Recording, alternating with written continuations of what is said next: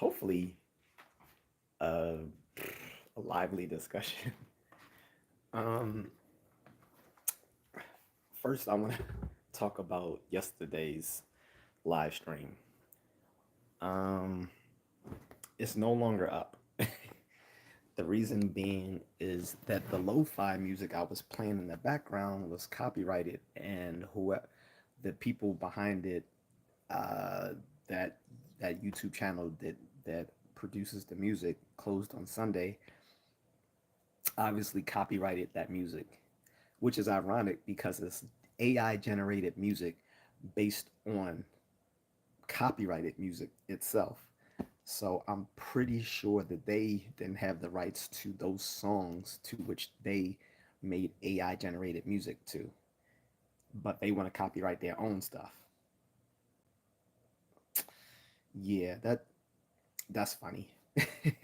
That's pretty funny. So yeah, I just decided to delete it. I don't. The live stream was demonetized, and also no point in keeping it up and offending the gods of the YouTube algorithm. So done with that.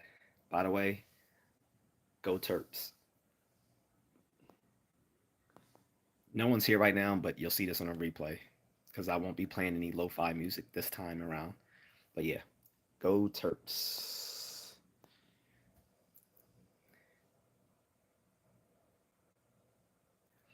Um, and anyway, so I'm gonna get right to it.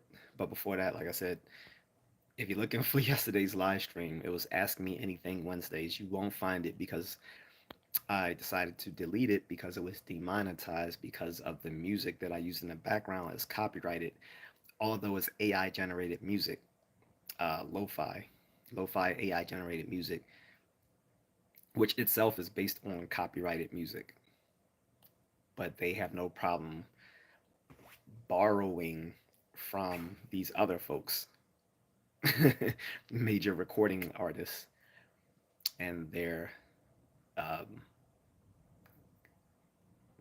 corporate owned labels. But whatever. So I just deleted it, which is a shame because it was a 3 hour long stream. Uh, it wasn't that great though. What's up, bro? First of all, how you doing? Rose says a lot of IP litigation going on now. Yeah, I get it. What's weird about that, Rose, though, is they want to copyright their music, but the music they're AI generating is based on copyrighted music itself.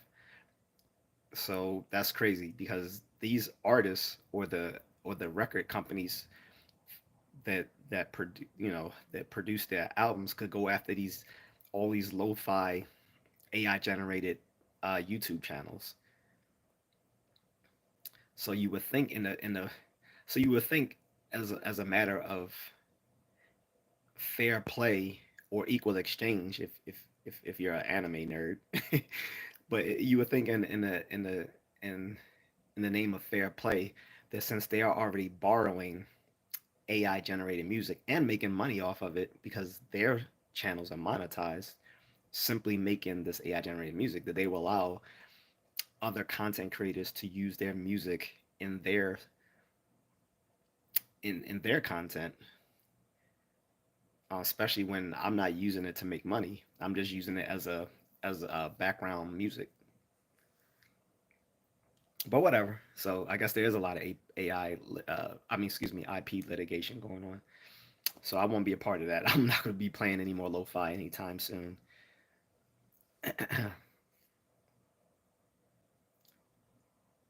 um, but anyway, so that's gone. But the suggestion I had in yesterday's live stream, I'm going to actually do today, which is I decided to do another philosophy discussion. This one is going to probably bring out a lot of the crazies because it's one of those topics in philosophy that anyone can have an opinion on. And and that's actually why I'm doing it because it's not it's very specialized, but at the same time it's very broad. It's a very broad scope. to invite just pretty much anyone's views on it. However, I am going to sharpen the discussion with philosophical tools, those tools being of logic and conceptual analysis, um, and thought experimentation, or what we call Gedanken experiments. Um, so the topic is what what things do people think actually exist? So let's talk metaphysics. The specific part of metaphysics I'm actually broaching, although I'm pretty sure it's going to go broader than the actual topic, is ontology. Ontology is the study within metaphysics on what things exist or are real. So we can talk about that. I think pretty much everyone has views on things that exist or don't exist, whether we're talking about religion, the paranormal, uh, everyday type quotidian type of phenomena, or talking about abstract things, abstract objects. We can get into all of that. Um, so I invite anyone to have an opinion on that, and what I will do is I'm going to just state my views on that based on my understanding of those things in metaphysics. Metaphysics was actually the very first philosophy class that I took when I was an undergrad. Philosophy was a second major of mine. Yep, Miss Nito, we're gonna get into all of that stuff. I hope this is something you feel safe talking about. I gotta have my little German lady here. We'll listen in the background. Gotcha. So that's my moderator, guys. So be nice, or she will boot you. And also, go to her channel. She has great music, and I'm not just capping here. Like, she has some good music, and she's not bad to look at, if you can tell by her avatar. Anyway, um, Rose says I find myself using AI a lot, even though they trained on my code. Rose says what is falsifiable is most likely to exist. Okay, so let's get into it. So you are taking the Karl Popper route and saying falsifiability, the falsifiability criterion is how we met what's real from what's not real. So that is a good point. I I definitely I'm definitely sympathetic to the falsifiability criterion. However, the problem with it is it's both too broad and too narrow in some respects, right? So for one thing, like, because of ad hoc reasoning, people can always like try to get around the falsifiability criterion by just adding further stipulations to things. I mean, to get them around being falsified, which Popper addressed himself in his day. Um, this was the problem with things like Marxist Marxist economics, or Freudian, um, or like Freudian theory. Like, there's always these ad hoc hypotheses that they can use to get around the falsifiability criterion. So falsifiability criterion is saying no. If you have to keep making ad hoc hypotheses or explanations to get around your claim not working in the first, or maybe even the second instance, then it's simply not science. But the problem with that is, like I said, twofold. Like I said, it can be both too broad and too narrow for metaphysics, right? Hey, Flutterby. She said, "Hey, what area is this topic kind of specified to?" So we're talking about metaphysics, Flutterby. That's my British lady. I got my German and my British lady here. Ladies, sorry. Um, So anyway, getting back to what I was saying. So the problem with the falsifiability criterion by Karl Popper is that it's both too broad and too narrow for metaphysics.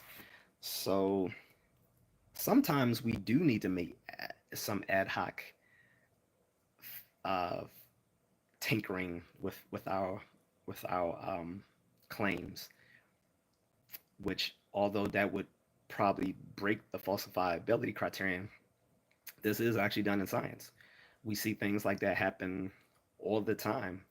So here's a quick instance of that, bro. So most people think the sun is the center of the solar system. It actually isn't. this this what all the objects in the solar system orbit around is actually a center of mass in which the sun is located, but the sun tends to wobble around that center of mass itself, which is at the center of the solar system. Now, originally it was understood it was the sun, but we had to, as we got more specific measurements of the orbits of the celestial objects in the solar system, of the sun's rotation itself, and of its movements within the solar system, we found out that it actually itself is hunkered to a, a center of mass within the center of the solar system for which everything else orbits. So through better measurements, we get more precise, more precise astronomy. Uh, so but it doesn't. But saying that it doesn't, that we no longer say that the sun is the center of the solar system doesn't thereby falsify or refute our understanding of the Copernican system of of the solar system, right? So that's just a simple example. We can go into like hundreds of others, but so it's done in science, and the metaphysics is a much broader discipline than science. Science fits within metaphysics. Metaphysics itself is like so broad. I'm not sure if falsifiability is going to do it, but it's on the right track. I think what we do want is that there be some sort of testability of our claims. Um, but falsifiability by itself doesn't always ensure that. But it's getting to the right thing though, right? I think there's a bunch of what we call the five virtues of a good hypothesis in philosophy and in science. But these virtues, these are pragmatic decisions. These aren't like anything set in stone. These are like virtues that were talked about by a philosopher a long time ago named Quine, Willett Van Orman Quine. He's not only known in philosophy; he's also known in mathematics and symbolic logic and in information science, because uh, some of the work he did in formal logic has trickled down into information science as well. So anyway, his five virtues of a good hypothesis. One was, yes, the falsifiability criterion. He definitely borrowed that from Popper, but there was other things like the explanatory power of a claim or theory, um, that it be uh, parsimonious, which is Occam's razor, that it makes it makes as few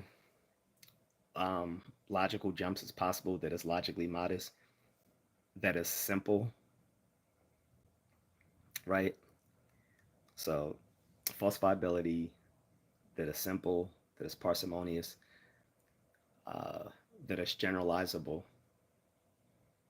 meaning when I say generalizable, meaning it can go beyond previous previous theories or explanation or claims. So like general relativity, for instance, like so general relativity explains more about gravitation than Newtonian mechanics does, right? And the fifth one is that it's what's the fifth one? Um, I'll get back to you on that because my mind is taking a blip. But yeah, so there's a bunch of virtues of good hypotheses testing, like at least five, and these are all pragmatic sort of decisions to make. But that that's a good tool, but that's a good tool to have when discussing metaphysics because otherwise it can get way out of hand very quickly. Um, Domenico says salut from Italy. What's up, Domenico? Um, Miss Nito asked Farnaby if she has any thoughts on the topic. Rose says the problem with metaphysics is that they never have any paranormal claims been objectively verified. Well, so I want to make a distinction. The paranormal is part of metaphysics, but I think the problem is people, when people think of metaphysics, they only think of the paranormal. The paranormal is just one subset of of uh, just one subdomain within metaphysics that you can study. So, like I said, metaphysics covers a large breadth of stuff because metaphysics itself is just the study of the nature of reality. So that covers religion, the supernatural or paranormal, science, uh, the, the everyday empirical world, the abstract, um, and it does intersect a little bit with epistemology, which is the study on knowledge and belief and rationality, stuff like that. Because there's a little bit of a uh, um, circle where they where they merge and where things when we start talking about knowledge claims. So, but we don't have to get into that just yet. And then the part that I'm specifically discussing right now is ontology, what things exist. So again, Quine had a quippy thing to say about that. He said, "Well, presumably everything," because he literally wrote an article on which the title was on what there is, and it starts off like, "Well, presumably everything." But if you were to go into specific topics, then like you bring out your tools of logic and conceptual and linguistic analysis, right? Love Flurry says everything we learn is taught from what others before us believe. It questioning it is what life is about. Not necessarily. We're actually born with a large database of innate beliefs. This is something that we've learned since the 60s. This is why behavioral psychology was kind of booted in academia because we realized that we can't just explain everything that people say, do, and think based on just behavioral dispositions to act. There has to be like some mental things going on there as well. And some of these things have to be innate to all of us. Like it's just not going to happen that all of us have that we're a tabula rasa or empty slate that is filled in with all these mental beliefs by the time we're children. Like, no, some of these are innate that we have an innate set of beliefs on things like numbers, morality, grammar, uh, danger, um, food, and all sorts of things we could go into. But we don't we don't just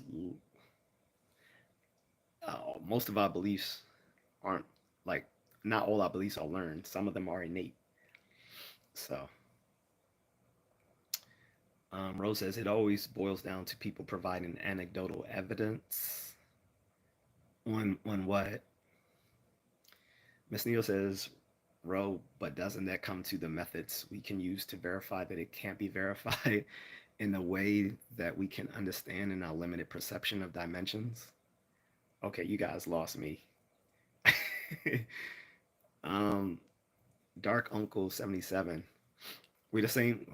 Are we the same age, Dark Uncle? uh, Dark Uncle says it doesn't mean paranormal experience. It doesn't mean paranormal experience is not true. If 1,000 people had the same experience, we could create a new experience. Back to what he said, theories can be falsified, and then the reverse. He said it doesn't mean yeah. I've not claimed that paranormal experiences aren't true. Actually, the experiences are real. It's the content of those experiences that may or may not be real. So I've went into this in another live stream. So no one would say someone's experience is false. What we're going to say is the content of those experiences may not be real. So if someone had the experience of seeing ghosts or something like that, people would acknowledge that the experience they had was real, but they would say the content of that experience, i.e., the ghost, weren't real. So that would be the that would be the contention of the experience, not the experience itself. So yeah, so you're right about that. It's not. I don't think people unless someone's just lying, that's different. But we're going to assume the person is being this is a genuine person and not just lying. So we can say the experience was real, but the content of that experience may or may not be real, right?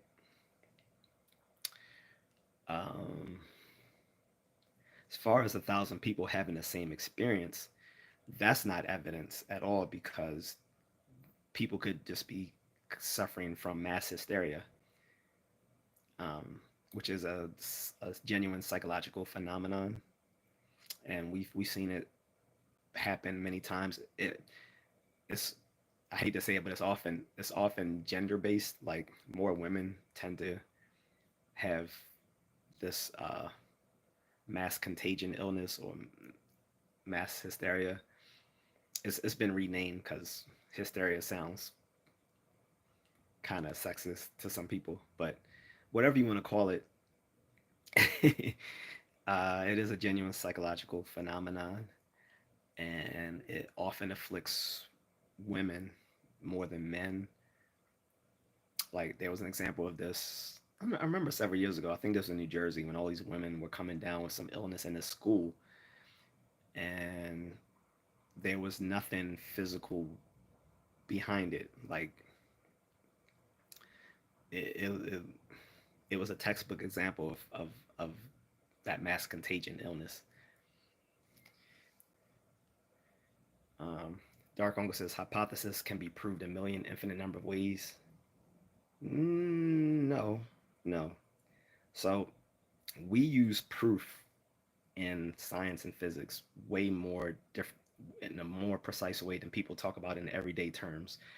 When we say proof in philosophy or logic, we're talking about a formal proof, which can be a matter of logic or math, but proofs are deductive, and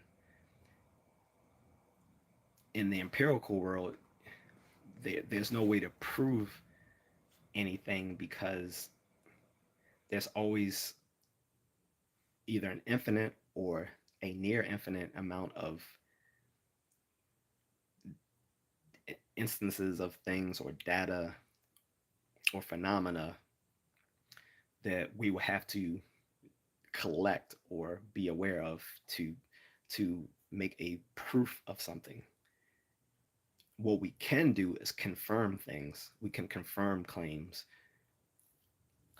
or we can confirm theories to such a high ascent that it would be ridiculous to reject them. But we can't prove anything in science nor in philosophy. What we can do is disprove things. So we can we can confirm them or we can refute them, but there's no proving in science. And outside of the formal sciences, there's no proof. Only in the formal sciences can we have proofs. In the empirical sciences, we don't have proof because the empirical world doesn't work that way. Um,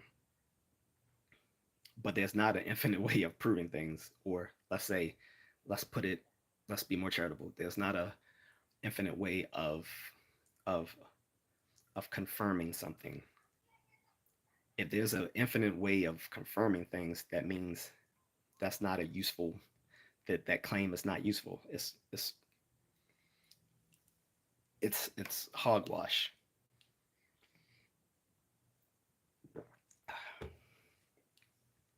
Extended Clip says good afternoon. What's up, Extended Clips? So, by the way, guys, if you drop in a question that doesn't pertain to the topic, put it in the super chat or it won't be acknowledged. Dark Uncle says, "What's your most current classifying distinction of thought that spirits apart your that splits apart your metaphysics?" I don't get what you're saying. Let me read. So, what's your most current classifying distinction of thought that splits apart your metaphysics? I don't know what that means, to be honest. I'm sorry if you can rephrase that, because I don't get that. Flutterby says, I have my own personal idea regarding the universe and its creations that can never be proved, as it can't be proved to be false doesn't make it true. Well, huh? Wait, let me read that again, Flutterby. And I did have my iced coffee, so I'm prepared for the discussion. Uh, that can never be proved, as it can't be proved to be false doesn't make it true. Um, well, no. So now we have to step in. So, like I said, the way that we talk about metaphysics intelligibly is we bring in the tools of logic. So here I'm gonna bring in the second tool. Like the first tool we brought in was the five virtues of a good hypothesis. Next, we're gonna bring in the most basic law of of of logic, the the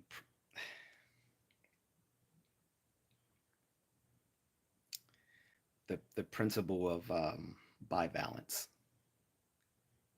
or the law of bivalence, which is states that, you know, for any assertion, that assertion is either true or the assertion is false. So if a claim is neither true nor false, it still stands it still stands to reason that it's not true. Therefore, it's false. Simple. And if you want to bring in, and this the principle of bivalence even works under a multi-valued logic system. So multi-valued logic systems fall under second order logic. Um, so in second order logic, you might deal with like um, um, say multi-valued logics, where instead of it just being truth or false, you have true, false, partially false, sometimes true, sometimes false, maybe true, maybe false, all that sort of stuff. Or you might deal with quantum logic or whatever, but we we don't have to talk about quantum logic here. Let's just stick with multi-value logic to keep it simple. So even in all these instances where you got false, true, sometimes false, maybe true, maybe false, um, mostly false, mostly true, we can we can say, okay, well, it's not simply just true or false. So what we're going to do, instead of it being binary, we're going to just make it binomial. So here in this camp, on the left is everything that's true. And in this other camp is everything which isn't true. So everything that doesn't fall under true falls under the other camp, which is sometimes true, sometimes false, mostly true, mostly false, um, sometimes maybe true, maybe false, or unknown. All of that falls into that same camp. So the principle of bivalence is still saved in this instance. Um, as far like I said again, as far as anything being proved or not, again, I'm going to be a stickler and I'm going to be pedantic on that, as most people in logic are, and say that proof is only a matter of math and logic. You don't prove things in the everyday world. You can either confirm them or refute them through evidence and reason. But whereas you can disprove something in science, you never get to prove anything because we we don't have the mindset of a god to know every single empirical data out there in the universal multiverse to to say that this thing is proved under like deductively, because proof can only be deductive, whereas the empirical world works on inductive and abductive or statistical inferences. So anyway, Rose says, "Is this a monologue or a debate?" I'm talking with people on here, but I am going to give information, bro. So if you don't like it, I mean that's fine. But uh, and it's not really, and it's neither a monologue nor a debate. It's a conversation. I mean, if people want to debate me, that's fine. But I would advise someone who wants to debate me that they should have the same tools of philosophy that I have come equipped with to debate me, or it would be an unfair fight.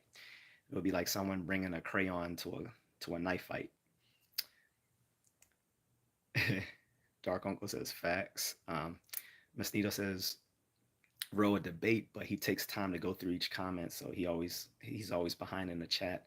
Yeah, people will get used to that. Flutterby says, as for the brain and quote unquote real, my CRPS is a neural pain. It is real, but not it's not a pain that can be eased with normal over the counter pain relief. So it's real, but only in my brain and it hurts. So you get into a okay. So Flutterby just hit on a really good discussion.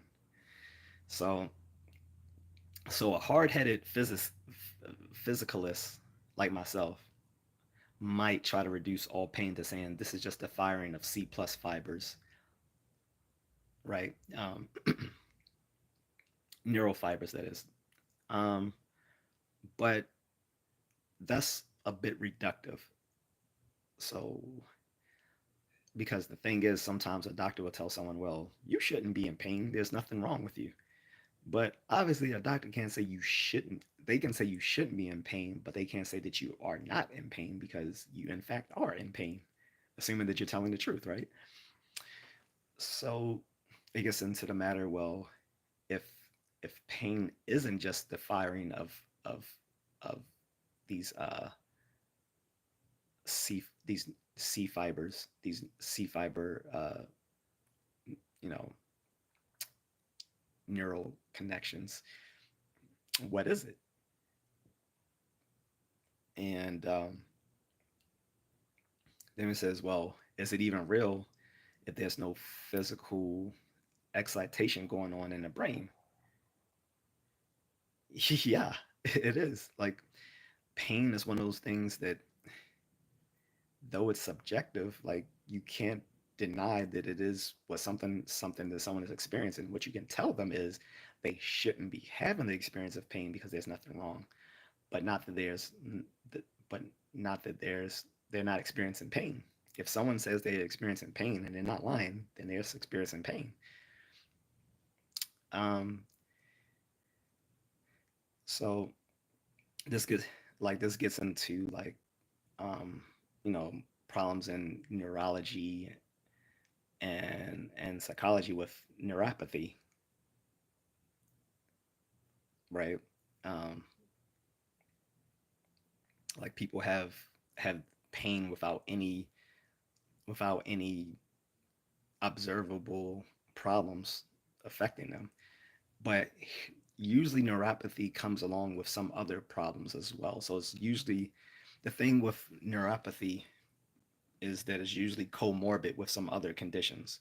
Like Flarby is talking about, she her, the neuropathy that she experiences is comorbid with something else she's going through, which makes sense, right?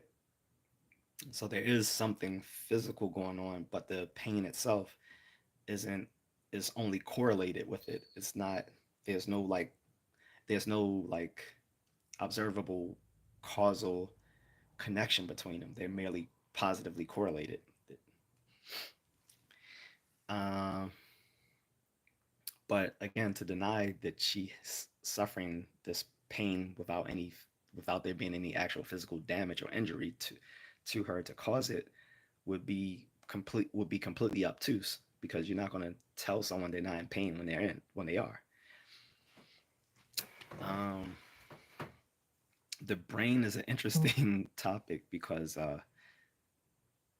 so this is why we often in cognitive science and philosophy use the pedantic term mind brain. Basically, the mind and brain are like just one system, an intentional system. Intentional meaning that it it that it aims to or drives at something. That's an intentional system, and that the mind can be multiply implemented in different ways. The biological brain is just one way in which it can be implemented. Presumably, maybe silicon computers or a hive mind of billions of people working in unison, whatever. But a mind is basically any sort of intentional representational system which produces um, sort of mental representations which can be used to cause certain behavior or whatever. And these intentional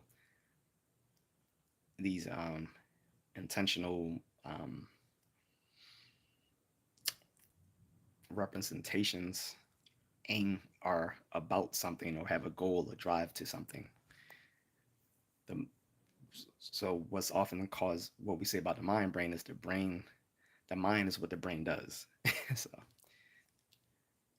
let me not harp on it too much. Dark Uncle says 25. Oh, okay. I thought you were born in 77. So Rose says you can't disprove a negative. That's not true. That's that's so people like to say cliche things like that without further consideration. But some what we can say is that it's very difficult to disprove a negative in logic, but it can be done. You can disprove a negative statement.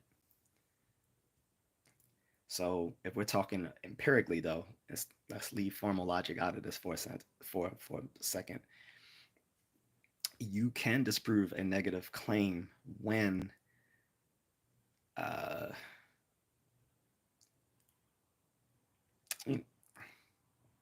when the evidence is just overwhelming.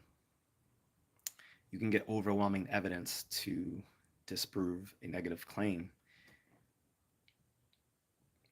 sometimes.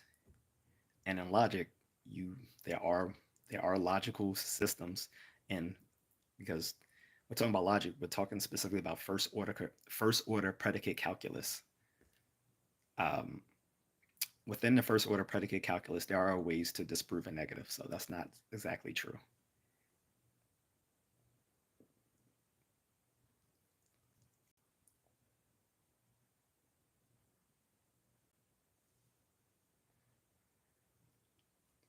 Roland Banks has just landed. What's the question? So the topic is what things actually exist. This is a metaphysics discussion. So I invite everyone to come with questions or comments or thoughts on what they think exists, what they think doesn't exist, and why they think it. Rose says perception is not equal to the true reality of nature. Well, yeah, that's obvious, right? If perception was equal to the true reality of nature, then it, nature would be a lot less mysterious, wouldn't it?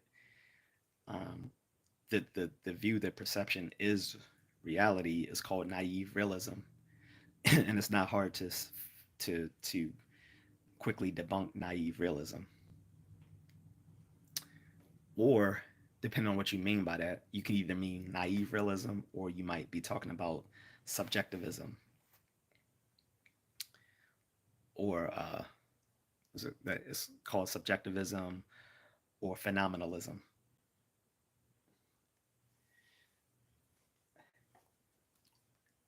or which is their species of idealism.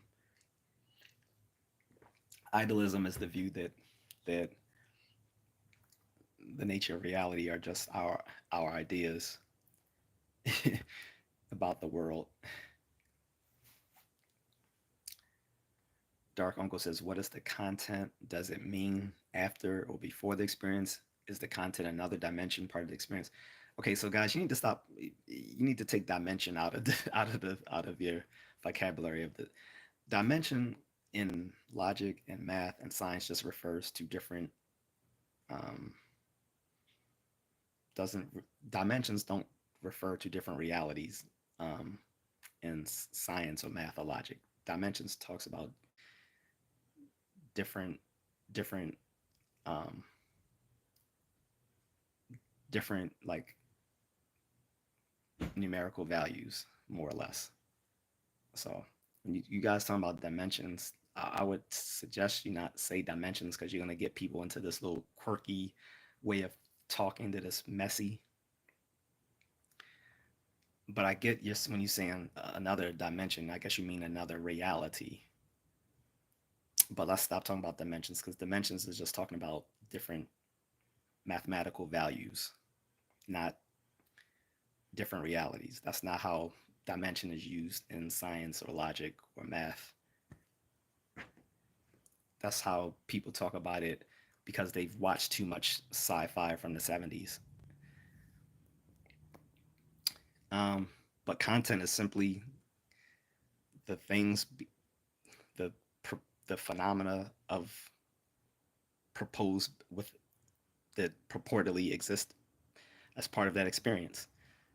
So the experience of going to eat at McDonald's, the content would be McDonald's and the food. you that would be the content. But if a person was having a whole if someone was suffering some sort of thought disorder where they merely imagined they were they merely thought they were at McDonald's and it really wasn't, then the content wouldn't be real. They never really went to McDonald's. They never really experienced that food, had a Big Mac or anything like that. The content wasn't real. So that, that's what I mean by content. The experiences people have would most often would be genuine, but sometimes the content of those experiences aren't if they're suffering from mental health issues. Um, they're under the influence of some sort of illicit substances. They have a fantasy prone personality. They're just making stuff up because they don't know how to explain what's really going on to them. So hold up. Sorry, let me checking my messages. Sorry. Miss Needle gives a warning to Roland. Please don't spam. I can see your comments. There's no need. She's right. There's no need for you to post something 2, 3, 4, 5 times. I'll see it when I see it. The 11 says, is Bigfoot real? Well, um, from the evidence, no.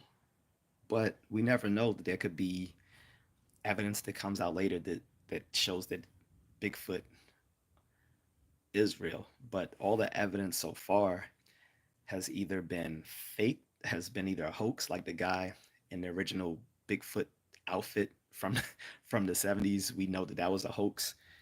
The guy was just wearing a big ape suit, and that he made fake footprints and all that sort of stuff. And then there's been other people who've done the exact same thing that have made walked around in ape suits and made fake footprints and left fur around. Then there are more genuine experiences people have had when they thought they've either seen a Bigfoot or seen evidence of it because of it was like fur left behind, footprints and stuff like that. And most of those instances have all turned out to be like pretty much an American brown bear.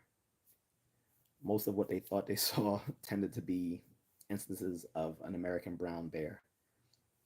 So I can't outrightly say that it doesn't exist, but the evidence doesn't. The evidence so far points to the fact that it's not, that there's no reason to believe that it's real. Things like Bigfoot, Loch Ness monsters, aliens, chupacabra, the New Jersey Devil, all these sorts of things fall into a realm of study called cryptozoology, or like literally hidden animals. um, but most the funny thing about cryptozoology is, so these so-called monsters will either be disproved and we realize that these things are just not real, or they will be confirmed and then we just add them to our current taxonomic classification. So for instance, a monster we found out actually exists are those giant squids. So they really are squids to grow up to enormous sizes. So um, I mean, I think that was exaggerated in the classic Jules Verne novel 20,000 Leagues Under the Sea, but there are monstrously big squids out there in the oceans. But now that we know what they are, we can just give it a taxonomic classification along with our other marine life out there. Or here's another cryptozoological animal, mermaids. So we found out that what sailors thought were mermaids were them seeing like manatees out there in the water, but the distortion of the water and the light and maybe some of their malnutrition led them to think they were seeing half animal, I mean, like half people, half fish like looking creatures swimming in the water. But on further examination, we saw that they actually discovered a new species of marine life called manatees. So um, Rose says you can't disprove the non-existence of anything. Huh? I think I get what you're saying, but again, when we look at it through formal logic, you can disprove a negative proposition. So in logic you have universal propositions, okay? You have conditional propositions, you have negative propositions, and forget what the other one is. But in the species, in the species of logical assertions, things can be disproved because we use formal proofs.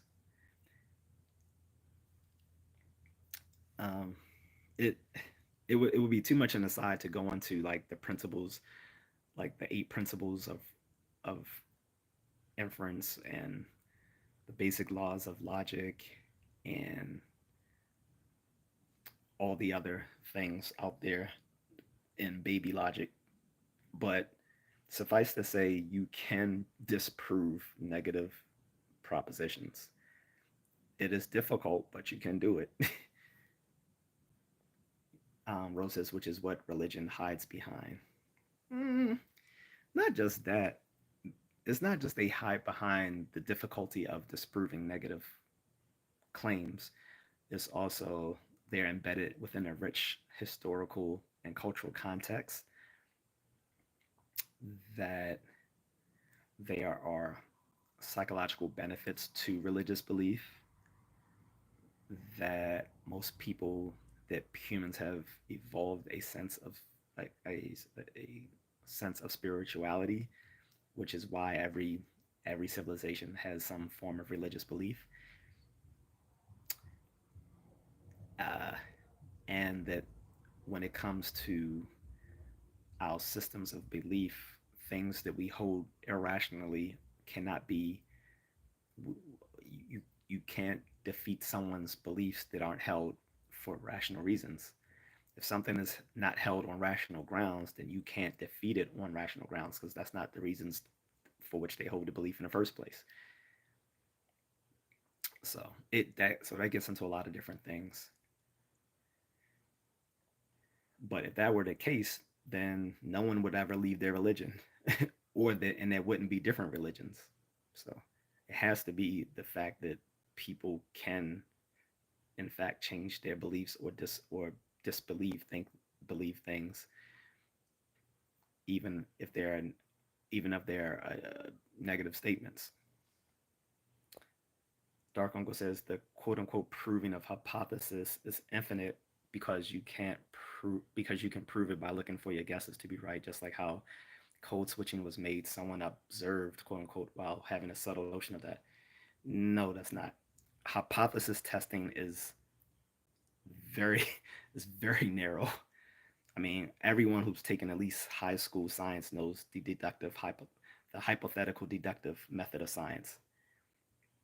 The problem with that was that there's not just one method of science, there's many methods of science testing, but all of them deal with the testability of claims. At the end of the day, if you're talking with someone who is a scientific minded person, and you just want to make all sorts of wild claims, they're gonna say, okay, that's cool, but how do we test that?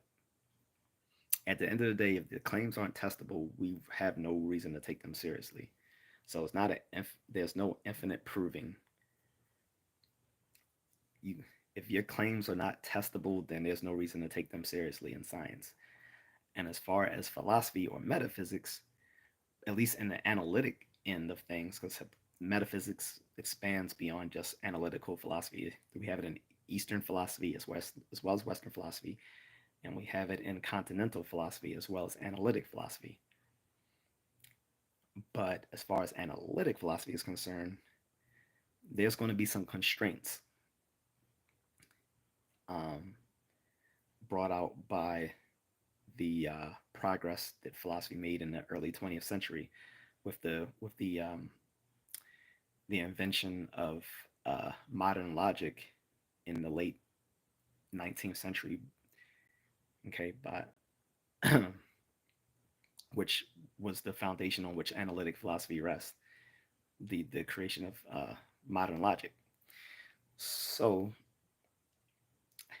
and which also led to modern science, well, not modern science, but how science is done now. So it's not infinite. Like if your hypothesis isn't testable, it fails right there. But besides it being not being testable, it also has to be something that's generalizable, but fall within us, but also falls within a certain scope of explanation, explain a certain explanatory scope. It has to be simple and not some complex beast out there that explains everything. It has to be logically modest, which means it can't just make all these sorts of logical jumps without there being some sort of inference that connects them. And it has to be testable. It has to be testable. There's no infinite way of proving things as far as hypotheses are concerned. That's a very specific thing. When you're talking specifically about hypotheses, they have to be testable on some level, or they're not hypotheses. They're just They're just people speculating. If you're gonna like speculation and hypotheses aren't the same thing. A hypothesis falls within a series of constraints. Roland says, "How did I spam?" You sent the same message 3 or 4 times, and Miss Needle deleted 2 or 3 of them.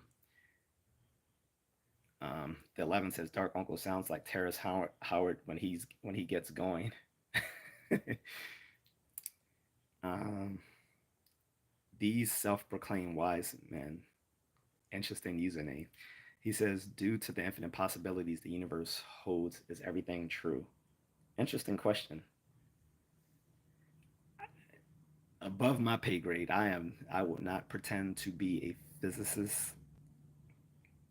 Um, I'm not. I'm not a particle physicist. I'm not an astrophysicist. I'm not a theoretical physicist. I'm not a high level mathematician. What I will say is that it depends on what you mean by infinite possibilities. Are you talking about are you talking about infinite universes, or are you talking about, or are you just saying that the because the universe itself is infinite, that everything that can happen will happen, which would make everything true? Um, I'm not sure. I don't. I again, that's above my pay grade. I'm not like I said, I'm not a high level mathematician or academic physicist. I'm not even a PhD level philosopher. I'm just a philosophy nerd. But what I will say is, it depends on what you mean by possibilities. Um, but if that if that question presupposes there being like multiple versions of reality or multiple universes, then that that itself needs to be that itself needs to be confirmed. And right now, there's no way, we have no way of testing that. There are different considerations out there by theoretical physicists that can give some evidence for multiple universe hypothesis, but it's not something directly that can be observed or tested yet, if ever. So, Dark Uncle says mystic versus scientist, or exhaling versus inhaling, or split that found your metaphysical system from the start. No, you're assuming, like, again, the problem when people discuss metaphysics is they think everything metaphysics relates to mysticism and the paranormal. That's not what I'm talking about. Metaphysics in philosophy is just the study of the nature of reality. So this was a distinction made back by Aristotle himself when he was the father of like he was the father of like scientific classification. Like he's the one that made the distinction between like chemistry and physics and biology and astronomy and math and all that sort of stuff. So he said, okay, all the stuff here, like chemistry, biology, physics, these these these are all, science, or he probably would have called all of that uh, physics. And everything outside of what is science, we're just going to call metaphysics, or above, beyond physics. But he didn't mean it in a mystical or paranormal way. He was just basically saying, this is all the stuff we can currently study in an empirical way, and this is all the other stuff that we can't study in an empirical way. And that has and that has pretty much stuck in philosophy for the last 2,000 years. Like metaphysics is pretty much the study of the nature of reality, just like science is the study of the nature of reality, except the difference is science uses empirical methodology, whereas um, metaphysics uses conceptual investigation of things. However, sometimes there are certain subjects within metaphysics accrue so much knowledge that it then becomes a branch of science. This happened with psychology in the last 100 years. So this is why psychology is still a young science, because it was still a matter of philosophy for a long time, up until the late 19th century, with people like Wilhelm Wundt and others who were the founders of scientific psychology. Um, and we've seen that now recently in the last 50 years with cognitive science.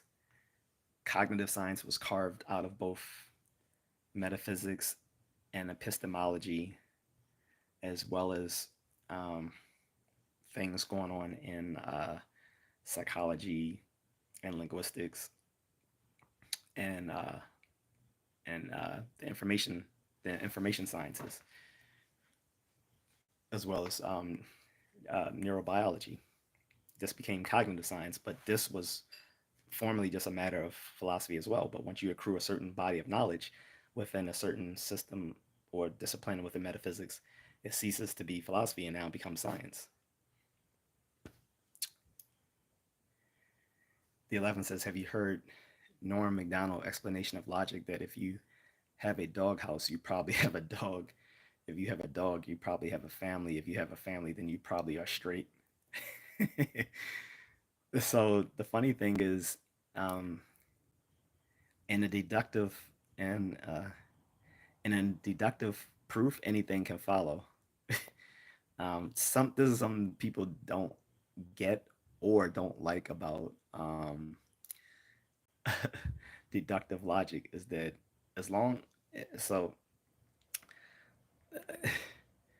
the validity of a deductive argument or deductive inference is based merely on the form of the inference or argument itself, not by the content in the argument. But when we want to look at the content of the argument, then we're looking at semantic validity. But for the most part, when we're thinking about the forms of logic, as far as deductive logic goes, um, the form of the argument itself, as long as it's followed, will always equal a valid argument or a valid inference. Whether you're talking about a hypothetical syllogism or a all the other ones, like there's the basic Aristotelian logic that breaks down the like some of the classic forms of argument which are still used today.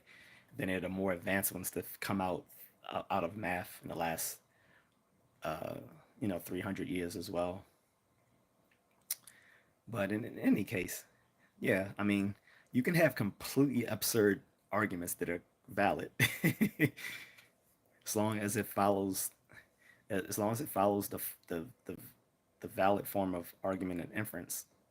You can. This is why formal proofs can't be used as evidence towards something, because it doesn't it doesn't give you evidence of something. It just shows that something has a logical form to it.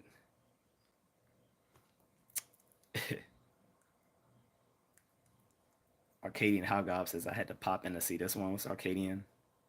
11 says the norm goes then excuse me he says then norm goes, if you don't have a doghouse according to logic you probably enjoy. Wow. That's funny.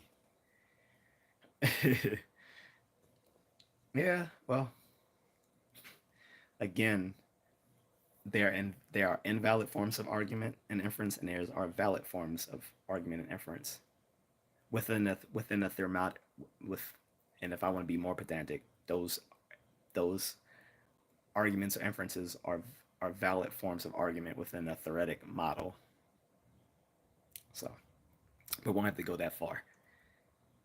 He said that's my favorite explanation of logic. Definitely not an accurate one, but a funny one. Dark Uncle says static versus dynamic. Again, I don't know what you're talking about. Uh, I think you're thinking everything metaphysics is referring to mystical. Metaphysics is just the nature of the study of the nature of reality. So that includes everything. So that's why I got specifically into on like talking about ontology or what things actually exist, because metaphysics is such a wide breadth of things that I just want to stick to what we think exists or don't exist, because metaphysics will have us talking about any and everything. J.A.C says evening. Rose says no, you misunderstood what I meant by disproving a negative. Then you got to rephrase it. Again, a negative claim can be disproved in logic. It's a cliche amongst people who've never studied mathematics or logic that you can't disprove a negative claim, but in fact you can.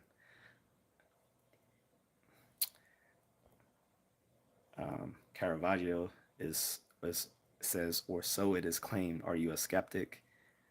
I'm a skeptic on the paranormal, yes, but I wouldn't call myself a skeptic, philosophical skeptic, because philosophical skepticism involves the denial that knowledge exists. So I don't believe that. But I am a paranormal skeptic. Flutterby says it's real. Bigfoot is Elvis' pet and lives with the little green men. That's funny. Caravaggio says Captain Nemo. um, the self-proclaimed says, does 2 plus 2 equal 4 everywhere in the universe, like in black holes or in events of a supernova? Yes, it is. Mathematical truths are mathematical truths are necessary truths. A necessary truth means they can't fail to be true in any logically possible world. But that's not meant to be a metaphysical claim. That's meant to be a semantic claim. So sometimes it can be meant metaphysically, but usually we mean it in a semantic sense. So we'll say in under any counterfactual condition, this will always be true. Two mathematical truths will always be true because they're necessary truths. They can't fail to be false. I mean, they can't fail to be true. They are necessary truths, and they're a priori truths as well. A priori meaning that they can be shown to be true without um, without without any like discovery. They can be they can often just be discovered through reason alone. That's a priori knowledge. And they're analytic truths, which is they're true just by the very definition of the words themselves. So mathematical truths are analytic. They're true just by the definition of the terms being used. They're a priori, which means they can be true without discovering anything about the world. And three, they are necessary truths, which means they can't fail to be true in any logically possible world. There's not going to be a condition. There's not going to be. There's not going to be. If we're talking metaphysically, there's not going to be some sort of metaphysical reality in which necessary truths break down, or they wouldn't be necessary truths. All mathematical truths are necessary truths.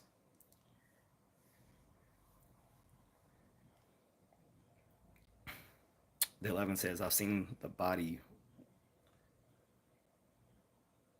of one of those 21-foot squids in person in Sarasota, Florida. It's only like 17 feet now due to a shrinking in the preservation fluid. Right. So that's perfect example 11. Like I was saying, like this would have been something that would have been considered a cryptozoological monster, but was later confirmed to be true. Dinosaurs were as well. Like this is probably why so many ancient ancient civilizations have concepts of dragons, because they've probably come across these prehistoric fossils of of dinosaurs and thought these belonged to huge huge lizards. um, but we confirm, hey, these prehistoric fossils actually are the relics of gigantic lizard-like animals, which were dinosaurs. So, the 11th says, I have also been to the Cryptozoology Museum in Portland, Maine, where they have a Bigfoot body, which has been proved to be fake. But if you're in Portland, you should check it out. I might check that out. So I'm not surprised that they might believe it's true. It's just like trying to discuss the New Jersey Devil with anyone from New Jersey. People from New Jersey will tell you all day long that the New Jersey Devil is real, and they'll tell you if you're not from New Jersey, then you don't know. But there's no evidence that there's a New Jersey Devil. so so I can see how people in Portland might believe that. But just like in a lot of Native American cultures, there's a lot of people who believe in skinwalkers, but there's no evidence that there are real skinwalkers. Um, the self-proclaimed says, but if the universe sets the terms of mathematics, doesn't that mean in certain conditions they can change it? No. What do you? But that's you're getting that wrong. You're saying the universe sets the terms of mathematics. How do you think the universe sets the terms of mathematics?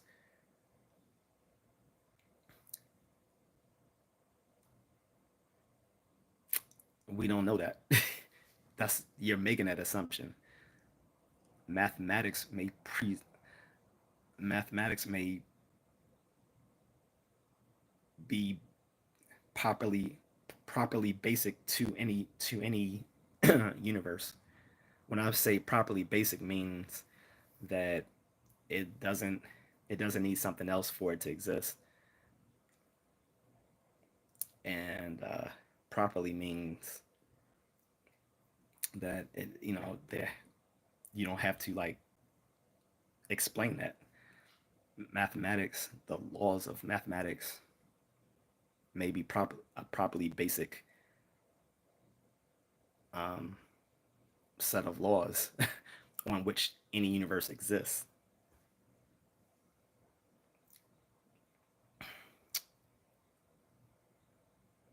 MW40 says, I'm out. All right. Who cares? Anyway, he says, yeah, so uh, we have to be careful about our prepositions. And I think people need to make distinctions. You need to start making distinctions between when we're talking about something semantic, something that's epistemic, something that's metaphysical or ontological rather, or something that's formal. And I don't think people are making this is you make people are making categorical errors. If people have heard that term, making categorical errors when you're thinking something belongs to one species of discipline when we're talking about something else.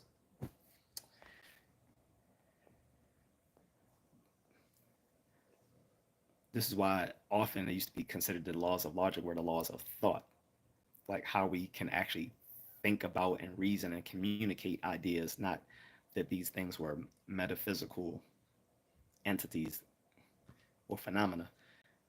It's hard when you're talking about abstract phenomena like numbers and sets and propositions and concepts and stuff like that. So, uh, the self-proclaimed says, so do you believe the universe rules over everything in it, or does it have limits of power or an overseer of sorts? Uh, None of that. You're making the universe sound like it's an intentional being. It's not. If I were so crude as to give a sort of conceptualization of the universe, I would see it as a machine, not as some intentional being with its own ideas and thoughts and beliefs. Like the universe doesn't work that way. I mean, if that's your own belief that the universe is some sort of deity, that's fine, but I don't picture the universe in that sort of way.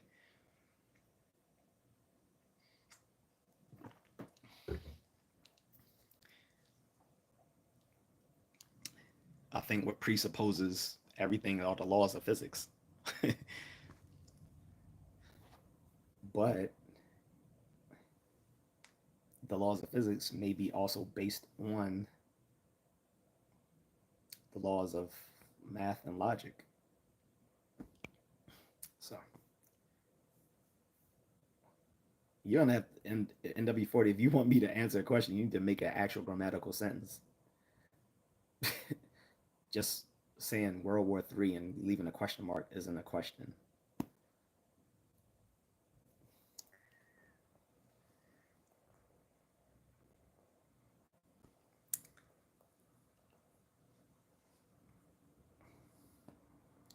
And also, I'm going to forewarn people again that if your question doesn't pertain to the subject, leave it in the super chat or it won't be acknowledged.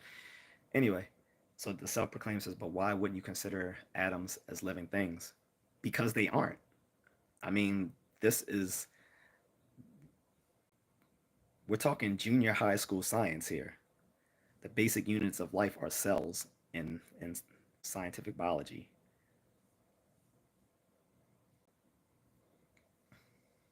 Oh, the Antichrist is back. What's up? I'm playing.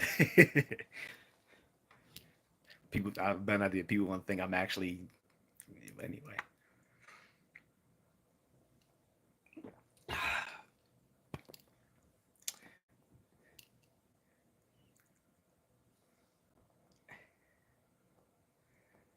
the self-proclaims that string theory has led me to believe they are living. That's not what string theory says. For one, string theory has never said that atoms are living things.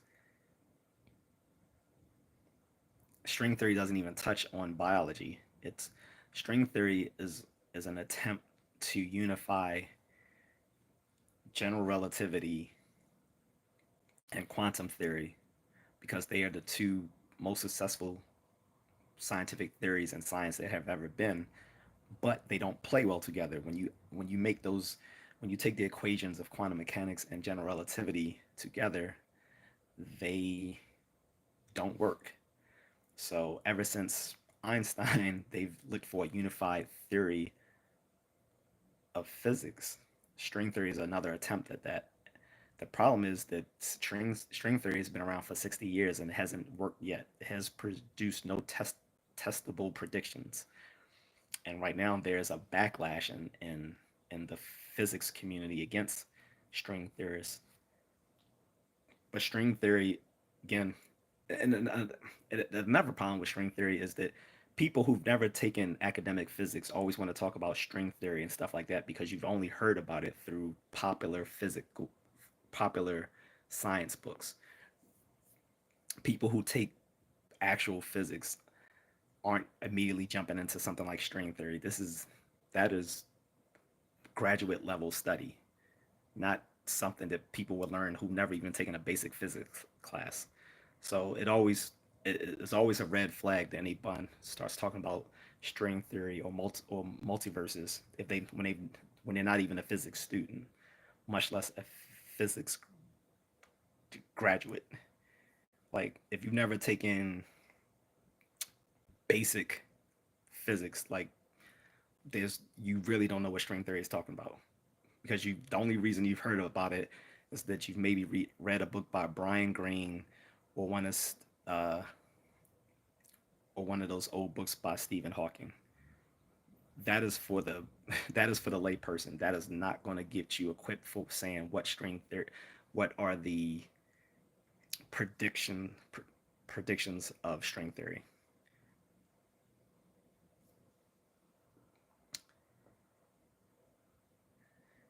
And again, string theory makes no assertions that atoms are living things, not whatsoever.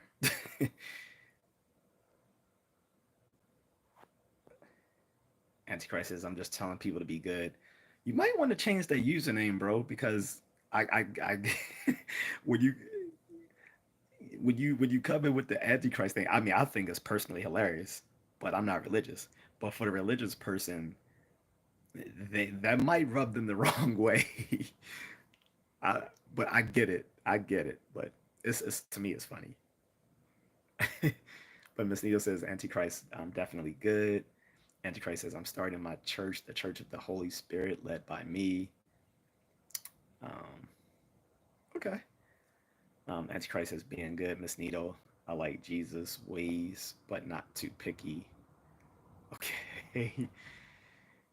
Miss Neal says, Antichrist, you better change your name then, or you want to deceive people. Like I said, yeah, it's very. It would be very divisive for you to talk as being a devout person while using that name, while using that username. It's gonna immediately come off as trolly to people if you're talking religion to them and they see the name. They're gonna be like, oh, no, I don't think so, right? But I mean, I get it. It's funny. I do get it.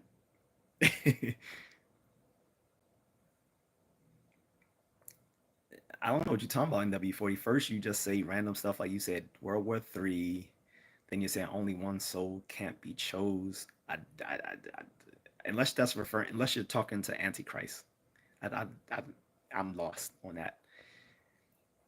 Antichrist says, I don't deceive anyone. I allow them to come to their own conclusion of what being good is, but you must follow your heart, which the Ten Commandments are written on your heart.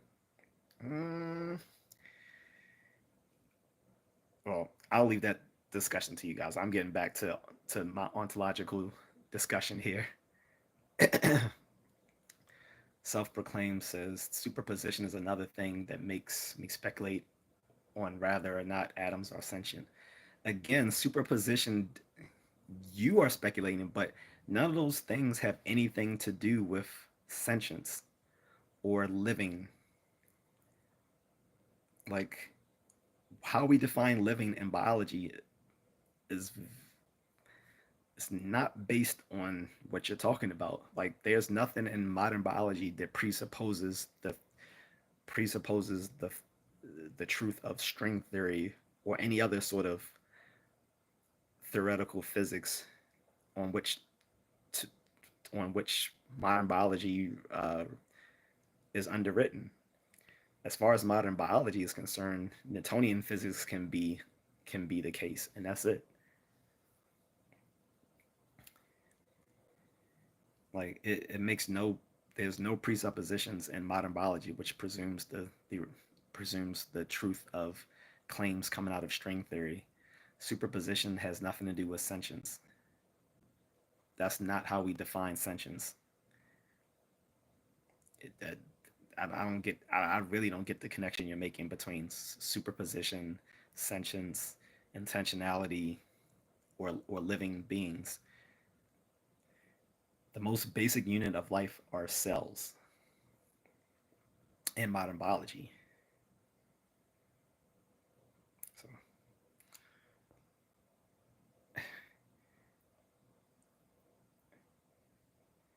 yeah, NW40. I think this Smolens. I think you've been smoking some granola, my friend. First of all, you keep using he with an apostrophe on it, and you're just talking into the ether. I don't know what you're talking about. Thing First Act Second says, all sucky now. He said, what's up, fam? What's good? Chat plays catch up. Yeah, so long story short, Things Act for a second. We're talking ontology, which is the study of what things actually exist, which is a huge part of philosophical metaphysics, which this metaphysics, in this sense, I'm not talking about the mystical, although it is included with the metaphysics, but metaphysics itself just means the study of the nature of reality. So the difference between metaphysics and science, which is a sub part of metaphysics, is that metaphysics is the conceptual investigation of the nature of reality, whereas science itself is an empirical discovery of the nature of reality. So, but it entails a lot. Um,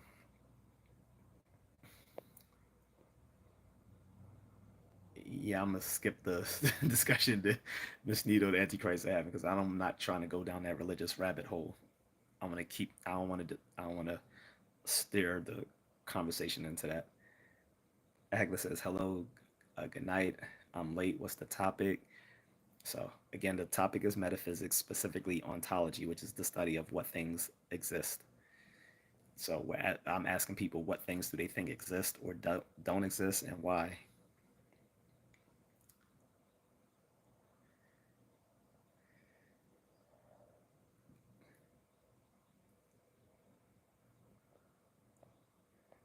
Um,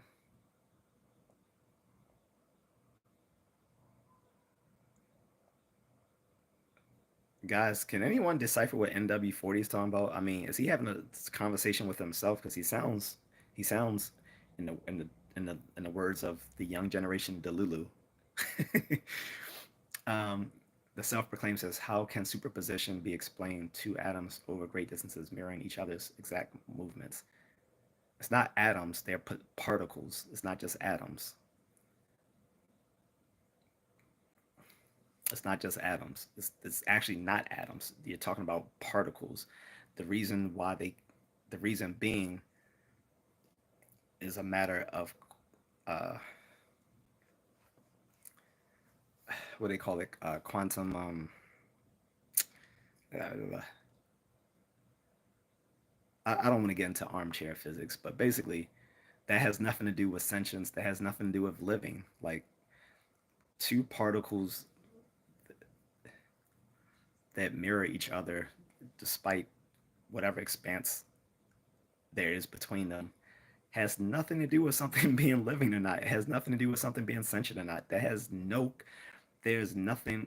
I think you've been reading too much Michio Kaku or something, because that has nothing to do with scientific physics. Like nothing at all. Like there's nothing when they talk about quantum theory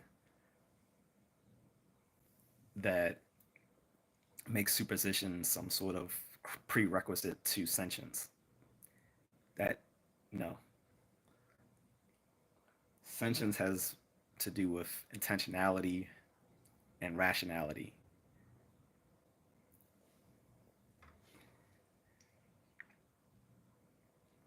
There's nothing about intentionality and rationality that presupposes theoretical physics. As far as those discussions are concerned, Newtonian physics or even Galilean physics could be the case.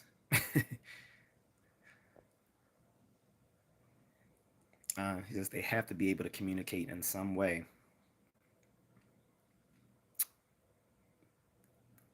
Again, categorical error. You're taking communicate in the psychological sense of communicate.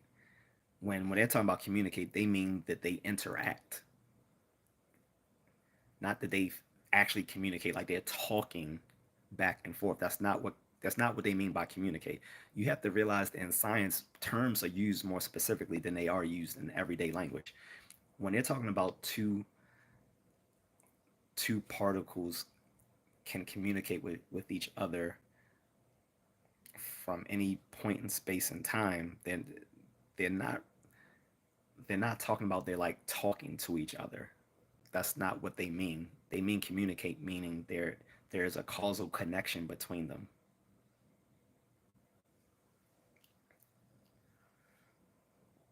Uh,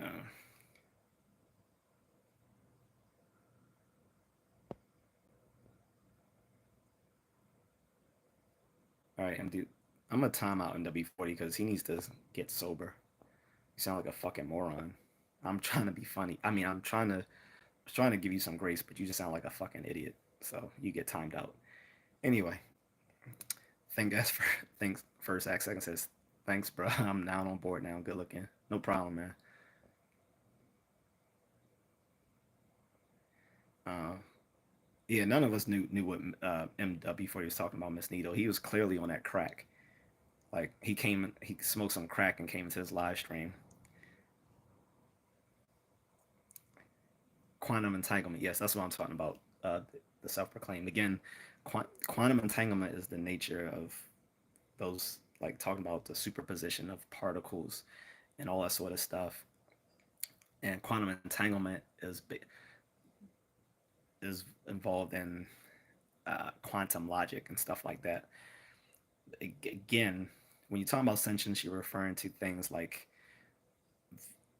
the mental properties of intentionality and rationality, and those mental properties, intentionality and rationality, have nothing to do with physics.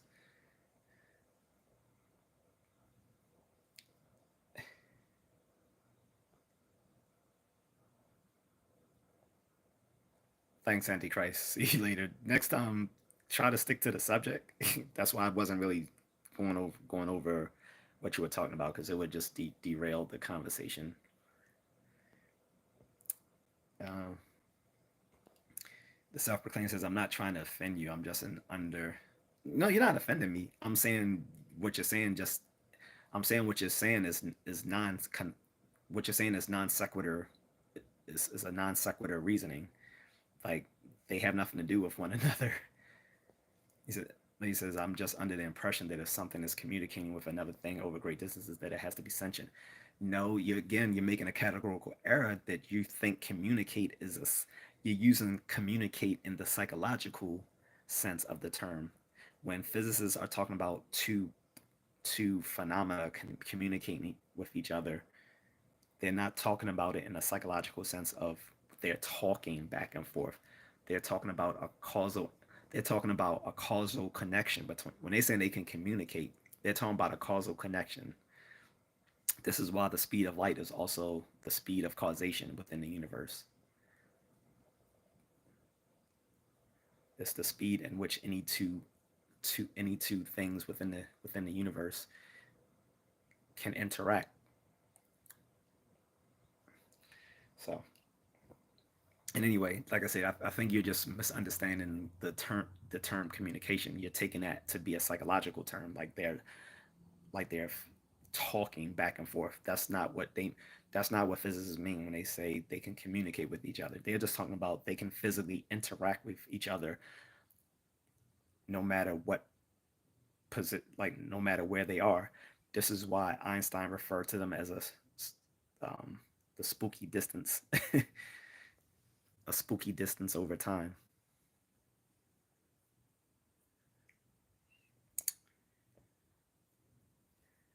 He says, "I know they aren't literally talking, but what is that connection, and how can it be argued that it's not sentient? It's a causal connection that has nothing to do with sentience. Sentience is a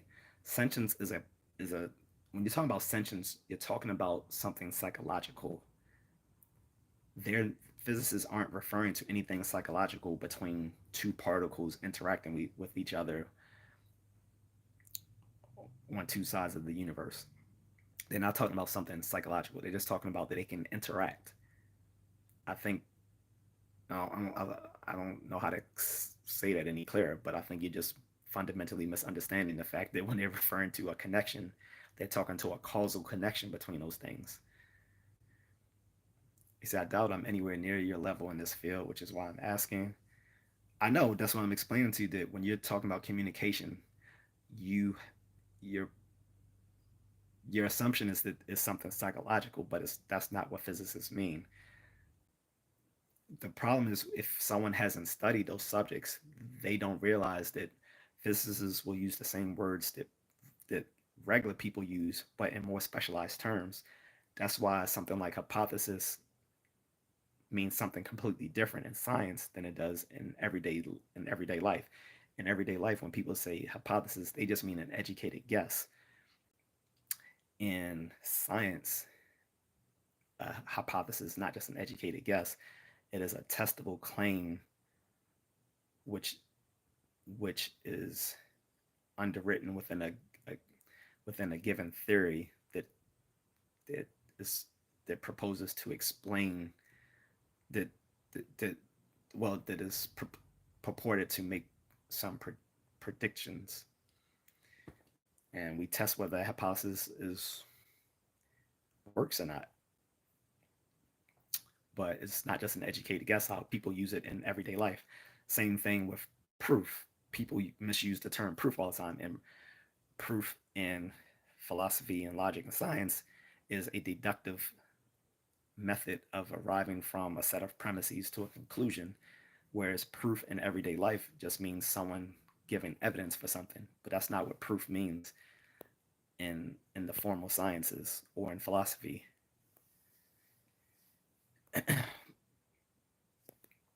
But sometimes, words take on special meanings in science that's not in everyday life. So when scientists are saying that particles can communicate with each other, they're meaning they can interact. But that's it. You said, was that force like a magnet in the way? No, not. It's not electromagnetic force. This that which is one of the four fundamental forces or four fundamental interactions. Um, Again, I would suggest you probably read up on quantum entanglement. But once you do, you'll realize that the people talking about it are referring to something in a physical or mathematical way. They're not referring to it in a psychological way. Just like how people misuse the term dimension to mean like different realities, when in science that's just referring to like different numerical values.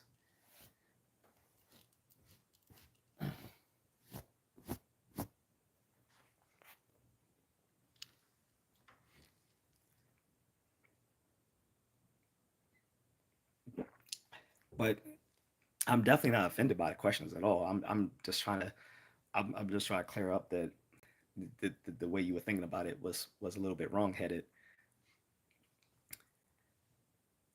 That's all. But quantum entanglement is a very weird thing.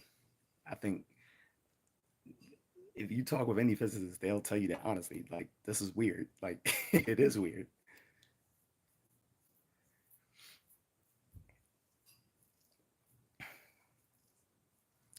And this is one of the things that Einstein thought was completely weird. Like spook, like he called it spooky.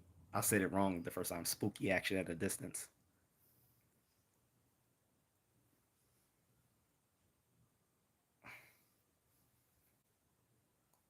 And like I said, he spent his last few years in life trying to come up with a uniform theory of physics. He never succeeded. After he died, people came along with different ideas for a uniform theory of reality, or I mean, uniform theory of physics, such as there was string theory. And there's different forms of string theory. And so one guy, can't remember his name right now, but one physicist, very talented, kind of saved string theory back in like the 70s or 80s when it was about to be like falsified, and said all these different string theories all point to one theory, which he called M theory. And so he took all these different types of versions of string theory out there and created M theory. But there has been other ways of looking at uh, um, making a ultimate theory of physics. There has been quantum loop gravity, but I'm pretty sure right now quantum loop gravity is almost at is at a dead end right now as far as research goes. I think most people have kind of dumped um, quantum loop gravity. Then there was other attempts at at um, at a uniform physics. Some people are starting to say that none of these theories work, and that we might just have to work within a framework in which there's just two basic theories of nature: general relativity and quantum theory. But we'll see. But a lot of people are starting to abandon string theory because after 60 years, people are just like, it's not giving us any testable predictions. And some of the things which it has predicted has been falsified. So is either do we keep trying to tweak string theory, which gets into the whole point what I discussed the hour ago about the falsifiability criterion of science, which is that how far do we go to save a pet theory through ad hoc reasoning till we get to a point where we're just saying, well, we have to keep making these little ad hoc stipulations that this just becomes a matter of special pleading, and that this we should just uh, deflate this theory. For some physicists, we're getting to that point where some of them are starting to go against the string theory, which has been like the biggest research program in theoretical physics within the last 40 plus years. Um, the self-proclaimed says, so what would you guess be the force if you had to get one? I wouldn't say it's a force. The forces are carried by particles, just like mass is carried by particles. This is something this is something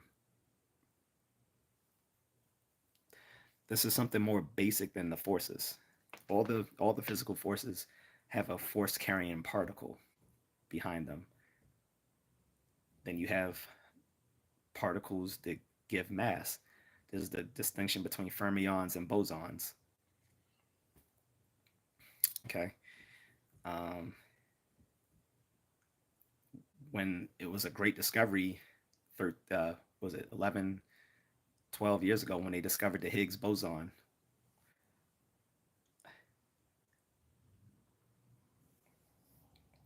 which is the particle which gives everything in the universe mass. And it's different forms of the Higgs boson. But in then with the fermions, these are force carrying particles, right? But I think you're misunderstanding it.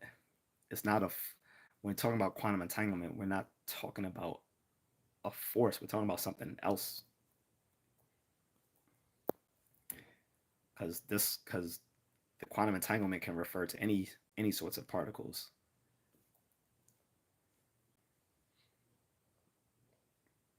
Self-proclaims as well as something to compare to that we see on Earth. We really don't. We don't have anything to compare us to quantum entanglement on Earth.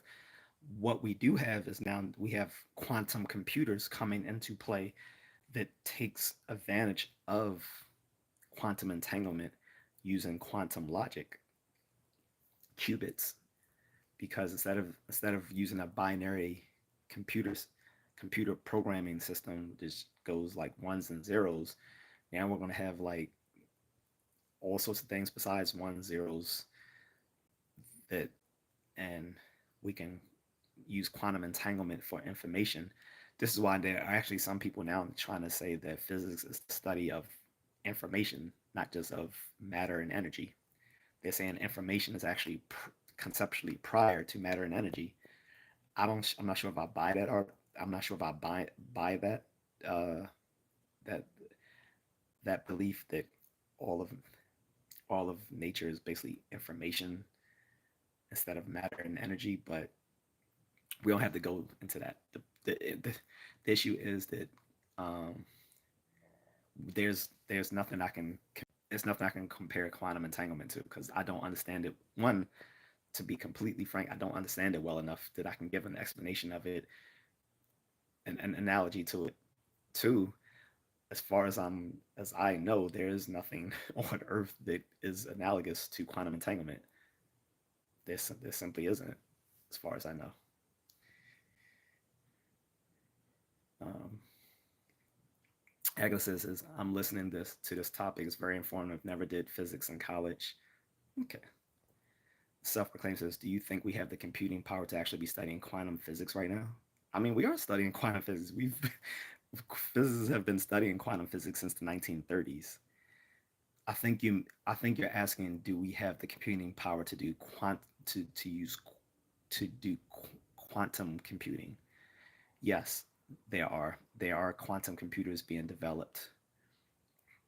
However, what people misunderstand is these are like huge rooms with these machines doing this computational work. Like this is not something that will ever be put on a laptop. Like this is not something that will scale down to like the consumer, like the average consumer. Like this will be something only used in very specialized places because of the nature of the what it takes as far as the hardware to do the sort of information processing at this level. This won't be something that can be scaled down to like a laptop or a tablet or a desktop computer. But yes, they are developing they they they have developed and are developing machines that can do quantum computing. But this is not something that the average consumer will ever be able to use. He said, by the way, I sub, bro. Thanks, self proclaimed. He said, and I know this doesn't pertain to the subject, but down the line in time, do you think the information we've gathered from studying the observable universe can be applied to the whole universe? It depends on what you mean by whole universe. So we can only study the observable universe. Everything beyond the observable horizon is a matter of speculation, literally. Um, what we can speculate is that basically beyond the observable universe a continuance of is just a continuance of the observable universe. Same laws, so forth. We don't know. The problem is as the universe has is expanding, there's constantly stuff going beyond the observable edge of the universe.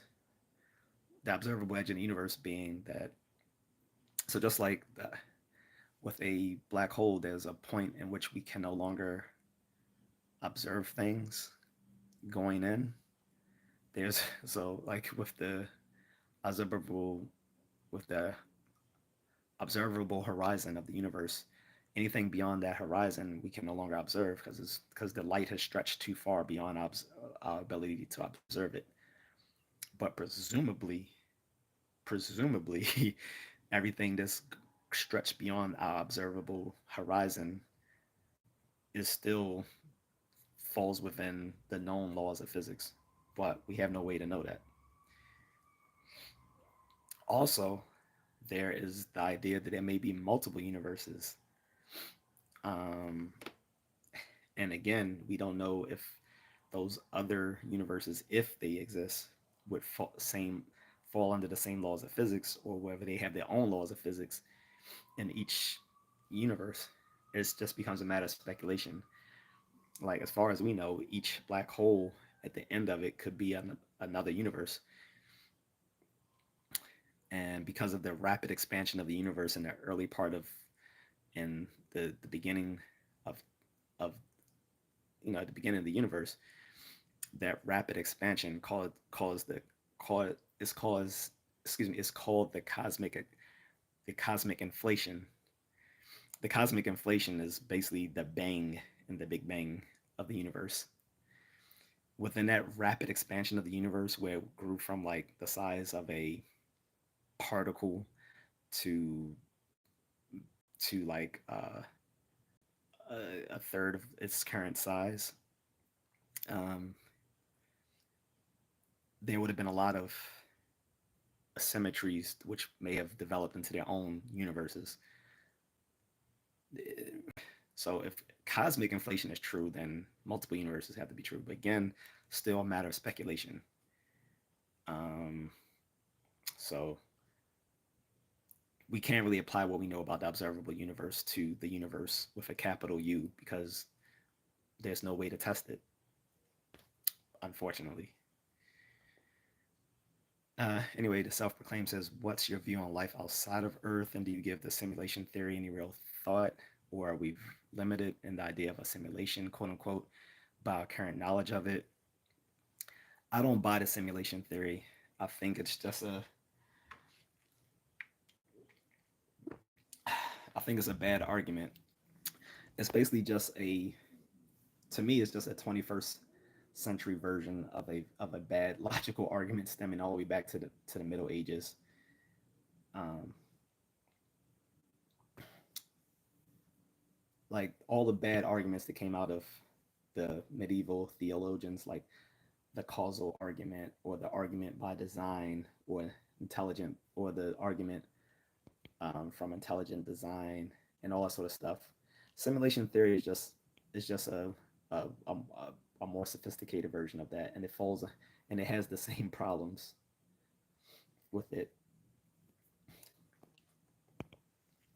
except you take the God part of it and you instead make it um, some um, unspecified mechanism.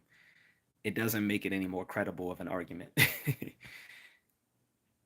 As far as my view of life outside of Earth, um, I'm agnostic on that. We don't have any evidence that there is any yet. So until we do, I'm agnostic on it because the only example we have of life is here on Earth. So we can't really infer that life is teeming throughout the universe when the only example we literally have are ourselves. Some people says, well, that's just a matter of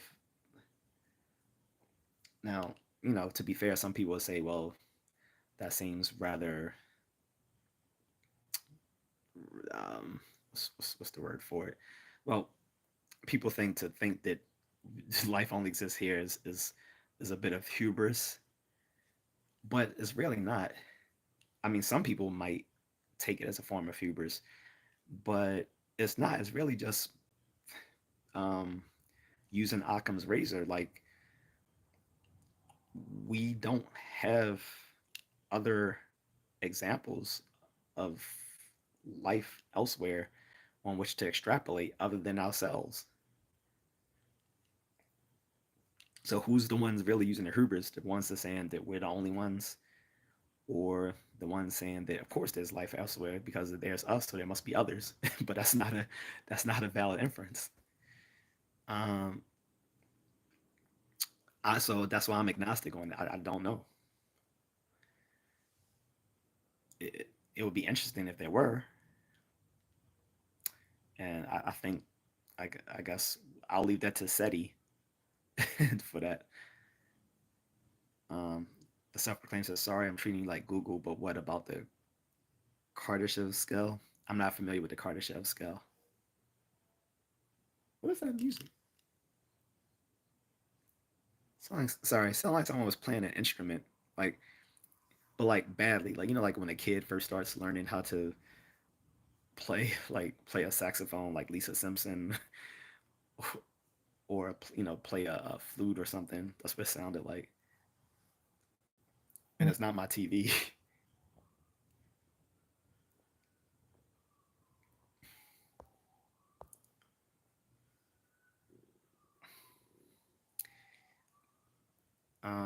The self-proclaimed says that's the theory on Type One civilizations and stuff. Yeah, so okay, so I'm familiar with that. I didn't know it was called the Kardashev scale. So yeah, if we got to the Type Three civilizations, I think they would have made themselves known to us unless they no longer exist anymore. I think the Type Threes are the ones that have developed beyond their own solar system. Like Type One, I think we're in a Type One stage or whatever, or I forget the different classifications, but like one is the I think Type Two is the ones that are able to harness the power of their sun and all that sort of stuff. And then there's I think Type Three or Type Four where they actually have the technology to expand beyond their own solar system and all that sort of stuff. I forget the different tier levels of the types, but I know it's basically based on the technology of a given civilization. I don't know how that connects with what else we were talking about as far as quantum entanglement and quantum computing or civilizations that exist beyond Earth. These are all these are all matters of speculation here, but uh, I would say this: physicists are bad at biology. This is why we actually have a field in astronomy called astrobiology.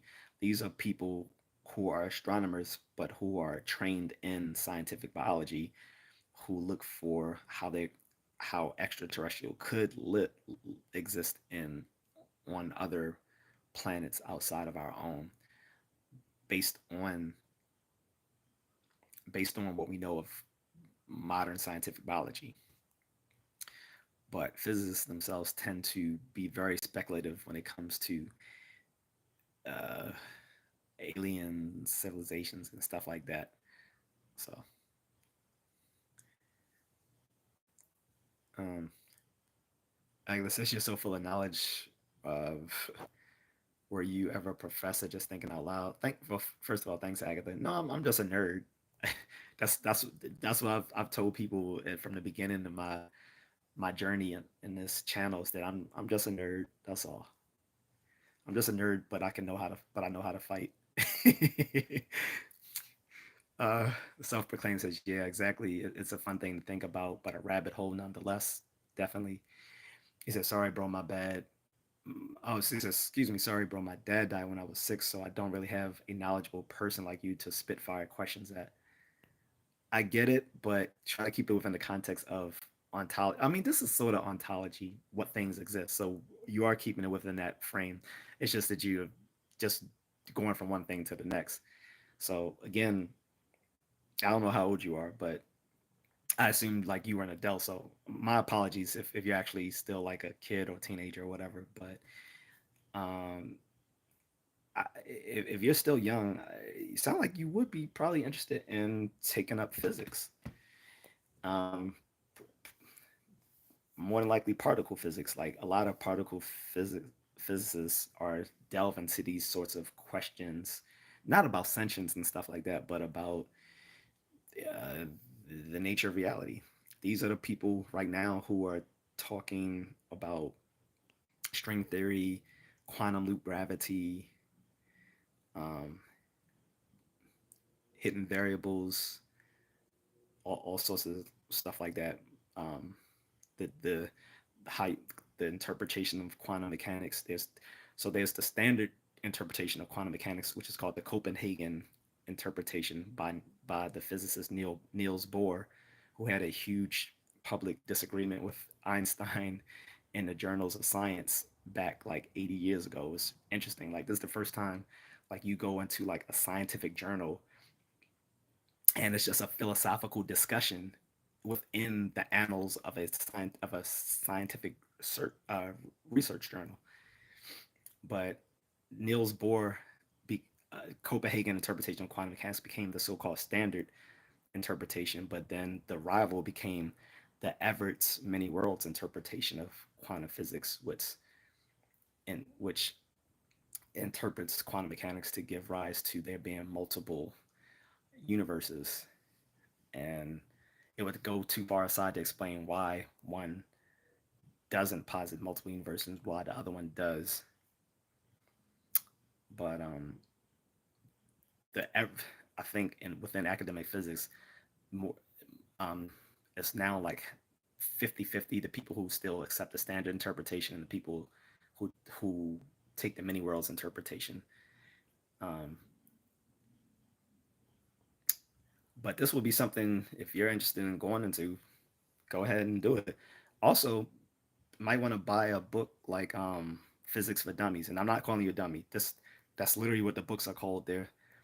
There's there's a whole book franchise called For Dummies, and it's really good at explaining stuff on a on the level of a layperson. Like it can take very complicated subjects like quantum mechanics, general relativity, philosophy of mind, um, uh, aerospace engineering, and break it down to the layperson. So those are good books to be had. Self-proclaimed says just turned 26. I was in prison since 19 though, and did a lot of reading and always been generally curious.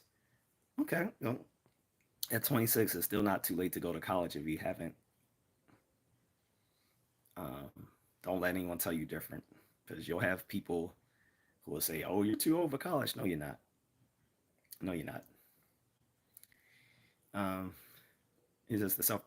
He says, which is why I'm the self-proclaimed wise man. LOL. Gotcha. Um, yeah. So, like I said, if I would say get some good books on it. Um, what I will warn people is the problem is too many people's understanding of physics comes from scientific popularizers talking on very speculative things, like the Stephen Hawking books, like which is like the universe in a nutshell, his that and a brief history of time. Brief history of time is a great science book, but it's not going to. It's more. It talks more about cosmology, which is a field within astronomy. Cosmology is the study of the structures and origins of the universe. So that's the classic book by Stephen Hawking, A Brief History in Time, that talks about. Um, then there's the book by Brian Greene, which talks about string theory. He's a huge advocate of string theory, but he'll be honest and tell you that string theory is not widely accepted in physics anymore. It was for the past 40 years or so. It was some string theory became so much dominant in academic physics that if you wanted to do graduate work in physics, you had to do it under a string theory uh, framework. But that's starting to change. A lot of people are starting to see it as a dead theory. And quantum loop gravity, which is his main rival, is all but dead itself. Some people are starting to say that maybe there is no unification of general relativity and quantum theory, that basically we're just stuck with two fundamental theories of nature which cannot work together mathematically. So, self-proclaimed says you're familiar with the agency DARPA at all? Yes.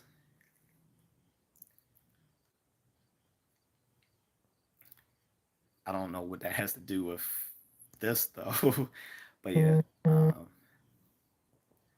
Miss Neil says, except if you got dementia or Alzheimer's, that might make things difficult. Yeah, yeah. Or you just don't have the intellectual capacity. Not everyone has the intellectual capacity for higher learning, and that's fine. I think it's a I think it's I think it's deceptive to say that everyone can go to college. That's been preached to the American public for like 40, 50 years, and it's simply not true. Not everyone has the capacity to go to college. But for those whom do, and they have the resources to do it. um, Self-proclaimed says in the things that they've studied.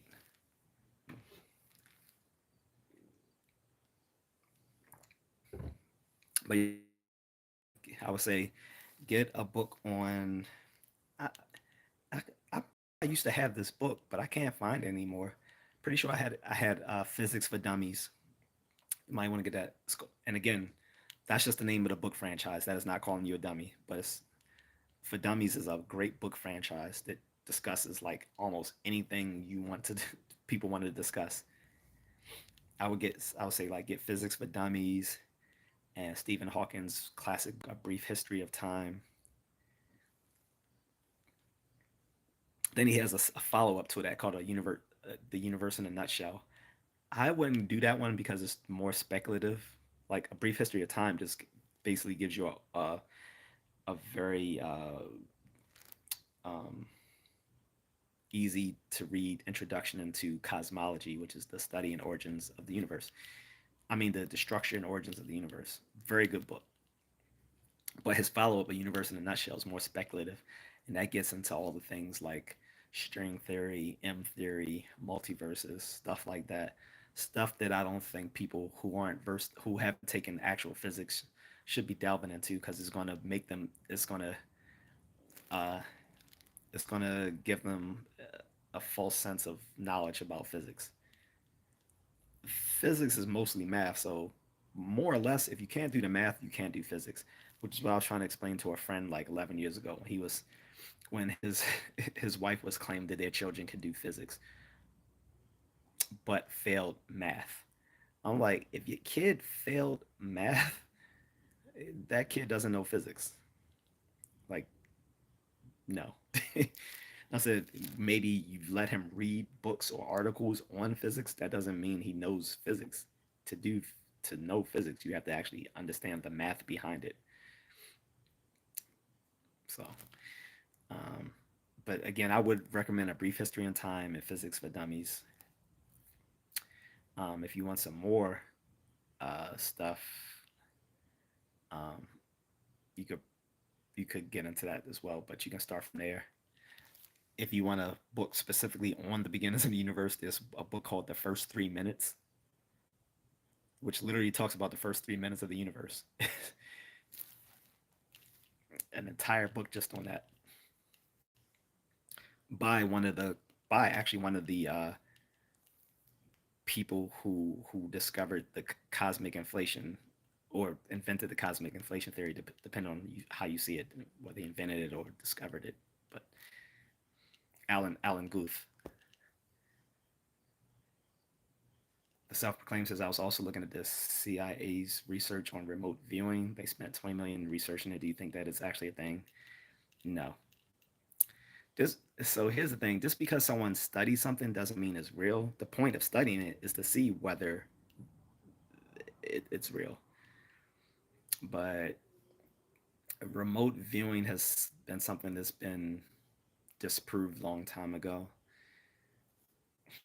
Uh, Another thing I would suggest you look at is the Skeptics Dictionary, and you can look at that for free here online at skeptic.com. That's skepdic.com. The Skeptics Dictionary by Robert T. Carroll. He was a philosopher who died about 10 years ago, and he wrote a huge breadth of knowledge on everything covering the paranormal and extra scientific. Remote viewing is one of those things he talked about.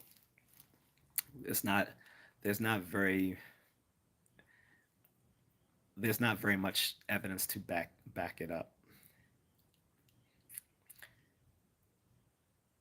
He said, "Thanks, bro. I'm going to start with physics for dummies." Yeah, no problem.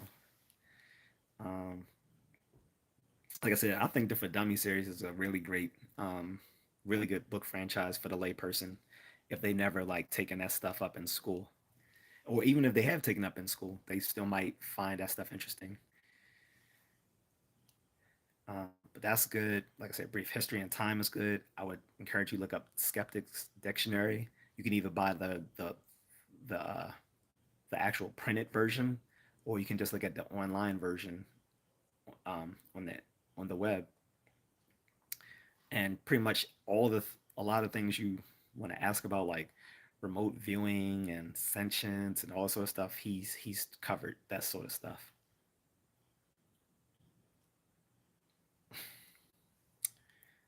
Up until he died, but luckily his family has kept the website up. And like I said, you can buy his books. He's made several books. There's the Skeptics Dictionary, the physical book, as well as Becoming a Critical Thinker, which is another one of his great books. I bought both of those. Um, and he did two other books, which I can't remember, not including his dissertation, which he said was published. Self-proclaimed says, "Do you think evolution has anything new in store for humans?" Yeah, uh, we're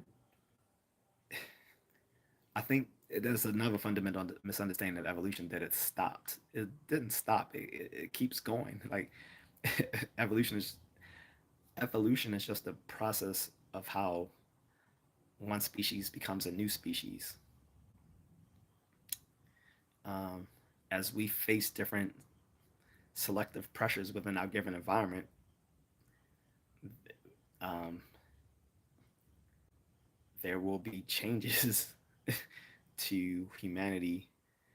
I mean, for instance, modern humans have been around 200,000 years, but you will see a clear difference between us now and those modern humans from 200,000 years ago with the huge brows, kind of more ape acting. Psychologically, modern humans can come about to about 60,000 years. So the ones we would encounter 200,000 years ago would have acted more animalistic, as opposed to ones 60,000 years ago, which would have been the ones we could actually say act, behave like us. And civilization didn't come about to about 6,000 years ago, possibly earlier in some parts of ancient Turkey, but definitively around 6,000 years ago. And modern civilization didn't start till about the late 1500s. So, yeah. Um, and some evolution will be um, Darwinian, while some of it may be art. So, you might have you have natural selection and you have artificial selection. So, some of the evolution will be caused through artificial selection.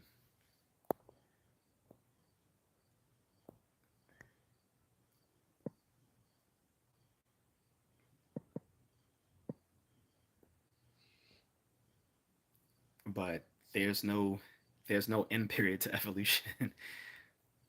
It's a process. It's a process. It's not an end goal. Like humans at the aren't at the totem pole of evolution. Like every current species that exists is at the best at what it does.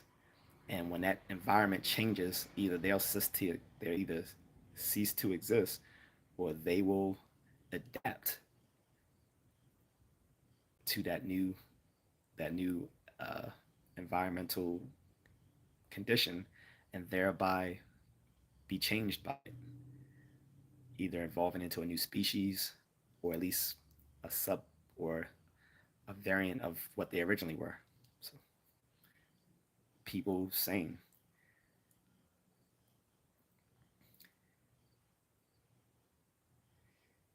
so with our reliance on tech, do you think it'll hurt us physically, evolution wise? Well, I mean, look at a lot of people. Like a lot of people are saying that Wally is probably pretty accurate. If you ever seen that Pixar movie, a bunch of fat people floating in chairs stuck to their devices while they get fed a, a tube. um, that might happen.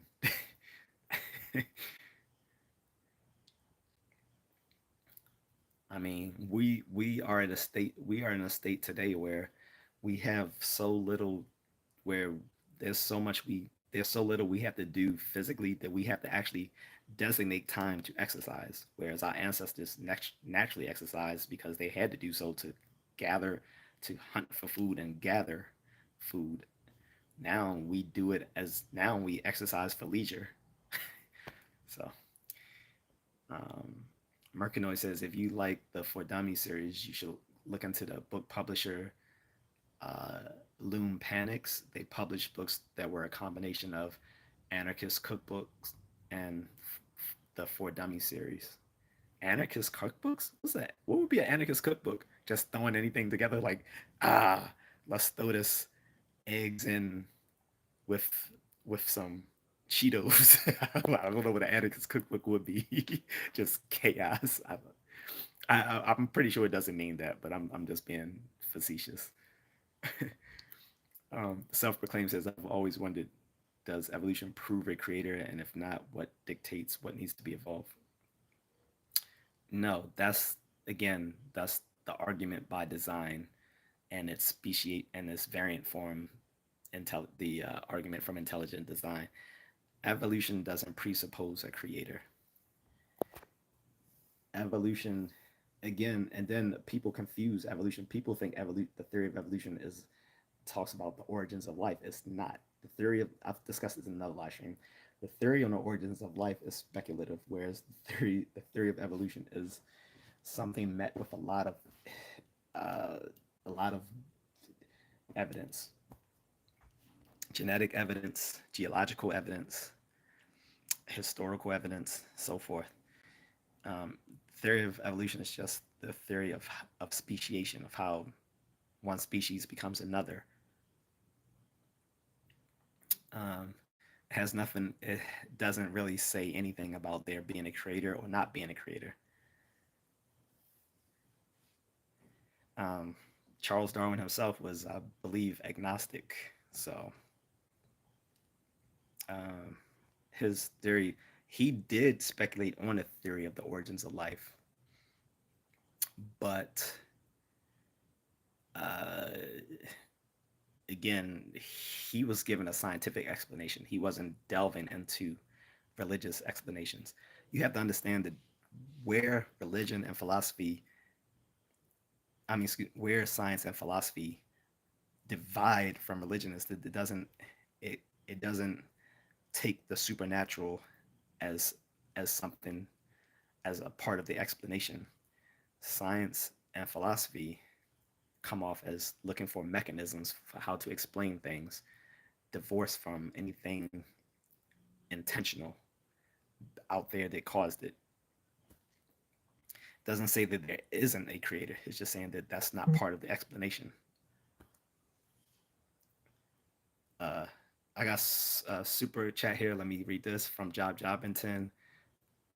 Thank you for that super chat donation. First of all, he says, I didn't expect this kind of topic from you. Just started listening a couple of minutes ago, and I'm enthralled. You're so well read. Thank you. I appreciate it, brother. And thank you for the super chat.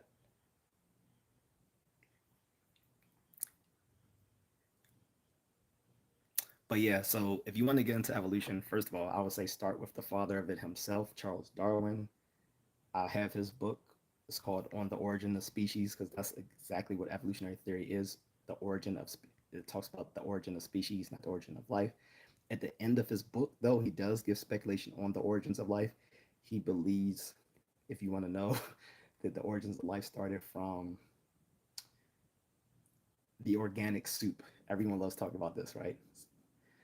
Um, he believes that there was originally like some organic um, molecules in the primordial earth when it was a primordial soup because the earth at that point was just covered in water, and that at some point some sort of irradiation hit those organic molecules, making them self-replicating, and that was the origins of life. But there's now a rival to the primordial soup theory of the origins of life, which is called the panspermia theory. The panspermia theory is the belief that self-replicating organic molecules came to the Earth from some celestial objects in outer space. So these are the two rival theories, and we really don't have enough evidence to say which is true and which isn't. Um,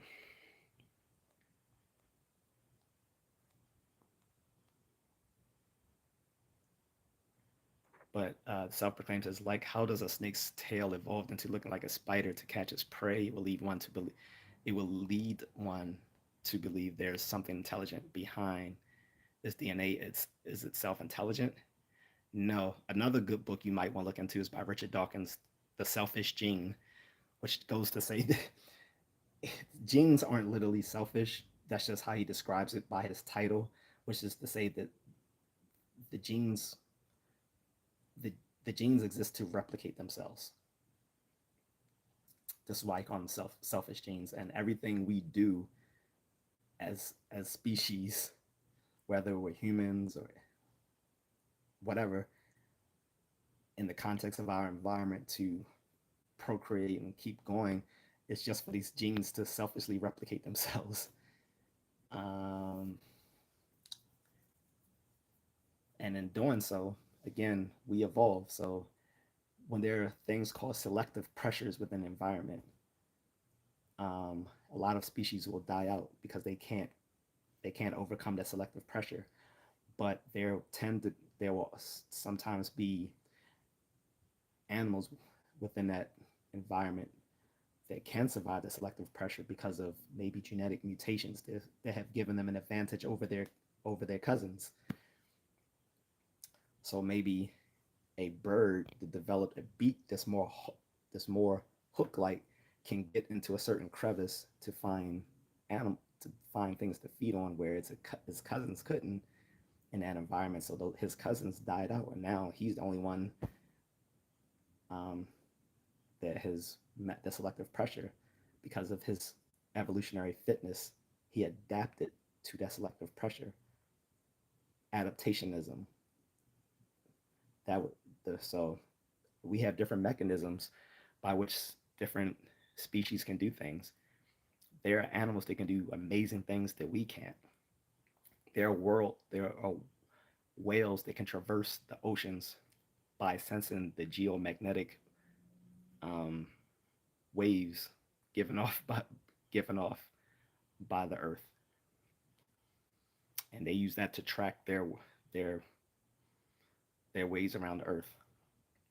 The Tunisian desert ant. This is one of the favorites in cognitive science, by the way. They love this. The Tunisian desert ant can do naive uh, vectoral, uh, vectoral algebra, meaning that the the desert ant, this Tunisian desert ant, can go from its home around the desert, which everything looks the same, like in any given direction you look, can go out foraging for food and make its way back home without having not a near of a clue that of any marker that shows where it started and where it left off, because it can do a mental representation of the sun and shoot an azimuth from the sun to its point of origins to where it went off to forage to get back home again. And honeybees can do something similar as well. And on top of being able to have these huge navigational skills, the honeybee can actually come back and tell the other bees in the hive how to get to that location where they found some amazing food by doing what's called a waggle dance. They will literally have a dance that it does in the hive, showing all the other bees how to get to that place. Like it starts doing the Dougie. They like, man, it was some amazing flowers way down yonder, like this. I'm gonna teach you. No, I'm playing, but no. um, but getting back to the point. I'm sorry, I went off on a tangent. Um, Different species develop different adaptations to become more fit in its environment to overcome selective pressures. And if it don't, they cease to exist. But there's nothing necessarily intelligent behind it other than the laws of biology, which themselves are probably predicated on the laws of physics. So, um, sorry for that. Mercanoy says the Anarchist Cookbook was a famous counterculture how to book from the late 60s that had instructions on manufacturing explosives, drugs, wiretapping, psychological manipulation, and other topics. So basically, something that if you checked it out at the library, you would probably get on the list. On you would get on the list by Homeland Security. So that's what it sounds like. It sounds like a book that you don't want to check out at the public library because you're probably going to end up on a on a on a list or a no fly or a no fly list by the Homeland Security. He said, I have a book by Lupanix called How to Avoid a Drunk Driving Charge that has very questionable advice that seems to be written by Saul Goodman. He said, I would collect Lupanix, but given the illegal nature of their tutorials, I don't feel comfortable owning them, let alone ordering them online. I don't know about ordering them online, but definitely want to check it out in the library. We know ever since the Patriot Act back in 2001, those sort of books will definitely get you flagged. If you check out a book like that at the library, you're going to get flagged by Homeland Security, definitely.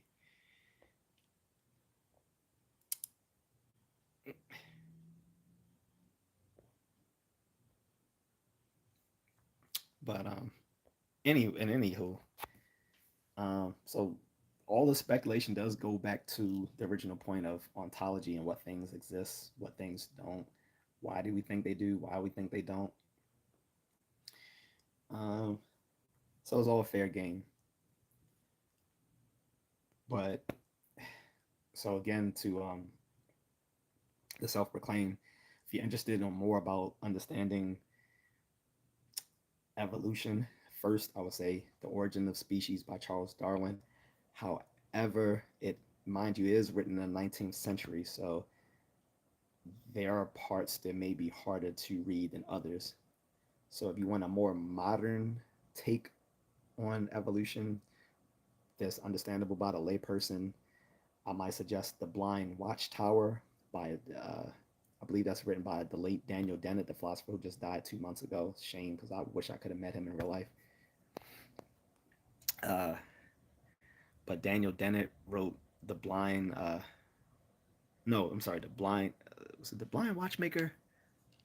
And I'm trying to make sure I don't confuse that book with Richard Dawkins. Let me get my other phone. And then if you want to understand how genetics works without looking at without it being confused with some religious evolutionists who try to make evolution all about intelligent design, which it isn't, then I would suggest Richard Dawkins' The Selfish Gene. I think I had that book, by the way. I just haven't read it yet. There's a bunch of books I haven't read yet that's in my collection. I have more books. Well, I guess to be fair to myself, I've read more books than I haven't read, but I still have a lot in my collection that I still want to read. But Selfish Gene by Richard Dawkins will give you an explanation about genes, biology, and evolution, which don't which don't posit religious implications. And The Blind Watchmaker by the late Daniel Dennett. Both of them are considered the four. I should be completely frank here. Both Richard Dawkins and Daniel Dennett were considered the four horsemen of the new atheism back in the early 2000s. Um, Unfortunately, two of them died so far. So it was the four horsemen of the new atheism was Richard Dawkins, Daniel Dennett, Sam Harris, and Christopher Hitchens. Christopher Hitchens, I mean, sorry, yeah, Christopher Hitchens died about, I'm gonna say about 13 years ago, and Daniel Dennett just died 2 months ago. So now we still have Sam Harris and Richard Dawkins.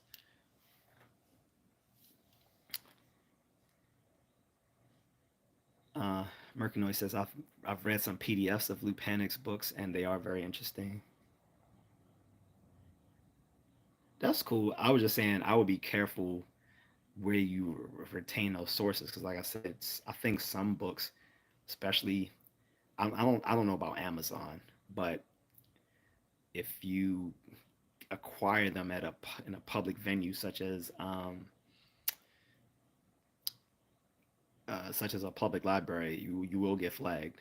I'm pretty sure that goes for Mein Kampf as well. I don't think Mein Kampf is a book that people want to publicly purchase.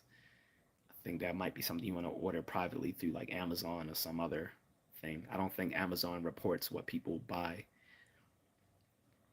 other than what uh, uh, other than what things they can buy that that don't um, that don't contradict state laws. So,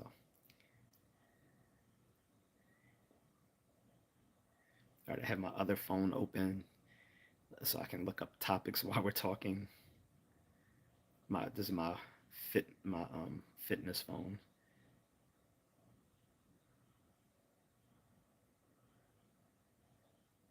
Oh, I'm sorry. So yeah, I got that wrong. The Blind Watchmaker is also by Richard Dawkins.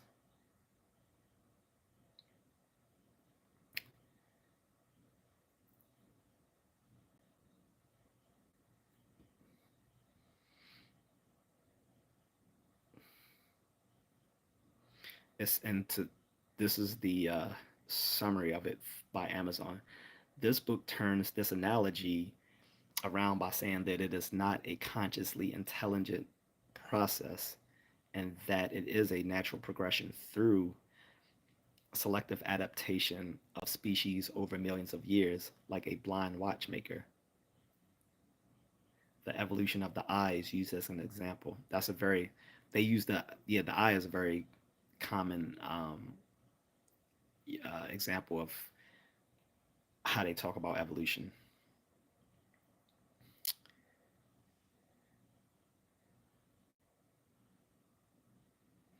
But there were some books written by Daniel Dennett too. Let me look that up. But Richard Dawkins is a very good science popularizer um, when talking about matters of evolutionary biology. Okay, so the book I was thinking about, written by Daniel Dennett, is called Darwin's Dangerous Idea.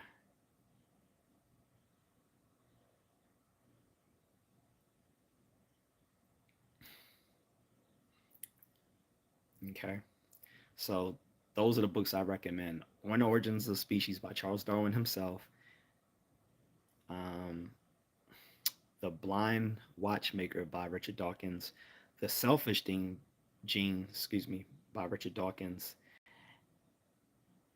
and Darwin's Dangerous Idea by Daniel Dennett.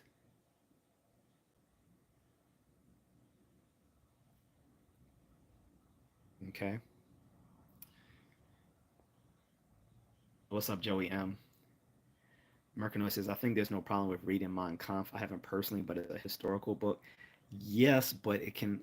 I'm pretty sure if you checked out that book at the library, you're gonna get flagged because it would be someone who's probably inclined towards fascism and fringe, like paramilitary groups and the fringe right, stuff like that.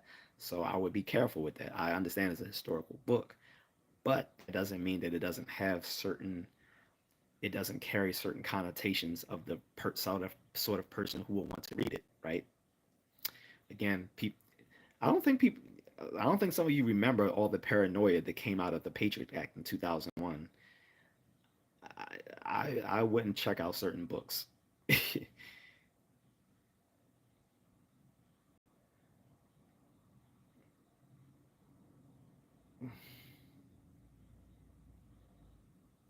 But I mean, if you want to buy it within your own discretion online, I'm pretty sure that's safe.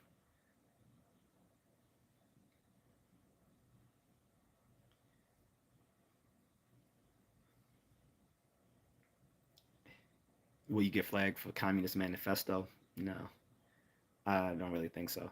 Now, back in the 50s and 60s, hell yeah, that was the time of McCarthyism. During the during the era of McCarthyism, you better not even say Communist Manifesto. um, but no,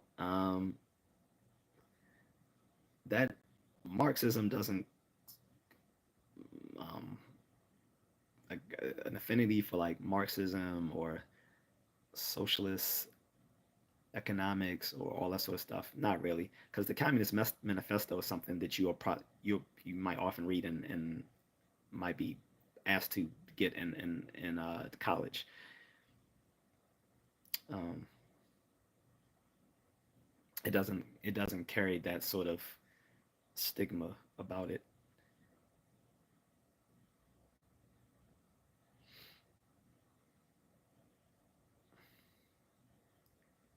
Nor does its follow up book Das Kapital.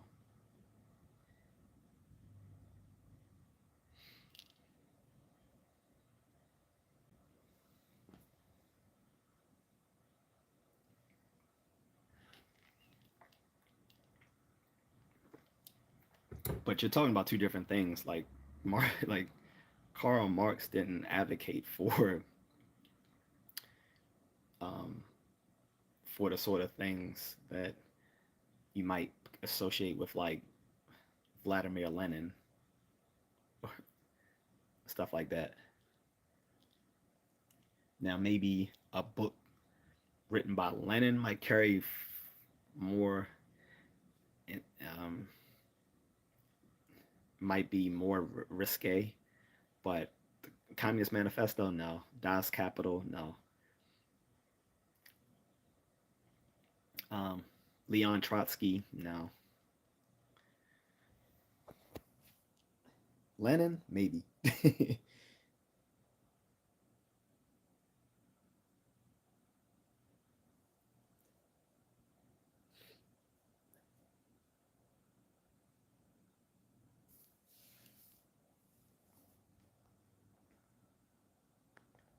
Oh, I forgot to check. Sorry, I forgot to change my chat filter. Let me change this to all.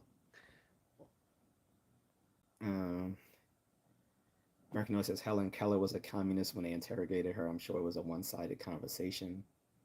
Funny.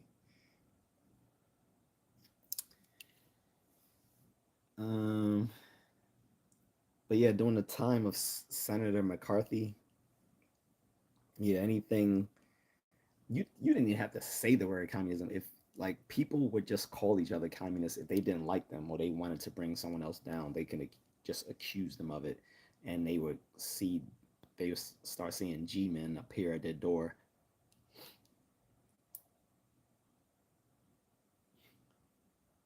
What got Joe McCarthy in trouble is when he started accusing the general. He accused the general of the army of being a communist.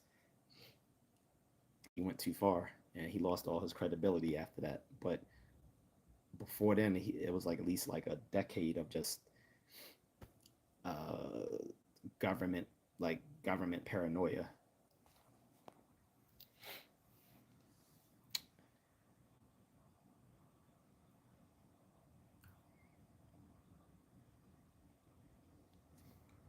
Anyway, that's getting way off the topic of metaphysics and ontology specifically. So I'm probably gonna wrap this up in a half an hour. Um, so if you guys got actual questions referring to like what things exist, then let's stick to there. So wasn't there people trying to ban Public Enemy in the '90s because a member lost his mind and became an anti-Semite? I don't know. I think you're probably referring to their former DJ Terminator X, or was it, the professor? Or no, no. I think it was Professor X. I'm trying to remember which one. It was either Termin. I think it was Professor X that they kicked out of the band, out the group for being too radical.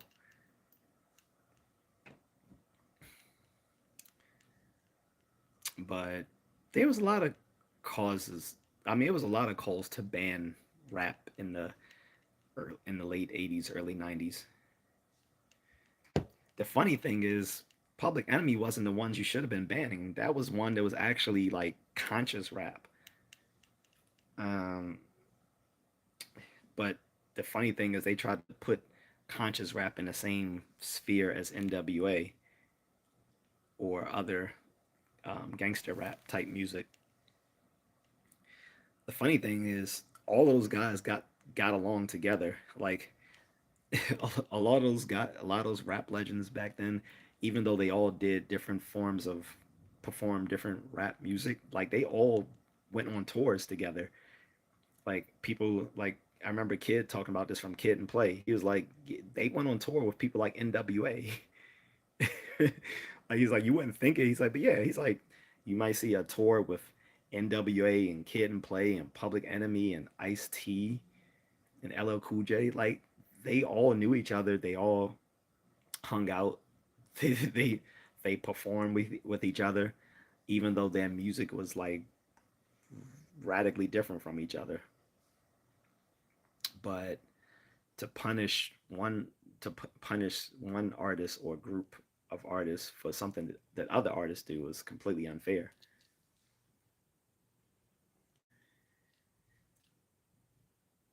Sophie loves all animals says, "Hey, how are you? How are you, Sophie?" Rupert Fellows says, "I'm trapped in a maze." Well, good luck to that. The only maze I know is Frankie Beverly in a maze, and R.I.P. to Frankie Beverly, and also R.I.P. to Tito Jackson, who died 3 days ago.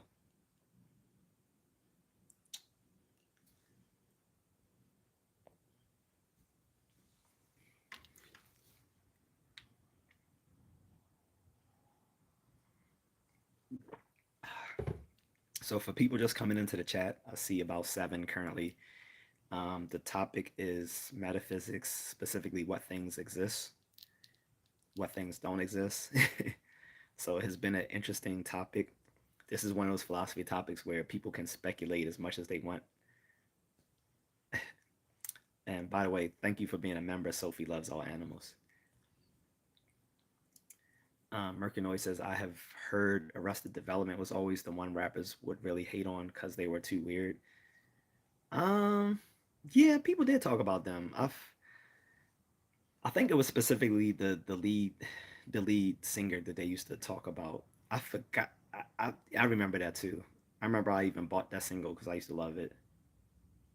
Um, but the rest of their music was kind of whack.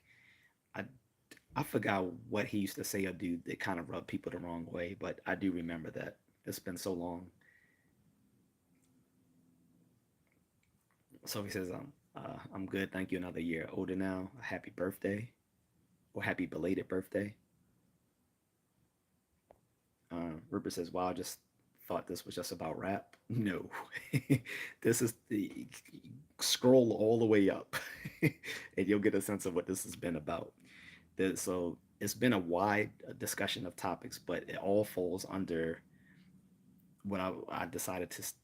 I'm a philosophy nerd, so every once in a while I like to talk about philosophy topics, but I try to make it that it's not too specific that other people can talk about it that don't have knowledge in philosophy, because now philosophy can be a very, unbeknownst to many people, philosophy can be a very uh, technical subject. Most people don't know that it's a very technical subject. So I try to keep it as broad of a scope as possible. So this one I'm talking about ontology. Ontology is the study of what things exist, and it's a species of metaphysics, which generally is the philosophical study of the nature of reality. So some people came in talking about mystical things and religious things. Other people wanted to know more about things dealing with physics and biology. Some people talked about cryptozoology, which is like monsters. um, so it's been a large grab bag of discussion.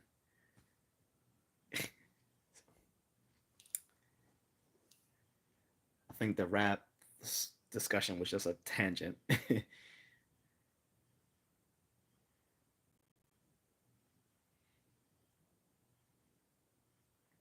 I'm sorry, I was talking to my wife. She's off to her physical.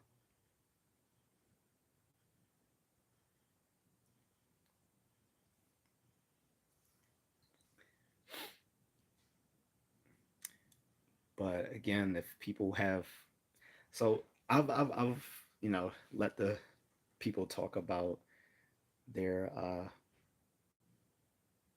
their different thoughts on metaphysics and ontology. Um, so I'm gonna start with some of my own views to keep the discussion going until I decide to get off. um, so I wanted to state, like, in the early 20th century, metaphysics was on its deathbed because at the rise, in the rise, as, with the rise of analytic philosophy, a lot of people thought metaphysics was just a bunch of bunk that, outside of talking about science or logic, that metaphysics really had no place in either, and wanted to kind of do away with it because they just thought it was just pure speculation. Um, and specifically, these people call it the logical positivists.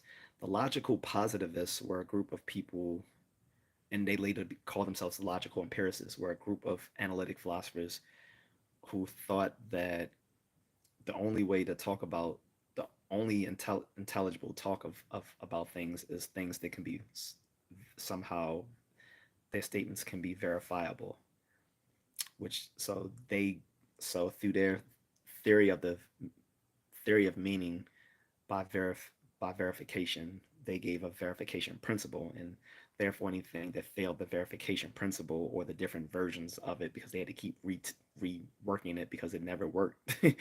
But anyway, through that, a lot of them saw metaphysics as a bunch of bullshit and that it should be done away with. And later on, you have people, and all of this was influenced by Ludwig Wittgenstein, like the logical positivists gathered in what's called the Vienna Circle, which is where Ludwig Wittgenstein was. He was from Vienna. So they invited him to their circle, but he never became a logical positivist himself. He sometimes just listened to what they talked about and thought that they got it completely wrong. And um, uh,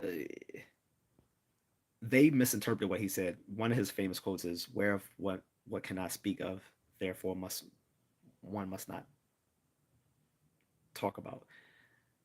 They thought that he was basically saying that things that can be verified shouldn't even be talked, like it shouldn't be talked about.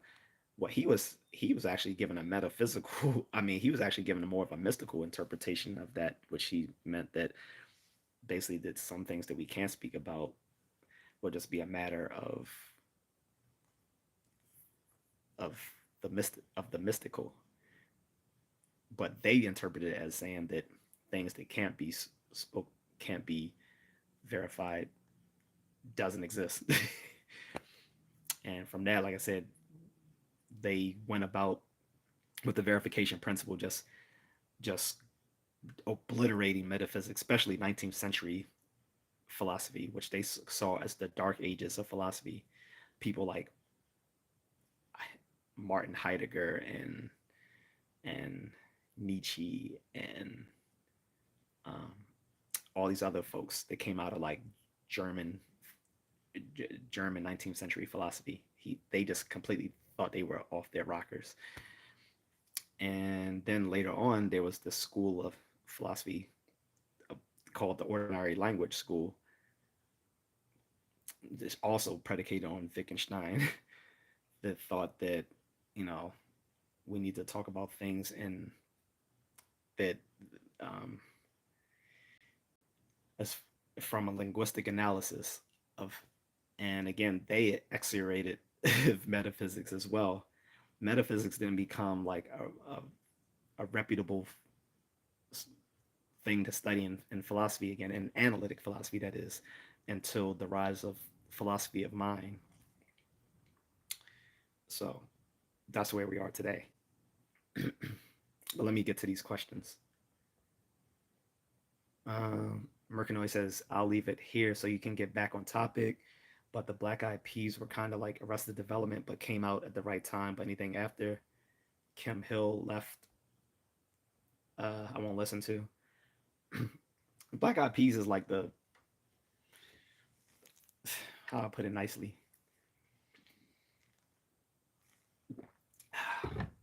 Black Eyed Peas to being like Arrested Development is like Friends is to Living Single. That's how I'll leave that. um, Rupert says Skinny Bob says hi. Have I gone too far?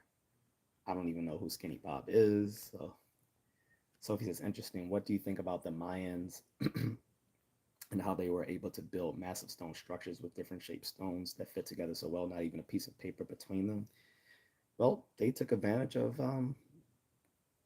geometry, right? And a lot of other prehistoric cultures, um, well, not prehistoric culture, well, but yeah, like a lot of people, like a lot of civilizations that came out of antiquity or ancient history were able to build massive temples and monuments and stuff like that using their understanding of geometry at the time. Most of them have a pyramid shape because that was probably like the easiest sort of thing that one could build in those times, given the level of mathematics they knew at the time and everyday physics.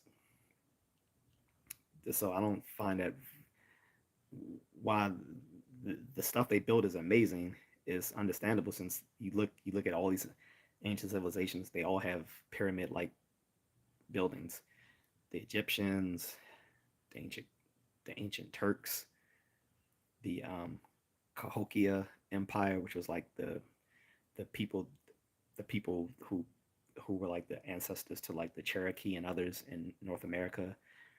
Then the Mayans and Aztecs in South America and Central America. Uh, the some of the temples in China. So yeah,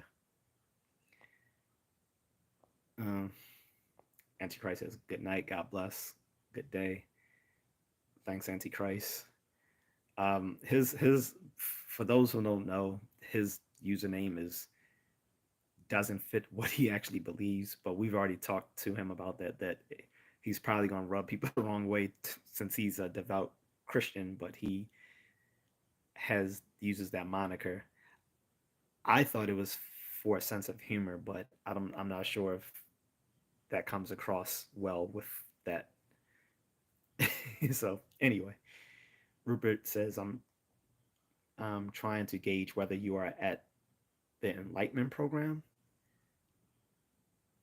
Hmm? You talking about the? Are you talking about if I'm referring to the age of enlightenment? I'm not sure what you mean. The self-proclaimed says, "Do you think ancient people had a more nature-based technology?" Also, what about the Iranian battery? I don't know what the Iranian battery is. As far as ancient people having a more nature-based technology, they had less.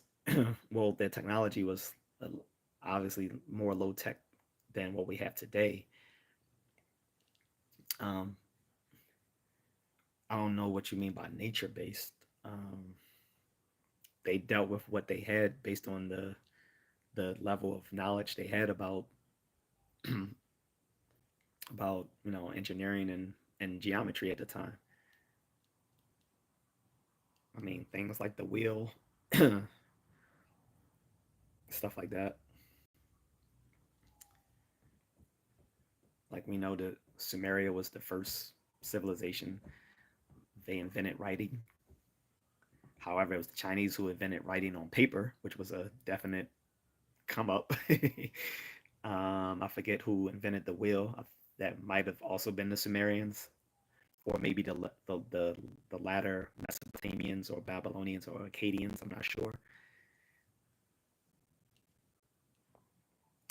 Rupert says, "Trust your guides; they will enlighten you in good time." Not sure what you mean. Antichrist says that is somewhere right. I lead the start of the Church of the Holy Spirit. Yes, but again, Miss Needles explained to you like you're gonna rub people the wrong way with that title because very religious people have a concept of what the Antichrist is. He's part of the unholy Trinity, which sees Satan, Satan, the Antichrist, and the what's the other one? The unholy spirit or whatever as being the unholy Trinity to rival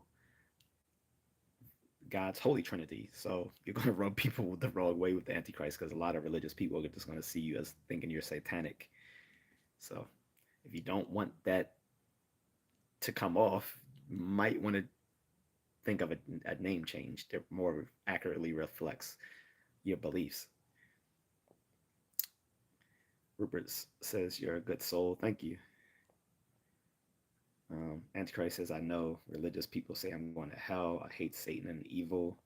Then you might not want to use the Antichrist username because that is a version of the devil, specifically the beast or whatever. So anyway,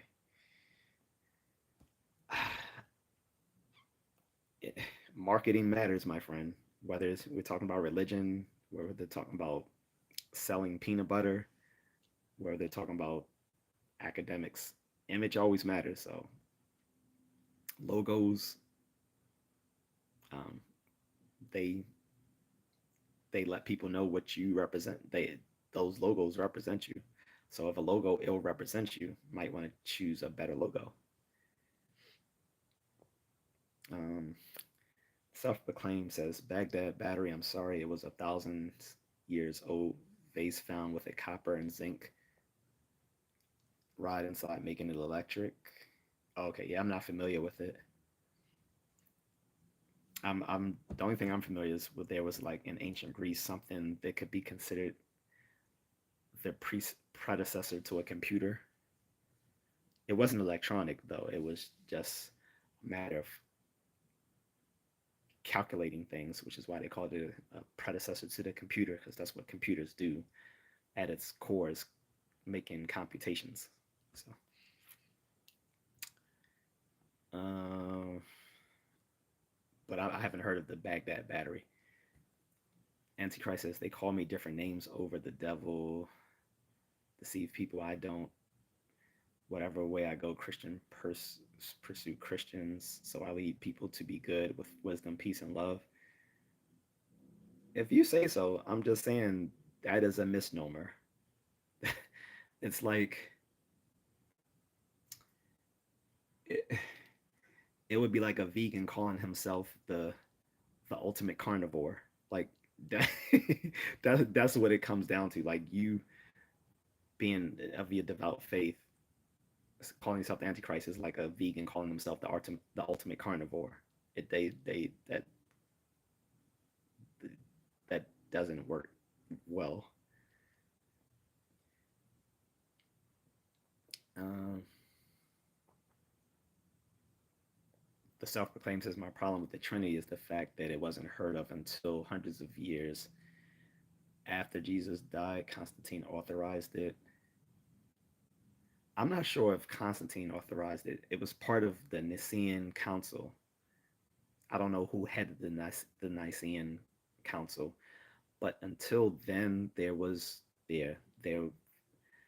there was differences in interpretation of the Bible, and they wanted to make their one one authorized interpretation of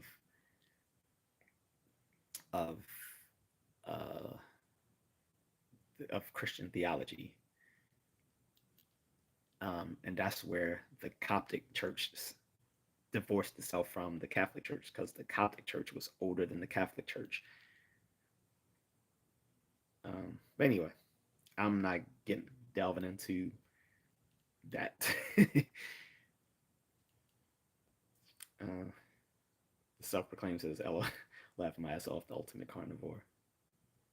He said, "Have you studied Antichrist? Says, have you studied Jewish mysticism? No, not a bit interested in that." Rupert says, "The Antichrist.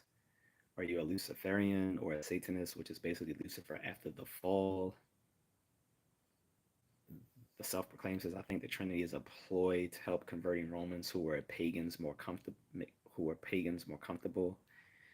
Um, well, I'll answer that, and I mean I'm gonna comment on that. Then I'm done with that. You guys can hash that out, but I'm gonna stick back to the original subject, which is ontology. As far as I don't know the purposes, but the Holy Trinity was basically, I think, a way of trying to take something which seemed to be like multiple people and turn it back into a monotheism. That's why the Holy Trinity says there's three persons in one being, and other churches at the time didn't agree with that. Um, they didn't see Christ as both divine and mortal at the same time. Some just saw him as mortal, some just saw him as divine. Um, the question of what the Holy Spirit was a question. So they decided to make the three persons in one being the Holy Trinity concept, which has came out of those discussions in the early church. But um, I'm not sure if that was to make Romans more comfortable with the concept of Christianity.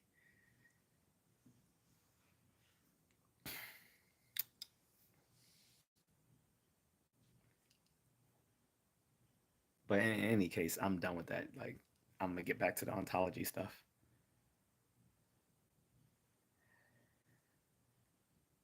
So, any case, so like I was saying, metaphysics has recently become reputable to talk about now in philosophy again because of philosophy of mind, which is mostly metaphysics. Philosophy of mind is the study of, uh, well, obviously it's a study of the mind, but it's actually looking at what the mind entails, what is it, what it entails, how it's actually studied. So it crosses over with philosophy of psychology and cognitive science and philosophy of language. And there's some speculation in philosophy of mind, which is why it's within the body of metaphysics, because we start talking about certain things like personal identity and um, how the how the mind actually works and um, other things, which is more in the in the in the discipline of metaphysics. So most of all metaphysics today is mostly the philosophy of mind. Like the main research program within metaphysics today is usually the philosophy of mind, which we haven't gotten into purposely because I let everyone else talk about what they wanted to talk about instead of getting into that.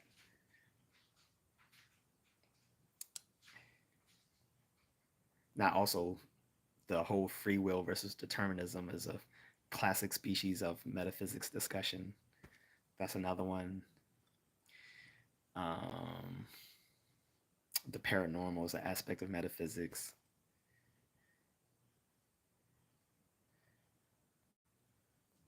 Self self proclaims this. Have you delved into the Sumerian creation story? Not that much, other than I know that the Bible ripped off a lot of that stuff.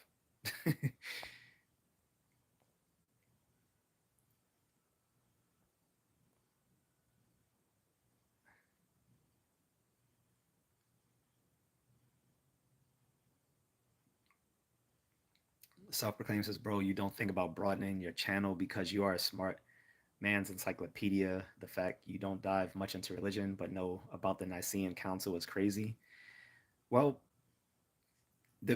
here's the thing: self-proclaimed. Most atheists know more about Christianity than Christians do. That's part of the reason why we become atheists, is because we understand that all of this stuff is just a matter of fiction and myth. So um, this is why the average atheist probably knows more about biblical stories and the history and biblical history than the average Christian do, because this is one of the things that turned us off from religion in the first place, is our background knowledge on it. Um, but I'm interested in religion just because I'm into ancient mythology. Like I like like Greek and Roman mythology. I like Mesopotamian mythology, Egyptian mythology, and Christian mythology. Anti, I'm not sure. That's weird. Antichrist. For some reason, the algorithm hid your comment. It said, which I don't have a problem with it, but I'm gonna show that. It says he asked me, guys, are you atheist or agnostic? I am atheist. Um, although if you ask me about all religions, I would say I'm a linguistic agnostic, and that would take a bit of explanation. But I got that from my late professor, Dr. Odell, who passed away back in 2020. RIP to Dr. Odell. He was a great philosopher. He was the one who taught me my first philosophy class, metaphysics, which was good because that used to be a senior level or intro grad student level course, which was now being taught to undergrads and that first year. And so he's like, you passed that, so you don't really need to take fun like philosophy 100 if you pass my course. So Um, Realistic FBS is interesting topic today. Thank you. Uh, Rupert Fellow says the Buddhists visited Alexandria way before Jesus. Huh? Huh? The Buddhists? You talking about the city of Alexandria in Egypt?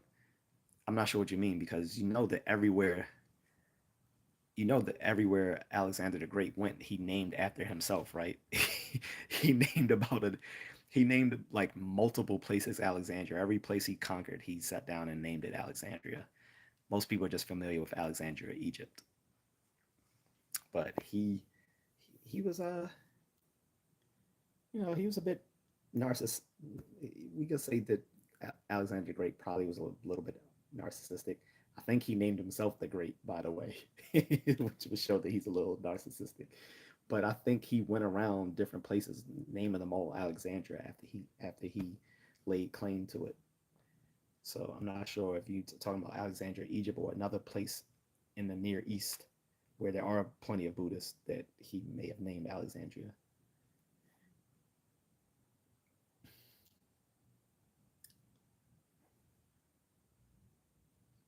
Let me give a message to my wife.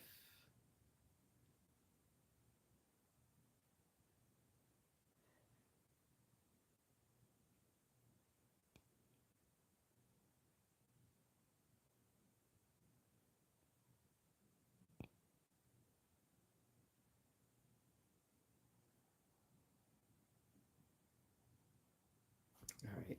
So, Antichrist says, okay, so you believe to just be good then? If so, good. If you're asking me, does my morals derive from religious conviction, then absolutely not. We covered this in my, I think you were in this live stream, by the way, Antichrist. If not, I'm sorry if I thought you were, but I literally did a whole live stream on ethics, specifically on moral theory and which ones work and which ones don't. And I said, and a lot of you know religious people came in talking about they derive their morality from their religious convictions, and I was like, that's fine, but in ethics, when you take the class, you realize that that's called the divine command theory, and pretty much anyone who's taken one class in philosophy knows why that's a bad theory because it delves back all the way to a argument that Socrates had with someone about 2,500 years ago when he questioned what is what is good or what is holy, and he was saying is what is good, or in his sense, which he was talking about what is morally good, right? Is what is good something that is dictated by the gods, or do the gods dictate what is good based on something that exists already, that is that they know is good?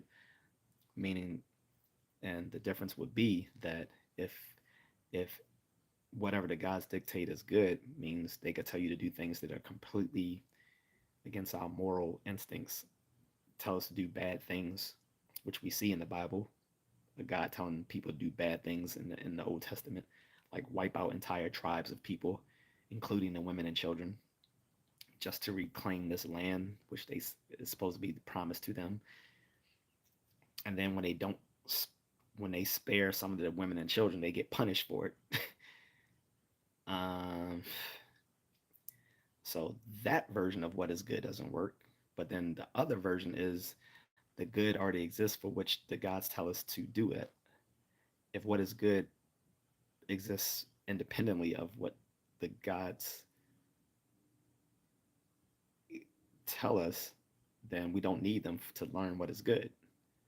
That is the quandary of the divine command theory and why it's not a good ethical theory. And literally anyone who takes one class in philosophy will discover that.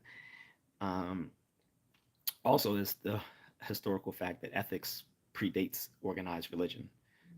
Again, because the ancient Greek philosophers discussed matters of ethics way before there was Judaism, Christianity, or Islam. So my sense of morality derived from a sense of contractarianism, which is that our morals, our morals are basically these unwritten set of rules on which we have a peaceful coexistence with our neighbors for society to get along. So, um, self-proclaimed says, I like Sumeria because their origin story kind of confirms evolution. Hmm, maybe. Rupert says, the Antichrist, I'm a deist. And he says, Afghanistan. Self-proclaimed says, do you think Rome burned the Library of Alexandria to steal the knowledge and artifacts that may now lie in the Vatican's archives? I don't think so. I think they burned it for the reasons they intended, like, you know, to shut down Egypt at the time. Um, Sophie says, sorry, I was not clearly on. What I meant was how were they able to build so great and no stone had one straight edge like our bricks today? Just a matter of architecture, um, architecture, masonry. Masonry existed in whatever form they did it in back then.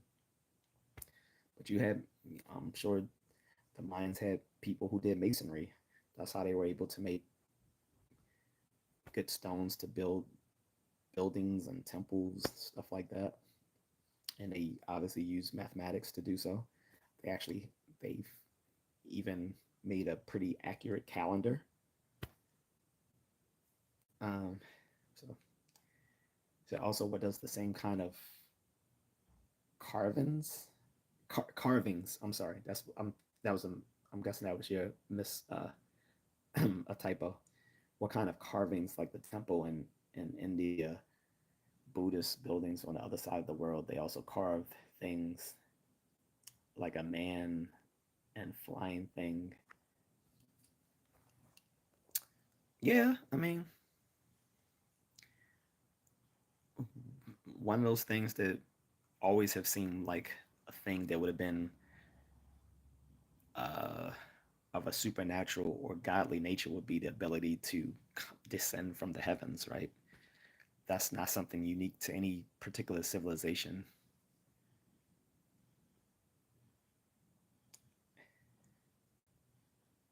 Sophie says, "Sorry for the later reply. I heard your response, but had to deal with the cats. Uh-oh, I deal with the cats." um,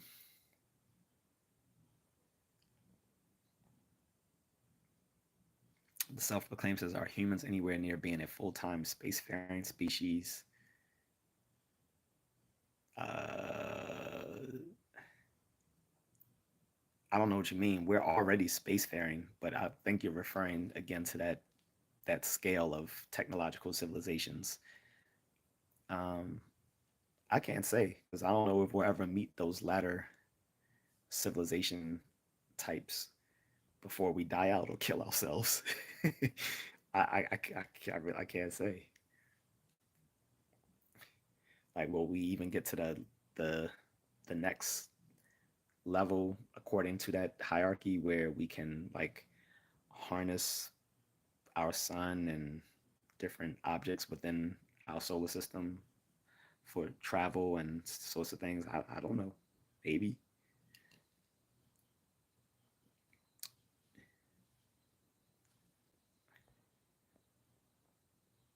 Caravaggio says Revelations. Okay.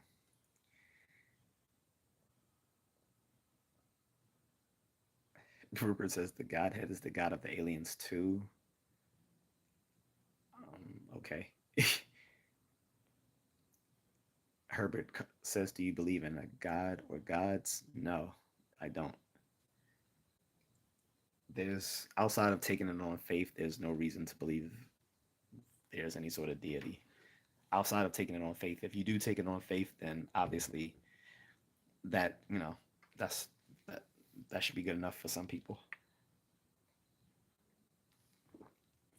But I don't take anything on faith. Sophie says, what religion or mythology do you think is more accurate about the higher power and or life after death? None, because they all presuppose that. And I don't believe there is a higher power or a life after death. So, insofar as they all presuppose that, they're all wrong.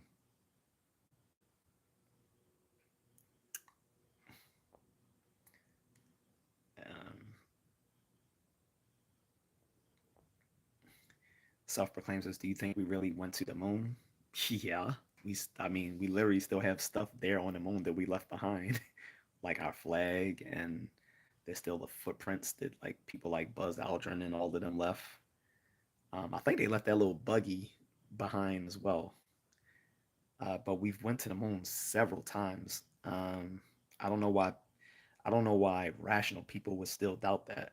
I mean, you can go to the National Museum, the Smithsonian Natural Museum of Space and Science in Washington D.C., see the stuff they brought back from the moon.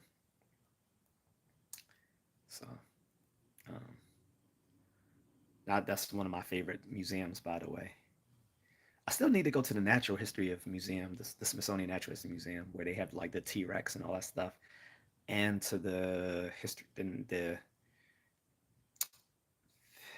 the museum in New York City. Those are probably two things I need to cross off my list before I move back overseas. Herbert says, "So do you support science and truth?" Um, I don't have to support them. Like that's the thing. If something is true, it doesn't matter whether you believe in it or not. truth truth is independent. The reality is independent of what you believe about it. So even if I didn't accept science, even if I didn't accept truth, I'm not sure what you mean by truth, but um, even if I didn't accept those things, it wouldn't matter because they would still be accurate whether or not I believed it. So,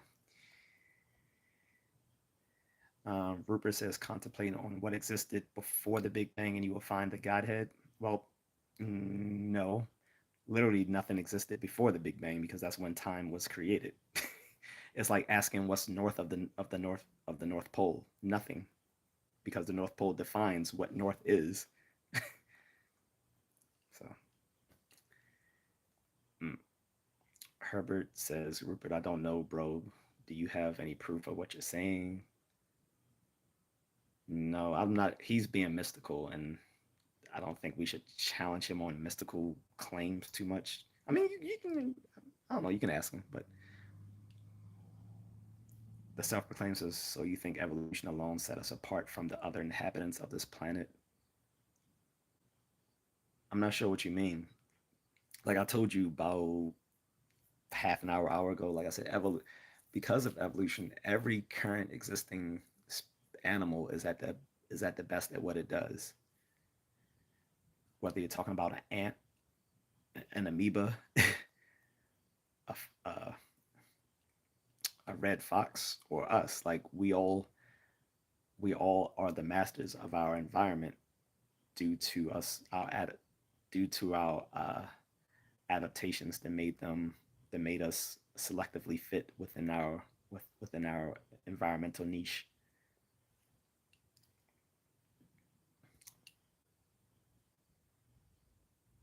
Again, I would suggest you probably read up on like evolution. Like I said, I would suggest maybe uh, Richard Dawkins' book, The Blind Watchmaker and the Selfish Gene, or Daniel Dennis Darwin's Dangerous Idea. Those books would be pretty good on that.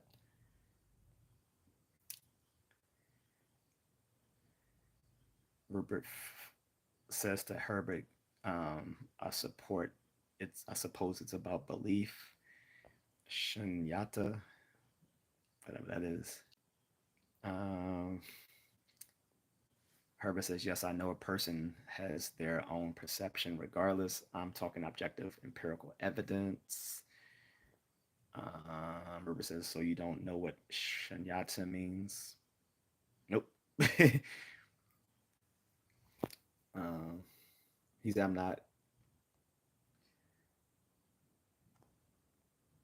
not trying to demean people. I just want to guide. Sophie says, which mythology do you like best and why? You're talking to me, right? If you're talking to me, I guess my favorite mythology is Greek mythology.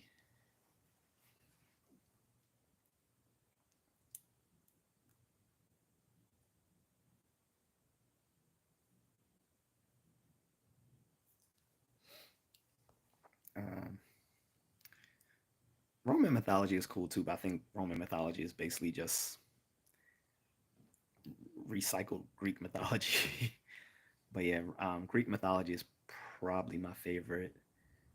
Um, but I like Japanese mythology as well. um, Lakota mythology here in North American. Um, but yeah, Greek mythology is probably definitely my favorite. Oh, and also um, um, the Scandinavian mythology as well.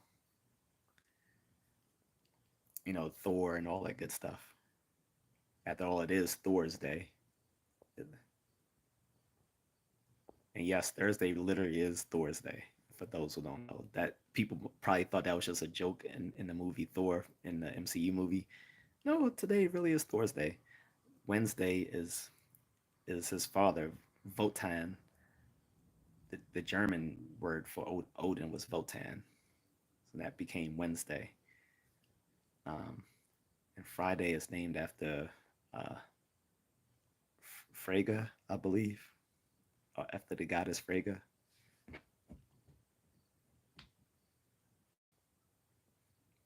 So it's weird. All the days of the week are named either after Roman gods or after the the Scandinavian gods. The self-proclaimed says, "What conditions do you think we had that caused us to evolve into the most intelligent beings on the planet?" Well, there was a bunch of, I can't name them all because there was a series of historical accidents that happened to cause humans to become what they were. I mean, if we want to go all the way back, there was obviously the meteorite that wiped out like 70-80% of species on Earth, including the dinosaurs.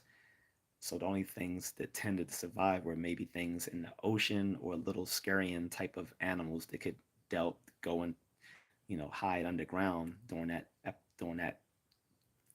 uh, that mass extinction.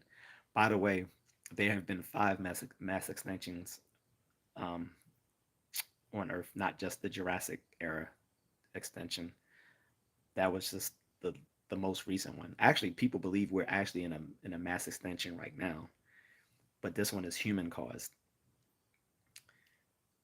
So they're calling this the anthropogenic mass extinction. But anyway, the last one that killed off the dinosaurs, that the fifth mass extinction, um, killed off a lot of the big animals, and so our ancestor was some sort of scarian mammal rodent-like animal, which then, due to not there not being much competition, was able to diversify and spread, um, and eventually became became the progenitor of the primates, which is the common ancestor to all. So most people say we evolved from monkeys. No, we didn't. Monkeys, apes, humans, we all have a common ancestor, which was like the progenitor to all primates. Okay, and from there the reason why we became more intelligent was because life became more hard for these ape-like humans. Um, to cover mass distances in which they might find food, it became handy that the ones who were bipedal found it easier to climb down from the trees and be able to move across distances to find food, forage for food over sparse distance over sparse distances where there was nothing to find to eat. Also, they learned they had to work together to forage and hunt for food because they weren't very strong, they weren't very fast, and because they had to work together, they started developing more complex communication skills to do so, which became the origins of human natural language. Um, Human language and human thought became uh, productive and generative. Um, Productive meaning that we could produce um, we could produce meaningful communication that has never been uttered previously. So if I say green plus 2 plus 3 equals 5, 6, 7, 8, 9, 10, you probably never heard anyone ever say that before, but you understood what I said because we have these innate rules of grammar that we've evolved to have. Um, so that's productive. Generative means that it can it can be endlessly built upon, at least to the limits of our cognitive ability. The the the prime example of that is the house that Jack built. This is the house that Jack built. This is this is the city in which the house that Jack built. This is the state in which the city in which the house that Jack built. This is the country in which the state in which is the city in which is the house that Jack built, and so on and so on. That's that's the generative ability of natural human language. So human language is both productive and generative. This was something that came about through our evolved abilities to communicate with each other in more sophisticated forms in order to provide and protect each other, to forage for food, to hunt, to protect ourselves against predators. Um, that's not the only adaptation we had. We also, I, most people know I'm a runner. I always talk about this in a lot of my videos. We all learn. We all have the capabilities of distance running. Believe it or not, I don't care how fat you are. We, at some level, you have the capacity for long distance running, because our ancestors, that was the way they hunted large animals. They could run over long distances, so that they would literally run prey to death by exhausting them. Either the animals would just die of exhaustion, or they would run them over a cliff or something like that, and then harvest the animal once they killed them. Um, and they had to do so by working together, communicating their ideas to each other. So ideas became more sophisticated, and we had to evolve to have certain innate concepts that we all shared, that and so that we didn't have to constantly keep inventing the same ideas over and over again to relate to each other. So we learned to evolve to have certain innate concepts and certain innate mental mechanisms that were already that were already set to exist in us, that we wouldn't have to keep reinventing every time we birthed a new person. Um, and this didn't happen with everyone. Obviously, these were the people that the folks that did develop these things became more fit within their selective environment than others, and pro they out survived them. And this happened over millions of years. So you got, like, a lot of things happen over millions of years. Like, uh, humans started about 2 million years ago, but hominids, the which were like ape like um, human-like apes started about 6 million years ago, and those human-like apes became ape-like humans around 2 million years ago. You think of like Homo afarensis, which they found in was it Ethiopia, and then later Homo erectus, which was more human-like, and then there was other humans that existed around the Homo neanderthalis, and mostly in southern and western Europe, as well as the uh, the people that existed in Asia. I forgot their names, and some hobbit-like species they found in Indonesia and parts of the Philippines, which is called Homo florensis, named after the where they found them in the Flores Islands of Indonesia. But then there was modern humans, Homo sapiens, and they became even more intelligent because there was a bottleneck at the time of them going out of Africa because they were dying out at one point, and it caused a further variation of modern humans from just Homo sapiens to Homo sapiens sapiens, which is the current subspecies that exists today, which are us, because of a crisis in which most of them were dying out due to lack of resources like food, water, and such and such. That's kind of led to the migration out of Africa. Um, so that and all these other historical accents that I can't even get into led to our species being more intelligent because intelligence was basically just the survival mechanism which made us more fit within our environmental niche um, to to to survive and keep going on. Whereas other animals evolved as well to what they currently are to survive the selective pressures within their environment. Intelligence is just one of many adaptations that an animal can evolve to become more selectively fit within its environment. But it's not the only. It's not the misunderstanding is the intelligence is the apex mechanism that all species will eventually arrive at. No, it's not. This is what defeats the whole notion of aliens is that everyone thinks the intelligence is the eventual outcome of evolution. It's not. Intelligence is just one of many thousands to millions of different sorts of adaptations that an animal can evolve to have to become more selectively fit in its environment to survive. I hope that answered the question. Anyway, Rupert's Shunyata is the emptiness that existed before the Big Bang, I guess, but again, there was literally nothing. And we can get into the different versions of nothing in physics, but to say something existed before the Big Bang is incoherent because literally everything started with the Big Bang.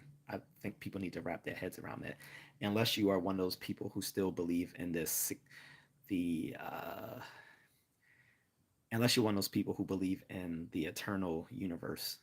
And there are some physicists who are starting to believe in a cyclical universe or eternal universe. But as far as the standard Big Bang model goes, there is nothing that exists before the Big Bang because everything comes into existence with the Big Bang. There is no emptiness. There's even no emptiness. Like for there to be emptiness, there will still have to be something. So, but to get into what would have been at the start of the Big Bang, what takes you into quantum theory. And again, we don't yet have a theory that brings together general relativity and quantum mechanics that would give us an explanation of what could have existed prior to a Big Bang that would have caused the Big Bang to happen. But there is speculation that the the within the absolute vacuum that in a in an absolute vacuum, it would be um, unstable. It would have an unstable quantum nature, which would eventually lead to something. But again, that's pure speculation. That is a matter of high level physics and mathematics that I don't possess, and I don't think anyone else here in the chat room does either.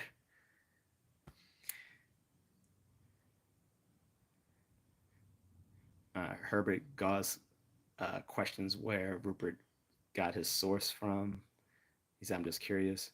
He says the Mahayana Buddhism. Gotcha. The self-proclaimed says, "Do you think Africans are the original and most well-equipped human physically as far as genetics and lack of defects?" No. Um, Obviously, they are the original. At least the people coming from that part of East Africa are the original, are the oldest humans. But the continent of Africa, what most people don't know, actually has more genetic diversity than everywhere else on the face of the earth. There's more genetic diversity on the continent of Africa than everywhere else in the world, um, which makes sense.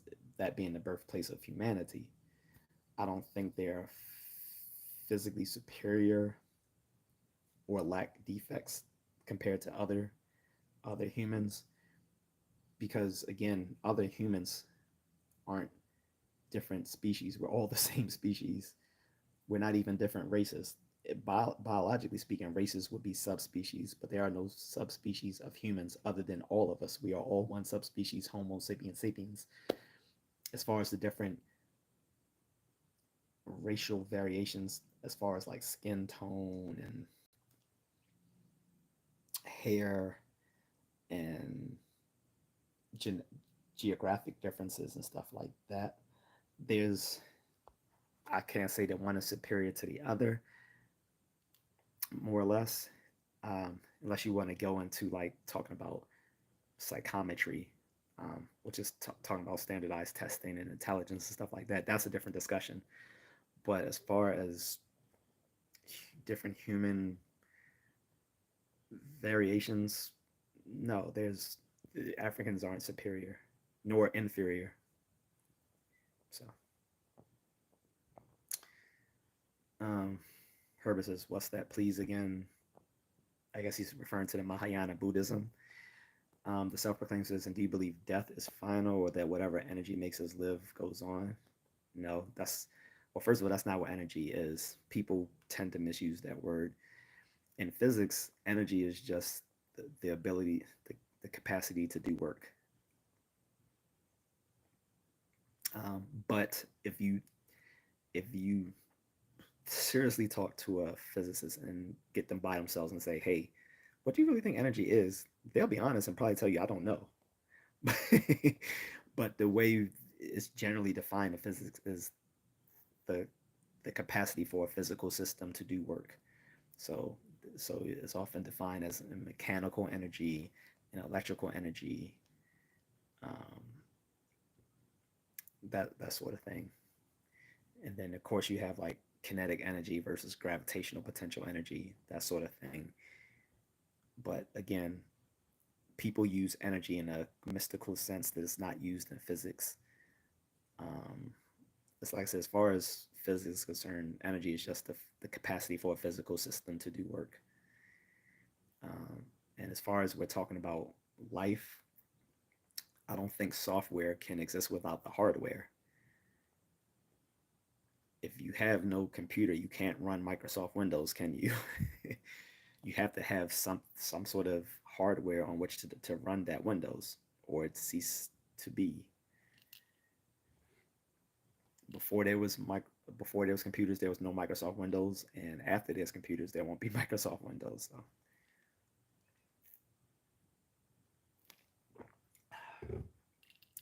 Now, are you saying that people now? There's a further question you can ask, which is, can our personal identity survive after physical death, Conceivably, yes, but we haven't figured a way to do so yet. But yes, that is possible. We can take our psychological connectedness to personally survive physical death, but that is a very that would be a very difficult thing that modern technology has not allowed us to do. So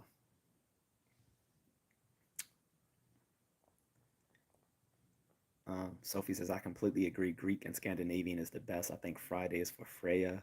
I think that's how it's spelled, the god of fertility. Yeah, I always get them confused. Sophie, I can't remember if it's Freyga or Freya, because those are two different goddesses, by the way.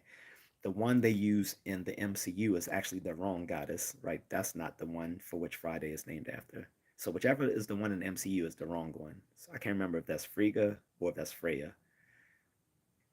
But yeah, Wednesday through Friday are all named after Scandinavian gods, um, whereas the Saturday through Tuesday are all named after Roman gods. Just an interesting thing that our holiday that in a Christian in the Christian Western civilization, our days of the week were named after pagan gods, right? I think that's kind of funny. But anyway, Rupert says Herbert gods there is the Theravada Buddhism, which is the lesser path, and the Mahayana Buddhism, which is the greater path. I worship Jizo Bosatsu. Sophie says, yes, we are currently in a sixth mass extinction. Unfortunately, though, it's much earlier than it should be because of humans. I mean, I wouldn't say it's earlier than it should be because there's no reason that we had to have a sixth mass extinction at all. Well, other than, the end of the planet itself. But there was no reason to even enter into a sixth mass extinction other than human caused problems with climate change and all that sorts of things. I mean, we got over 8 billion people in the world, and we're heading towards nine. We're going to see 9 billion, and we're going to see 10 billion people on Earth in our lifetime. We're already at 8 billion, and when I was a kid, it was probably like around 5 billion. Herbert says, "Why should I believe in Buddhism?" I'm not sure he was telling you you should believe in it. From what I was gathering between you two conversations, like he was just explaining his set of beliefs from his set of Buddhist beliefs and doctrine. Um, BSK is in the house. What's up? Herbert says, just because you said so. Rob D says, octopus are extremely intelligent. That's true. Octopus are. Pigs are, by the way. People don't realize pigs are quite intelligent, more intelligent than dogs. This is why some people actually keep pigs as pets. People might think they're dirty. Pigs aren't. Pigs aren't naturally dirty. They're only dirty because put they're treated that way. But they are very self aware of their cleanliness. So you can actually keep pigs as pets if you can keep from like not wanting to eat bacon and all. But anyway, yeah, there's quite intelligent animals relative to us, I guess. I mean, obviously, human intelligence is at its height because of our computational uh, processes. Like the human mind brain is probably the most complicated thing in the world, other than the universe itself. Those are probably the two most hardest things to study in science, which is the universe itself and the human mind. So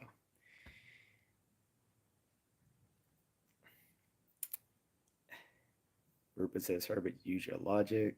All right, I hope you guys don't take it to something nasty there. BSK says migration, open topics. No, the topic was metaphysics and specifically on what things actually exist.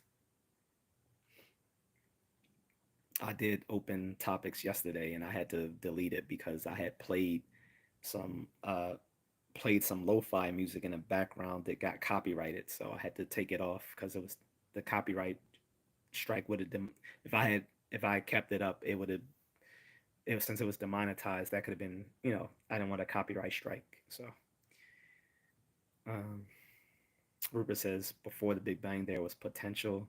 No, there's no. That's not how it works. Again, if you're going by the standard Big Bang model, there is literally nothing, not even nothing itself before the Big Bang. According Because the standard Big Bang model is all general relativity. To get into talking about something outside of the standard Big Bang model, you need quantum mechanics. Um, even the even so the currently accepted model is called the inflationary model of Big Bang. So it takes the standard Big Bang model, well, the Big Bang theory of general, which is pure general relativity, and add to it the discoveries by Alan Guth, who um, came up with the ideas that there must have been a cosmic inflation at the very beginnings of the universe at like 10 to the negative 32nd 10 to the negative 32nd second of the universe.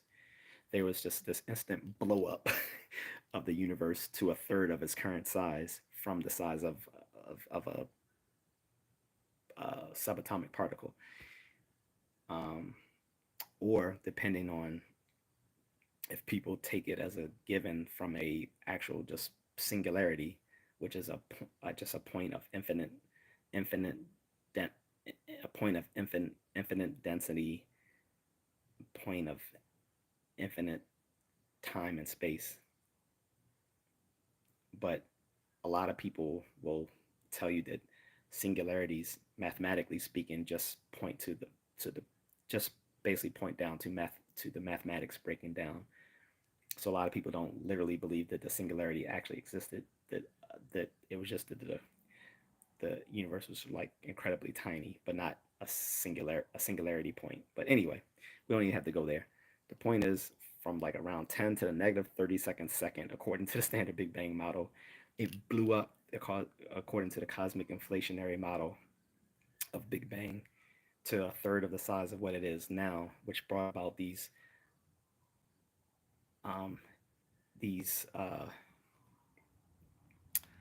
tiny little um, differences in mass, which led to causing there to be stars and galaxies and yada yada yada yada yada. But before, and that cosmic inflation was the bang in the Big Bang, according to the inflationary model of the Big Bang theory. But in any case, whether you're looking at the standard Big Bang model or the inflationary model, the Big Bang model, according to that interpretation, there's nothing that exists prior to the Big Bang, because the Big Bang is what caused everything to exist, at least for the observable universe. Now, if we're talking about the universe capital U, we don't know, because that's outside of what we know being the observable universe. Probably most physicists would believe that not only the observable universe, but everything of the cosmos which currently exists came out of the Big Bang model, unless they see the Big Bang as just being one of many universes within a multiverse, then that's a different discussion. But even if that is true, then that just kicks the can back a little further to say what caused the multiverse. And so then with the multiverse, you still get into the same discussion where either it started from nothing, just like the Big Bang caused the observable universe, or there always was something. There was some internal cyclical universe or whatever. But we don't have to go there.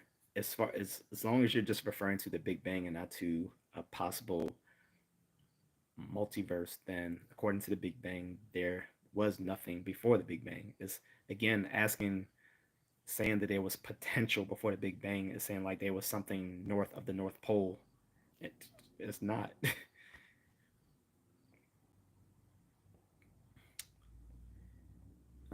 Anyway, Dark Uncle is still here. I thought he was gone. He said, "Do you think intelligence is an adaptation or residue of a creative driving force or something from beyond our knowledge where ideas have more potential energy than a rock?"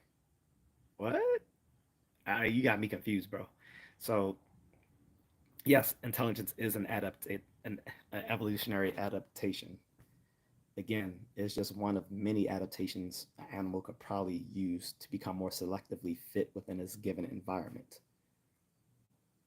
Intelligence builds on our information, our the information processing of our brains, which I already explained is both productive and generative, which leads to us being able to produce thought and language unlike any other species on the planet and maybe in the universe. Who knows? But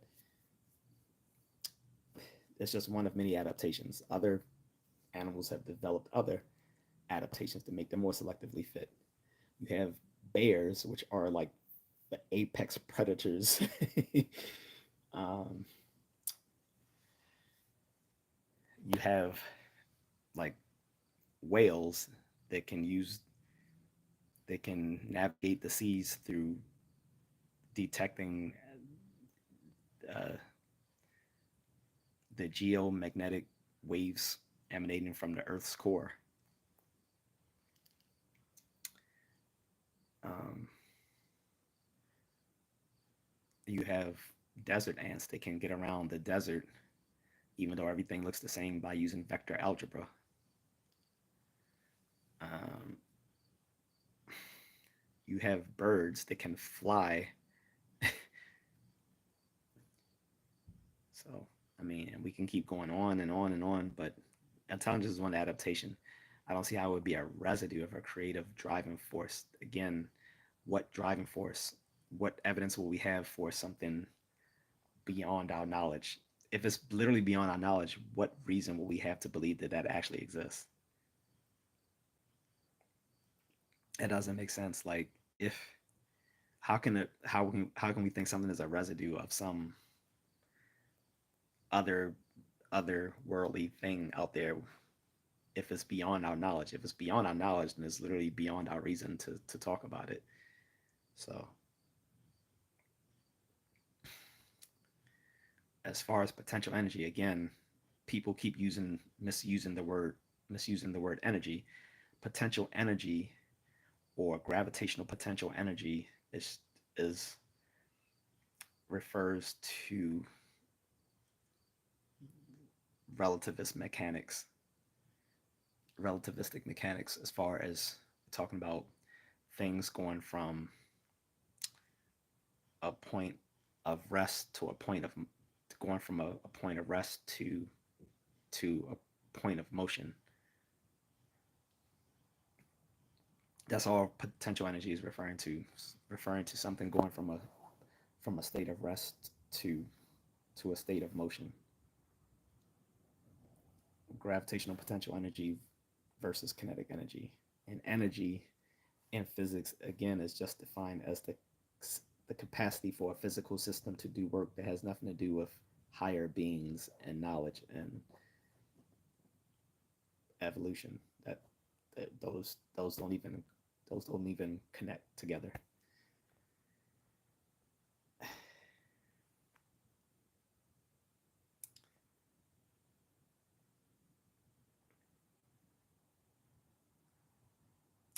Self-proclaims says, "Do you think before the bang the universe was just matter with the absence of space and time?" No, again, I'm saying that there was no universe before the Big Bang. The Big Bang was the cause of the universe itself, at least the observable universe. I should be probably clear. The Big Bang, as far as we know, is the start of the observable universe. Before that, there's nothing. There's before then, it's incoherent to talk about the the the universe being the absence of anything before the Big Bang. The universe is caused by the Big Bang. space and time and matter are all caused from the Big Bang. There's nothing, including nothing itself, existing before the Big Bang. There's no potential. There's no empty like vessel or anything. It's just a complete vacuum. And according to some quantum interpretations of cosmology, is that very vacuum that that caused the big that led to the singularity itself, because apparently an absolute vacuum would be would be an unstable state of uh, would just be unstable. It couldn't exist like that. So I know it's hard to get your head wrapped around that, but again, look at it this at this. So another like so there are geographic singularities. Geographic singularities are the North Pole and the South Pole. So when it comes to the geographic singularities like the North Pole, we would say there's nothing north of the North Pole because everything geographically that is north is defined by the North Pole. Vice versa, everything that is south geographically is defined by the South Pole. So there's nothing south of the South Pole. There's nothing north of the North Pole. Those are geographic singularities. Apparent the big at the beginning of the Big Bang is supposed to be a gravitational singularity, as are there gravitational singularities at the bottom of every black hole. These are said to physically exist, not just be a matter of um, just a point drawn on a map like a geographic singularity, but the same sort of the same thing is there. There's nothing north of the North Pole. There's nothing existed before it, the Big Bang, which is existence itself. Existence came out of the Big Bang, so nothing existed prior to existence itself. So, uh, guys, don't insult each other.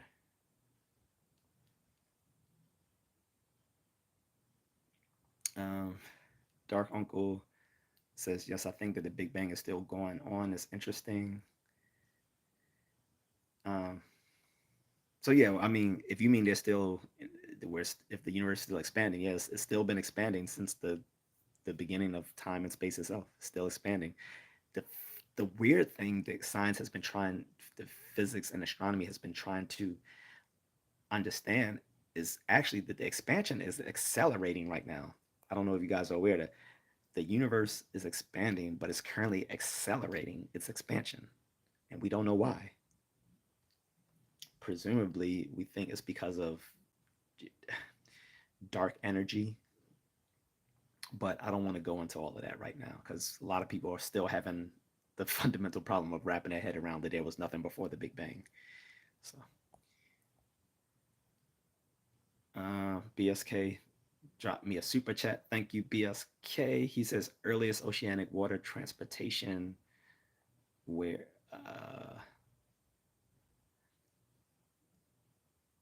earliest oceanic water transportation. I guess the correction where when. First of all, thank you, BSK, for the super chat. I appreciate it, my brother.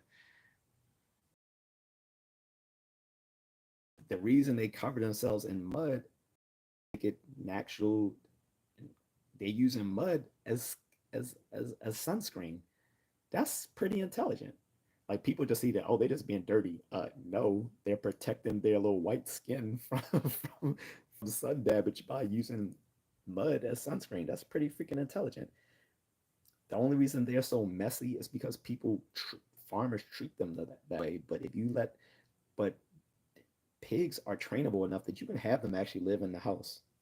And I've seen people do that. Like not people I know, but I've seen people actually train a pet pig to live in the house. They're like I said, they're actually pretty fastidious about being clean. and they're trainable. Kind of makes sense that in the this old book by George Orwell, um, that at the end of the book he said it became indistinguishable who were the humans and whom were the pigs.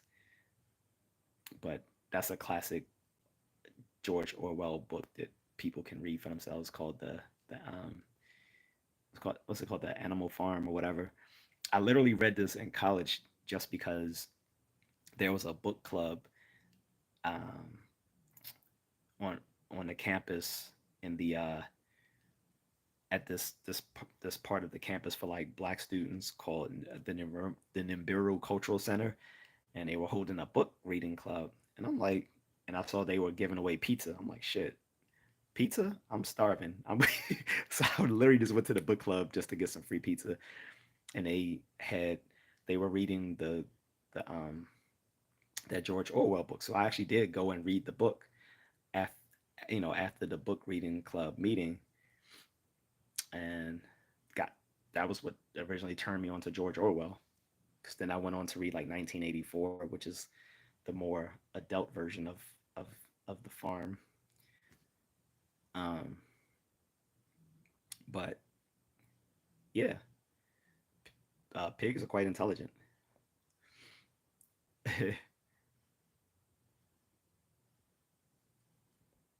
But you are making me hungry with the pork chops, not pizza. The fellow says that God has his potential. Well, if that's according to your beliefs, that's fine. I'm talking. I'm At this point, I'm just talking about um, evidential beliefs. I'm not talking about spiritual beliefs here.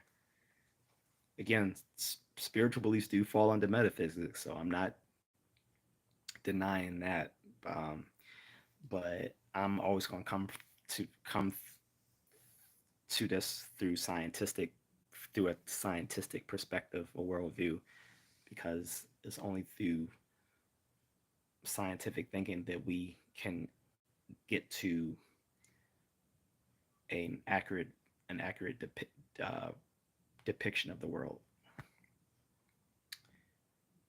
Jada says, "Hey, what's up? What's up, Jada?" Dark Uncle says, "Animals are objects. None of them are intelligent.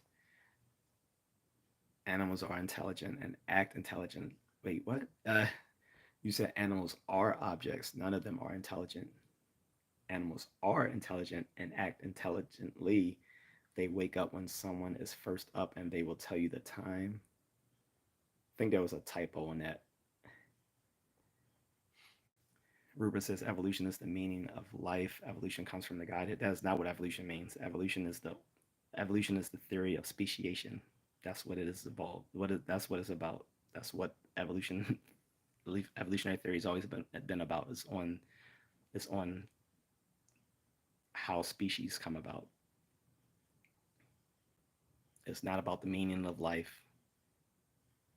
It's not on the origins of life. That's not what evolution is about. If your religion says that, it's simply wrong. That's not what evolution means. Miss Neil says evolution is believing you come from a rock. No, that doesn't mean that either. Again, people confuse evolution with the theory on the origins of life. Those are two different theories. Evolution is the theory on speciation, on how species arise. It's not a theory on the origins of life, which is something completely different. Like I said, you have the theories on the origins of life are very speculative. Like I said, the main one, which was one that Darwin liked himself, was the primordial soup theory.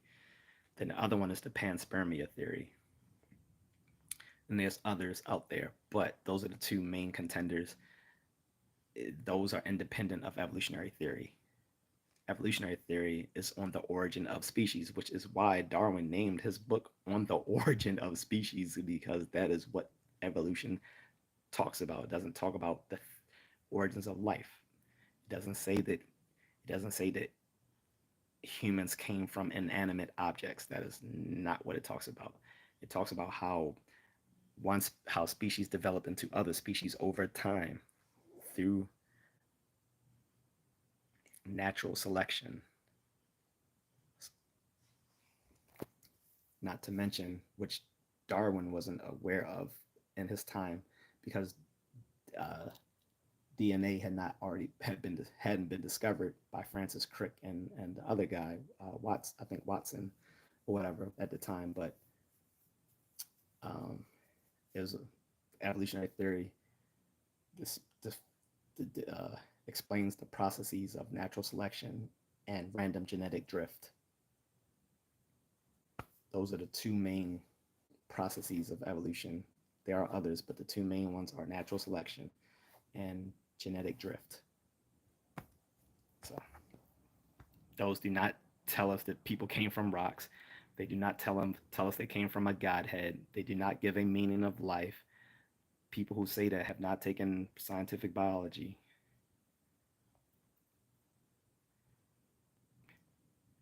BSK says meant when where. Gotcha. When where. Okay. Needle says, Rupert, which god are you talking about? I may ask. He's a Buddhist, Miss Needle, so yeah, beware. He says, according to some Jew with freaky hair. No, according to millions of collected evidence, according to logical inference. Just because, and how do you get anti Semitic from it? Like, that shows you don't know what the fuck you're talking about. So it's more believable to come from some ignorant person who's never studied science to someone who's dedicated their life to learning through math and collecting evidence and scientific methodology. You're going to believe someone who cooks using shit. Yes, he is. You think, and first of all, we're talking about evolution. Darwin wasn't Jewish. He was a British man. If you're talking about Einstein, you're thinking about general relativity, and he didn't actually come up with the standard Big Bang theory. They used general relativity. The Big Bang theory is an extension of general relativity, but that was actually developed by other people. You would know that if you actually studied science instead of just smoking granola.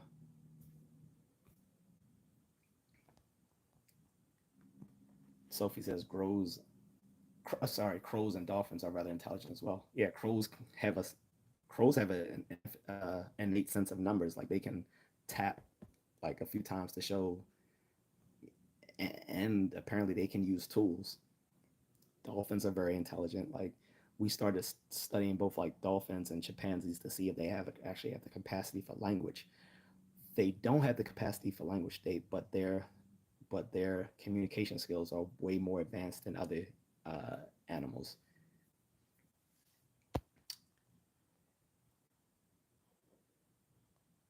Herbert says, Miss Needle, the Godhead is not Yahweh. All right, we don't care. I'm sorry, I don't care. Anyway, I'm just gonna ignore those. Sophie says, off topic quickly, whales used to have ears and now just have a small hole or dot. However, they still produce earwax, which scientists can use as a timeline, and you see what's happening throughout their life. Yeah, and we know that the whales and other porpoises actually started off on land. This is why they had ears. They actually started off um, from a common ancestor from which both they and hippopotamus evolved. Except that animal, which became porpoises, like the modern whales and dolphins and other porpoises, eventually evolved just to be in the water all the time, whereas the other ones developed to be just on land all the time, which became like the hippopotamus. But they share a common ancestor. It's very interesting, right? Um, let's see. Yeah.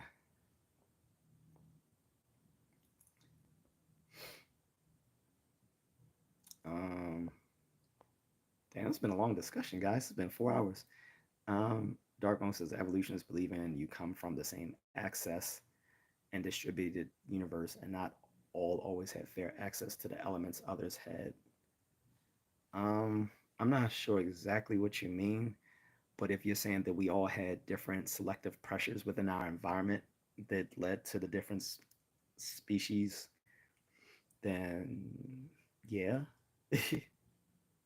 Like I said, new species evolved because of genetic mutations, which cause random genetic drift, as well as those genetic mutations ended up giving certain individuals of a species an advantage over other members of its species.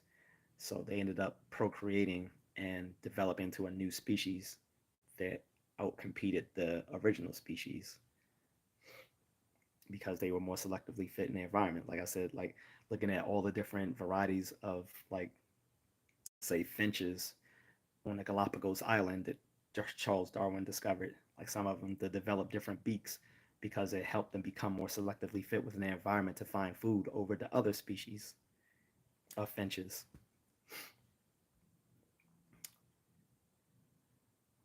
Uh,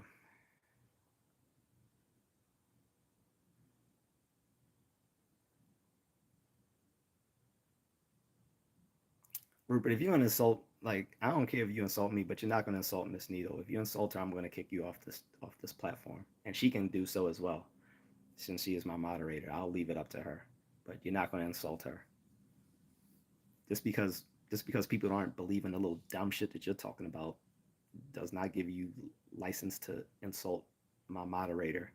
I don't care if you insult me because I'm smarter than you, but you're not going to insult my moderator. But I'll leave it up to her. She can cancel you anytime she wants. Um, anyway, Dark Uncle says if you think intelligence is an adaptation of evolution, it's also just a theory. If we can't really know, maybe it's beyond ourselves, but referring to it as an adaptation implies there's another thing. There are other things. Well, first of all, it's not just a theory. Again, I've said this like 2 hours ago in the discussion that you guys don't realize in science terms are used in a more specialized manner than used in everyday talk, in everyday language. A theory in science is not just a guess. That's not what theory means. A, a, excuse me. I gotta get some water. Sorry.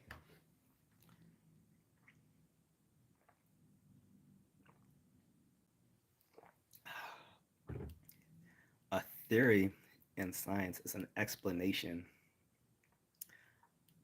of a certain phenomena that makes predictions and has testable claims, which will either be refuted or confirmed through through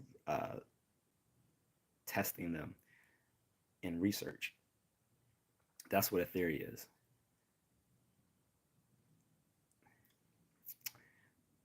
And I think you're saying that to oppose to in opposition to scientific facts. Scientific facts are just our data that needs to be explained by theories. Our theories explain the facts that we discover. So, and this has been talked about ad nauseum in evolutionary biology. Evolution is both a theory and a set of facts. The theory, what's theoretical about evolution, are how we explain these processes. These processes like natural selection, artificial selection, random genetic drift. Okay. These processes are facts that happen. We see them in microbiology. Why do you think we have to keep getting new shots every year? Because the our previous vaccines no longer work because those germs have already evolved into something that's resistant to the previous vaccines. New strains of new strains of the flu, new strains of the common cold, new strains of H1N1, new strains of COVID, they evolve so that they're resistant to the previous vaccines we used to take for them. This is showing this is evolution in its fast stages, but evolution normally works in a more geological time scale over millions of years, sometimes billions of years. Um, that is a fact. Like I said, what's theoretical is how we explain those things. Is the best explanations through the theory of natural selection. Is the best explanations through talking about random drift. Um, is the best explanation through talking about spandrels, which are like the byproducts of natural selection that caused evolutionary changes themselves, but aren't themselves evolutionary um, process. Anyway, the point being is that evolutionary biology is both a fact and a theory. How we explain it is the theory. What is to be explained is the fact of the matter, which are that species change over time. That is a scientific fact. Species change over time. Species change over time. Species change over time. That is a fact. The processes that cause them are things like natural selection and random genetic drift. And the explanation is the explanation is the theory.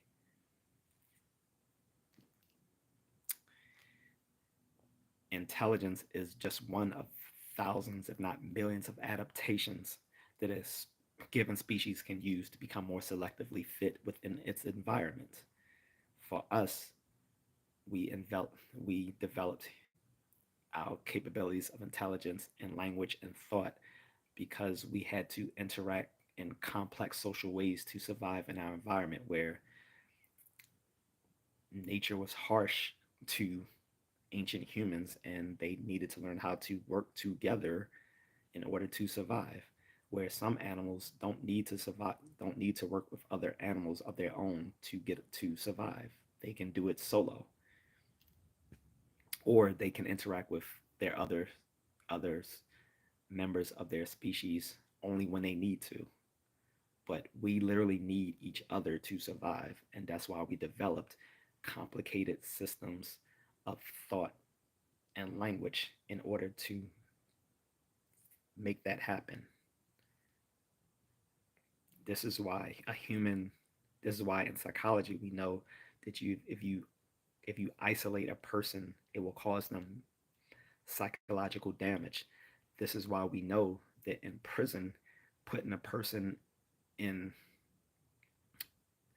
putting a person in seclusion from the general population over a long period of time is a form of torture because people need to be around other people to be psychologically healthy.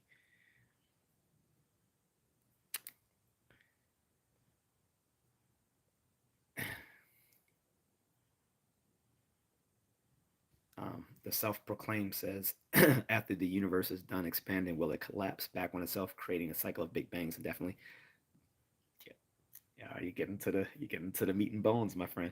So they are different. So here are the different views on that. So there's one, the thought of the big rip, that the universe will continue to expand till it just rips apart, literally. Well, the fabric of time space will rip apart. I don't want to get into what time, like the fabric. Don't take the fabric of time space too literally, but time and space itself is it's can can be seen as a dimension to put it in layman's terms. Okay. Um, then there's also what they think is going to be the big crunch. The big crunch is that it will it will close upon itself and just destroy itself in that way. This all depends on the structure of the universe. So The third one is the heat death of the universe. This is the one predicted by most models today. The heat death of the universe is that it will continue to expand till all the stars die out and the universe just becomes a cold, lifeless thing. With everything will pretty much cease to be in motion. Everything will just grow cold and inanimate. This is the one predicted by most models. This is based on how we see the structure of the universe. So if the universe, if the structure of the universe itself is curved, it will eventually expand until it reaches a crunch. Okay. If it's negatively curved, like basically like a horse saddle, it will just continue to expand and expand until it reaches like a heat death. Or if it's open, sort of like more or less flat, then it will continue to expand until it reaches a heat death.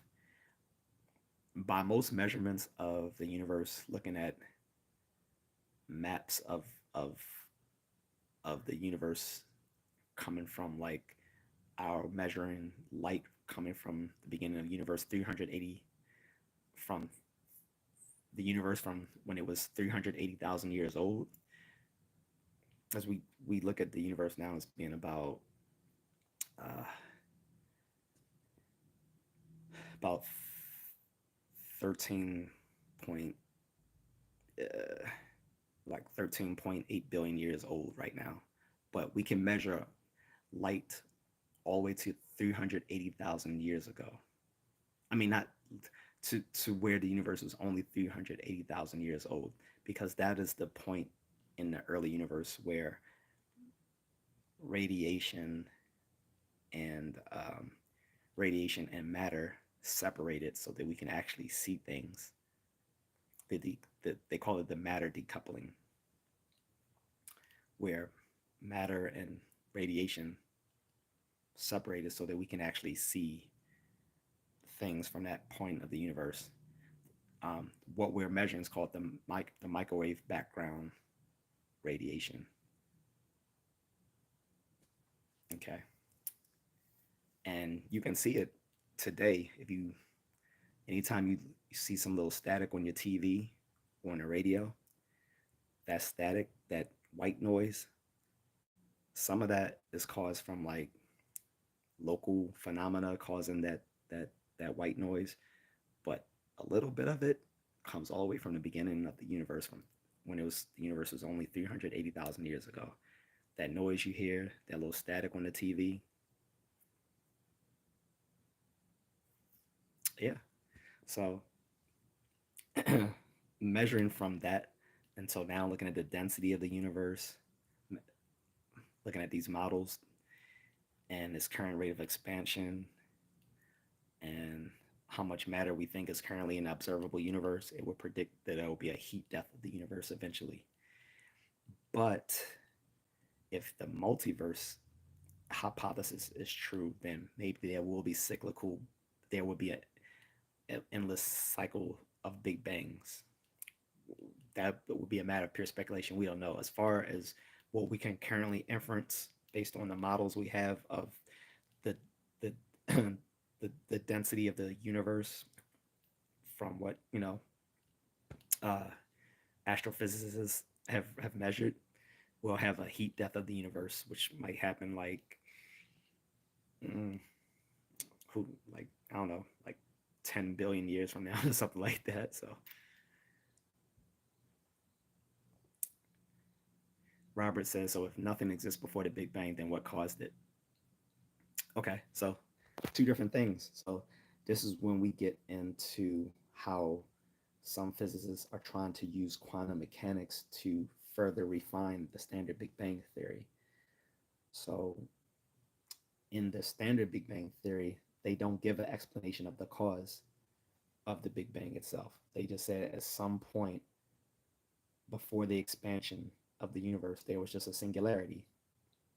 However, a lot of people did never believe that singularity is real, because a singularity in mathematics is just a breakdown of your math. But if the singularity is a real thing, a gravitational singularity, it would be a point of infinite density, time, space, whatever. And gravitational singularities are predicted to be at the bottom of every black hole as well. Again, we don't know if those are actual, these gravitational singularities are physically real as some suppose them to be, or they're just a breakdown in our math caused by general relativity not being a complete theory that needs to be bolstered through quantum relativity.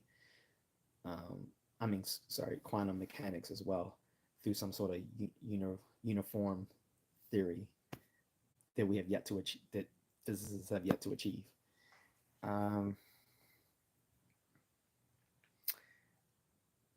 but the standard Big Bang model doesn't explain it. They really don't. To be quite honest, the standard Big Bang model says at some point something something kicked off, possibly because again an absolute vacuum would be unstable. At least, well, actually, no, that's not even standard Big Bang theory. That's quantum theory being inferred. But standard Big Bang really doesn't explain. It just says at some point, about 13.82 billion years ago, the Big Bang kicked off and caused this expansion, which is going on to today and now accelerating. Now, later on, Alan Guth and another guy uh, proposed that there was a cosmic inflation of the universe at an early point in time at around 10 to the negative 32nd second of the universe. A fraction of a fraction of a fraction of a second. 10 to the negative 37 seconds.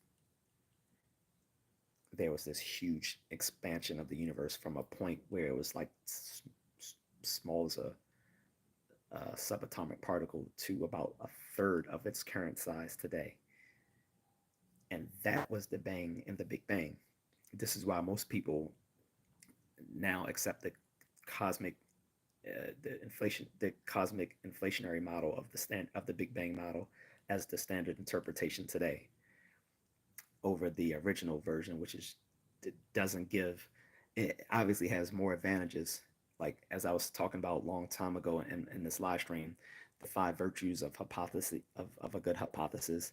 It explains what the previous theory couldn't, while still keeping a narrow explanatory scope, but also being testable or potentially testable, being simple and being logically modest. So because of the virtues of the cosmic inflation model, this has become the the most widely accepted version of the Big Bang theory today. As far as what caused that cosmic expansion, which was the bang in the Big Bang. So we think now the cosmic inflation was the Big Bang of the Big Bang theory. What caused it, we still don't know.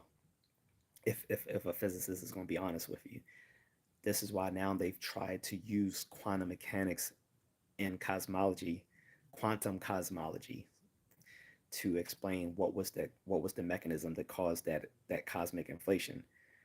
Again, according to some, it was that the absolute vacuum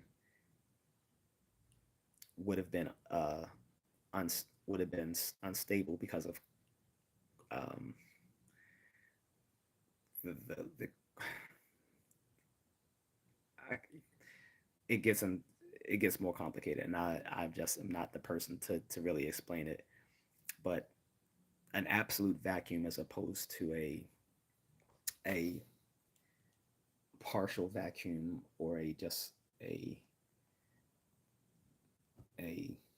mixed vacuum, would be unstable for mathematical reasons, and that would have caused itself the cosmic expansion we gave the Big Bang, because an absolute vacuum would be was not something that could exist on its own for long.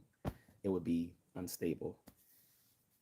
Sort of like uh, I guess if you put something, if you hung something up, eventually it will fall down. I know that's very crude, but if that helps at all, then yeah. But if I'm going to be honest, and if any physicists is going to be honest, they don't know what is the cause yet. We just think that the Big Bang is the cosmic inflation, but we don't really know that what was the mechanism, other than maybe that having an absolute vacuum would be um,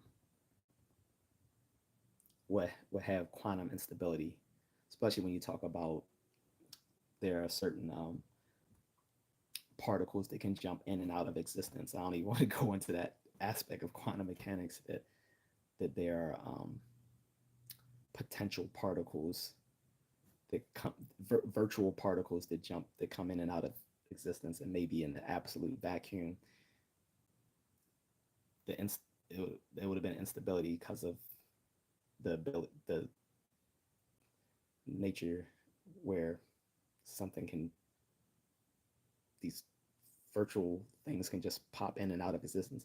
Again, this is also something around the confusion on singularity. Just like some people think singularity is just a mathematical construct and not an actual physical one, some people interpret um, virtual particles to just be mathematical things to explain the equations and not something that's actually physical, like actual like particles that can jump in and out of existence.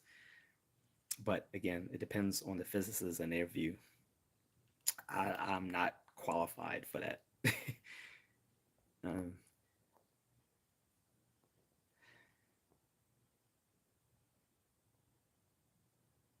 BSK says outpacing light speed universe. Yeah, so everyone knows that the speed of light, nothing can go faster than the speed of light, except for the expansion of the expansion of time space itself. Because light, the speed of light, BSK, is the speed limit for anything within time space, but the fabric of time space itself actually can and does expand faster than the speed of light itself, which is why we're saying that the universe is not just expanding but is accelerating, and we need to understand why.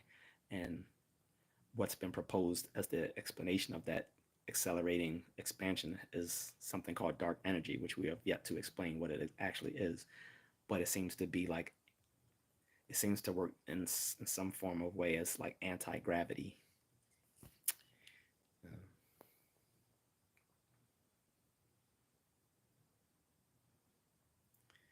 Dark Uncle says a dynamic to static can describe reality. The system is the only one I've come across that uses language as clearly as I can relate. Static can capture recorded pieces of time. Dynamic, change or responsive.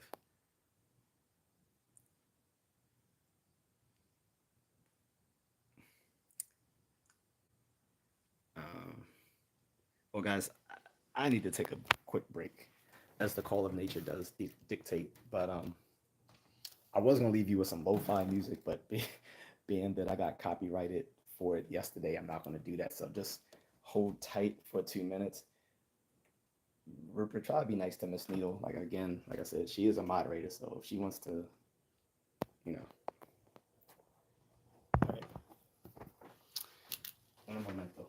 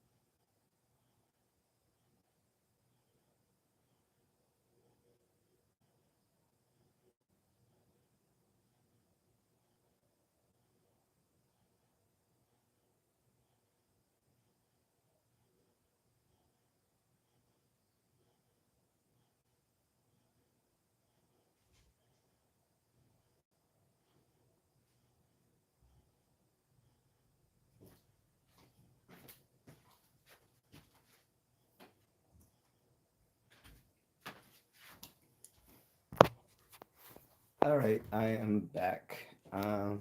Just want to say that we're doing very speculative metaphysics because, again, metaphysics is a specific discipline within philosophy that studies particular things like free will versus determinism, personal personal identity over time, um, the nature of the mind, which I already discussed. That most of the metaphysics done today is philosophy of mind, um, as well as other interesting topics like um, dualism versus physicalism, uh, stuff like that. But we're doing very speculative stuff, so I'm allowing it. Although, again, we're not really sticking directly with the discipline of metaphysics itself. Um, Dark Uncle, Dark Uncle says the residue of the driving creative force of evolution is the things that can capture recorded pieces of time. You keep saying driving creative force. There's no. They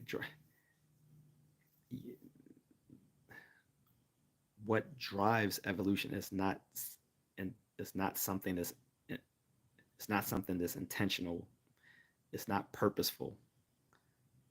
There's no purpose to evolution. It's not intentional. It's not driven by anything. To say that it's driven means it's intentional. It's not intentional. Or that it has purpose. It's not how evolutionary works. Evolution is a byproduct of the laws of biology. And the laws of biology um, are supervene on the laws of physics. There was once a private discussion Noam Chomsky had with my professor George Ray, and he was discussing intelligent design, and he said this was a private discussion, so you're not going to find this in any book or article written by Noam Chomsky. But this was just a discussion that Dr. Ray was having with us as his classroom. He was like, so Noam Chomsky was having a discussion with us privately. He was like, you know what? He said the intelligent design people are actually right. He said the universe is intelligently designed. And he said what they got wrong is that it's God is actually the laws of physics. Which is pretty cheeky, but he's right. Is there a design? Yes. Is it intelligent? Maybe. But it's the laws of physics, not some psychological being out there. And if there was a psychological being, then it would be an infinite regress to what caused that and what caused that and what caused that and what caused that and what caused that and what caused that. At some point, you got to say that there was some ultimate cause, and either that ultimate cause is again some supreme being who's always existed and always will exist and always have existed, which is pretty incoherent, but whatever. Or you can say it's just the laws of physics. So,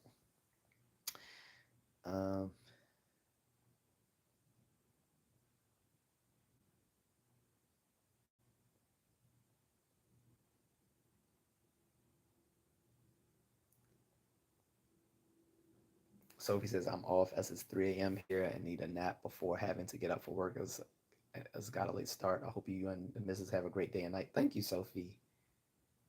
Appreciate it.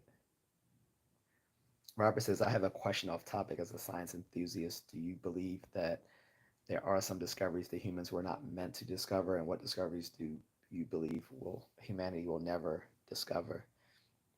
First of all, discovery itself is something manifestly something that humans do. So I don't think there's no such thing as something meant for us not to discover. if you're meaning that we are better off not discovering something, there may be some things we shouldn't have discovered, which we have. So, for instance, we, I mean, we know through contemporary psychology that there's no reason to believe that free will exists.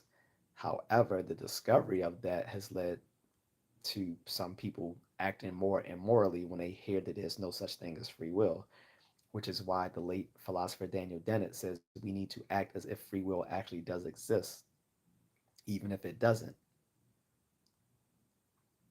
Because if we don't, then we teach people a sort of uh, meaningless, uh, meaninglessness that will often lead to them acting in immoral ways because they think there's no repercussions to their behavior. That might be something that, although it's a phenomenal discovery that that furthers the science of psychology, it may not be better off that most people know this, that there is no reason to believe that free will exists because there's no mechanism by which we will possess that.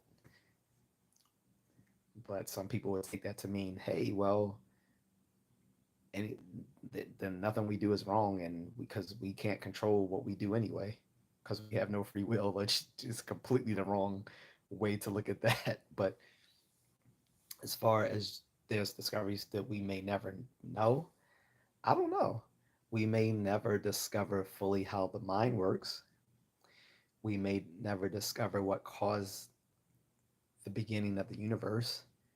We may never discover whether there are more than just our universe. We may never discover what's beyond our observable universe. Um, we may never discover a way to unify the theories of quantum mechanics and the theory of general relativity. And I'm sure there's other things you could think of, but I don't think there's nothing that was meant not to discover. But there are certain things that we may never discover just because of the limits of our cognitive ability, even by the most clever of us.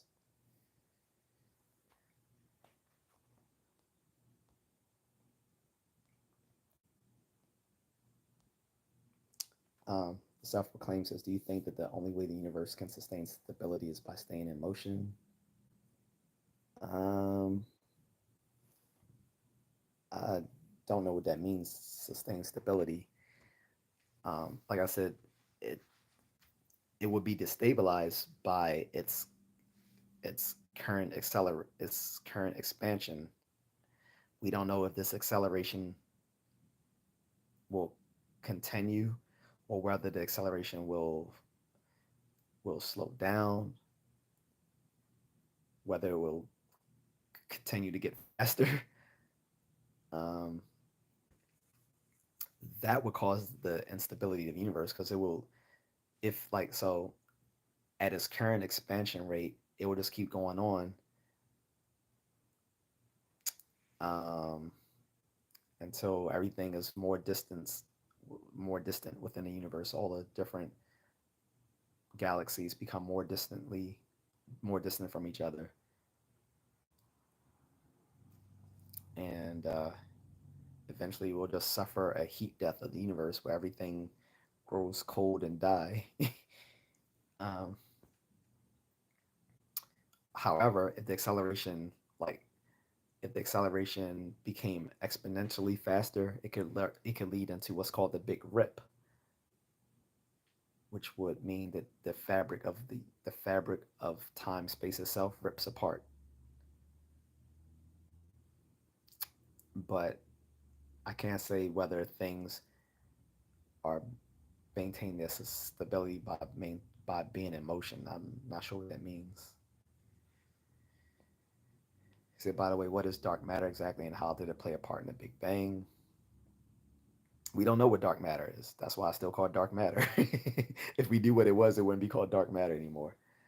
Um, we do think that some of what makes up dark matter is neutrinos.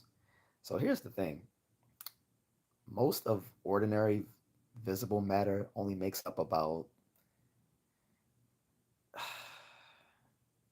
I think, what, 5-10% of all matter in the universe, and the rest of it is stuff that we have yet to discover. We think that some of the dark matter are neutrinos, though, which are these ghostly particles that weakly interact with other forms of matter. But we call it dark matter because it doesn't really interact with the visible forms of matter which we can observe, but we know it's out there because that dark matter kind of holds together our galaxies, without which they would probably fall apart. But we don't know what that dark matter is, and which is separate from dark energy, by the way. Those aren't the same things. Keisha H says hi. What's up, Keisha?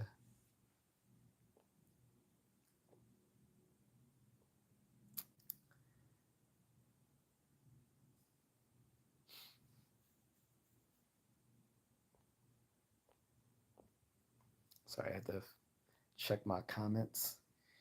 Yeah, I'm probably gonna get off soon, guys. It's been almost 5 hours.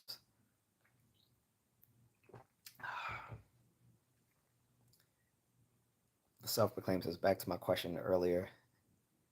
In the event of a rip in space and time, with 2 plus 2 equals 4? Yes, again, making a categorical error with your 2 plus 2 equals 4 is something as is a matter of the formal sciences, not the empirical sciences.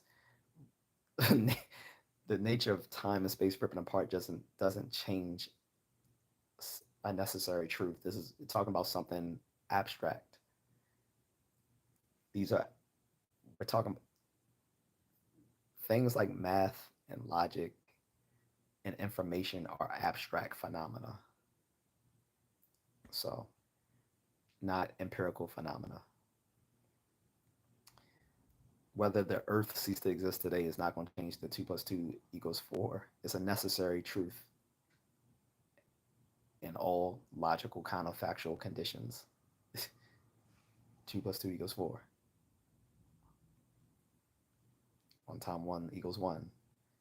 This Let's not get into that Terrence Howard thing. He's special. Probably because he smoked a lot of weed.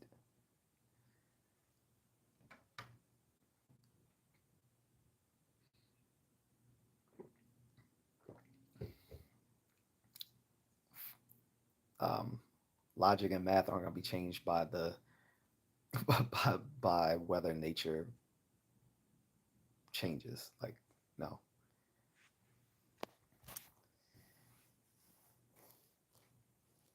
Now, if you're talking about an empirical truth, yes, empirical truths will change. We do learn that certain scientific truths are not only necessary but empirical, though, as well as we learned that there can be some properties of some examples of truths that can be synthetic a priori truths.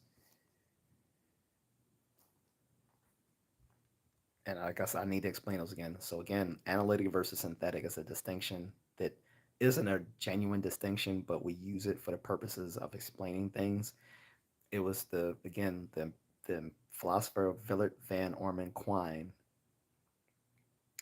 who discovered that the analytic synthetic distinction isn't real, but it is a useful distinction to make between truths, which are analytic truths, things that are true just by the definition of the terms being used, and synthetic truths, things that are true of the world.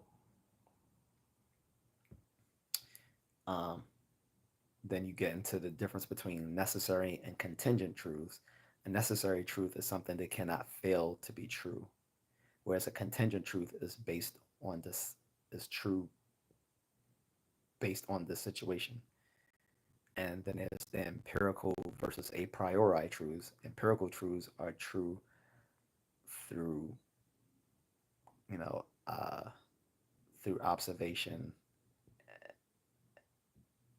and study of the world, whereas a priori truths can be true through reason alone, or what?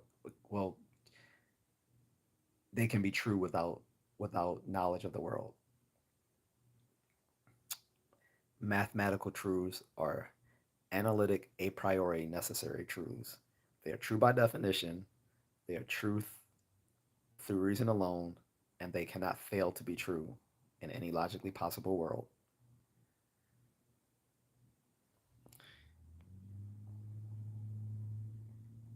Self-proclaimed says, "What do you make of people's trip on psilocybin and the intensities they claim to see?"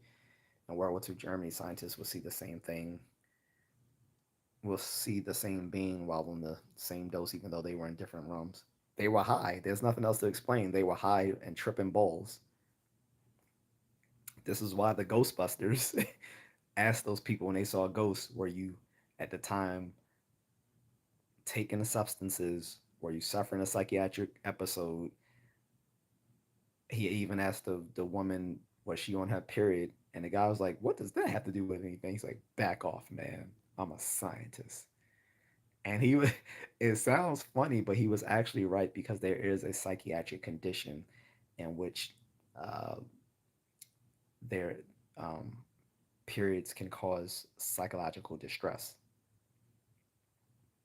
It's not a normal sort of menstruation. It's an actual um, severe form that can cause a woman to be hospitalized, and it can cause psychological distress. This is why Peter Venkman asked the librarian that in the first Ghostbusters movie, but most people wouldn't have got that.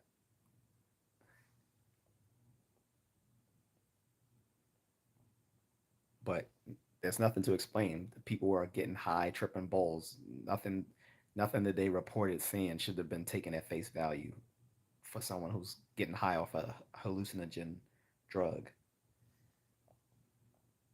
Um, all right, I'm gonna take this off-topic question, then that's it for off-topic questions because I'm about to get off. Robert says, I got another off-topic question. If that's all right, do you believe in the paranormal? And if so, what is the strangest thing that ever happened to you? I personally believe that aliens can exist.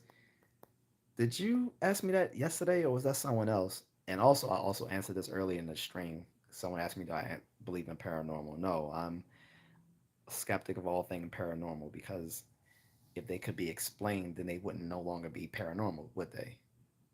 Um, the paranormal, supernatural, and other extra scientific phenomena are just things in which either we don't have an explanation for or people lack an explanation for because of their lack of knowledge. But it comes from an argument from ignorance, which is that given some given we don't know something that X is true or X is false, and that's just not a good way to go about um, thinking about things. Is based on a lack of knowledge of something, and then creating things to fill in the gap in our knowledge, whether they be monsters or aliens or gods or demons, yokai, um, genies, spirits, angels, um, mogwai, like whatever. No, I don't believe in any of those things because there's no evidence to support them. And I don't have any strange thing that's ever happened to me because I don't have a fictional prone personality. Only you're only gonna think something you're only gonna have a paranormal experience if you already believe in the paranormal. But since I don't have any paranormal experiences. If I seen something spooky at night, I assumed it was either a person or an animal, So if I hear something crazy sounds at night, I'm assuming it's coming from a person, a thing, or the sound of the house settling. Some people don't know that houses settle on their foundations over time, which causes noises, especially in older houses.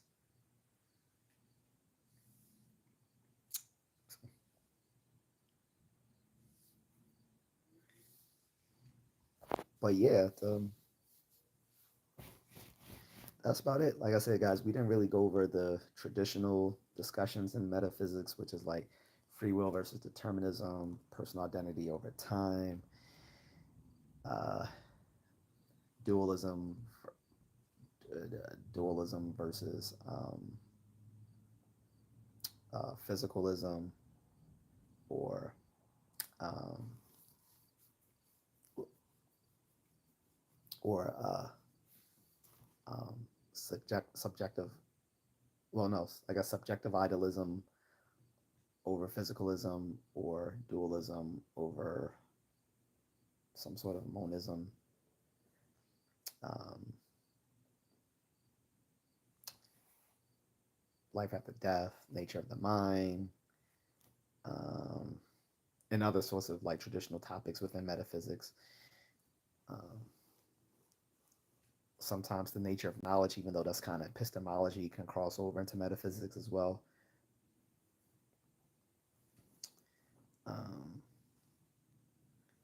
the the nature of mathematics, like is math that falls under metaphysics. Are numbers real? Um, a bunch of stuff like that. These are a lot of these would be traditional topics in metaphysics, but some of these we kind of covered, some of these we didn't. Some of them we glossed over and talking about other things. But I guess I allowed everyone to get into this, into like speculative metaphysics, because otherwise I know most people just wouldn't have an opinion on like traditional topics within metaphysics.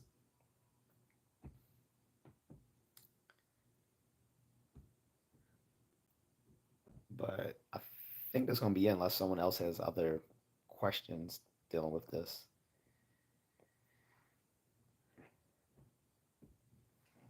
And again, to answer the question, math and logic don't change by the universe changing. Like, eh, necessary truths are something that's presupposed by the very nature of thought of self. So, well, the very nature of thought, well, yeah, thought and reason.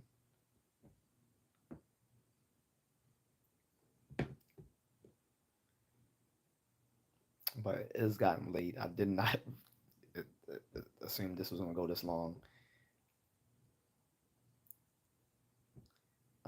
Unless there's any other questions, I'm going to um, let this go in a few minutes. But I'll entertain if there's one or two questions left. But I can't imagine something we didn't cover already, unless it's like something strictly coming out of philosophy or psychology, which I didn't talk about specifically. But we've covered just about everything else from armchair biology to armchair physics, um, to armchair history and everything in between.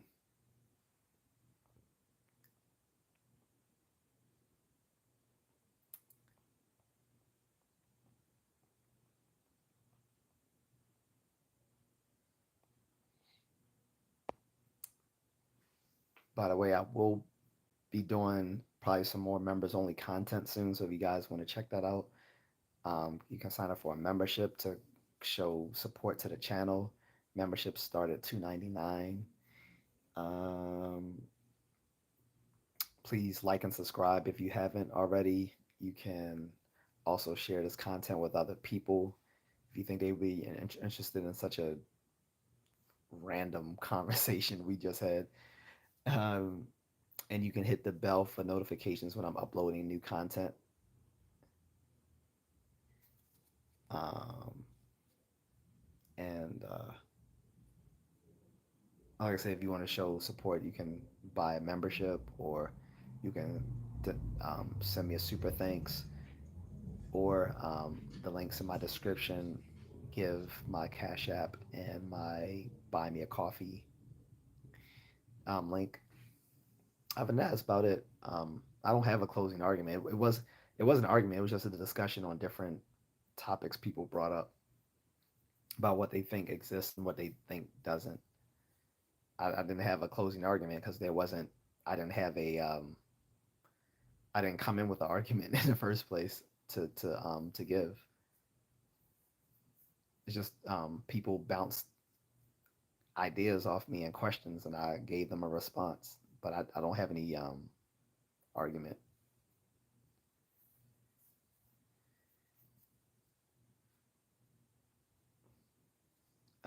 But other than that, yeah, I'm out, guys. Let me see what time it is. Oh yeah, it's very late.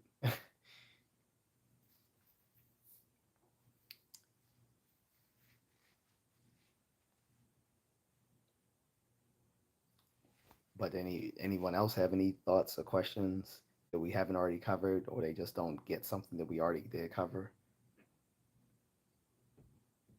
I think there was a lot of confusion about. I think there was a lot of confusion on the basic concepts of evolutionary biology and some of the basic concepts of like classical mechanics, classical physics, and as well as talking about theoretical physics, which I don't think people should really discuss if they haven't even taken basic physics yet. Like if you haven't taken physics 101, I don't think you should be worrying about string theory because you're not even close to being able to understand that. So, um, like I said, I don't. There's no advice I can leave people with. I would just say if you want to learn about stuff, you should probably take a class in it, or you can read up on it.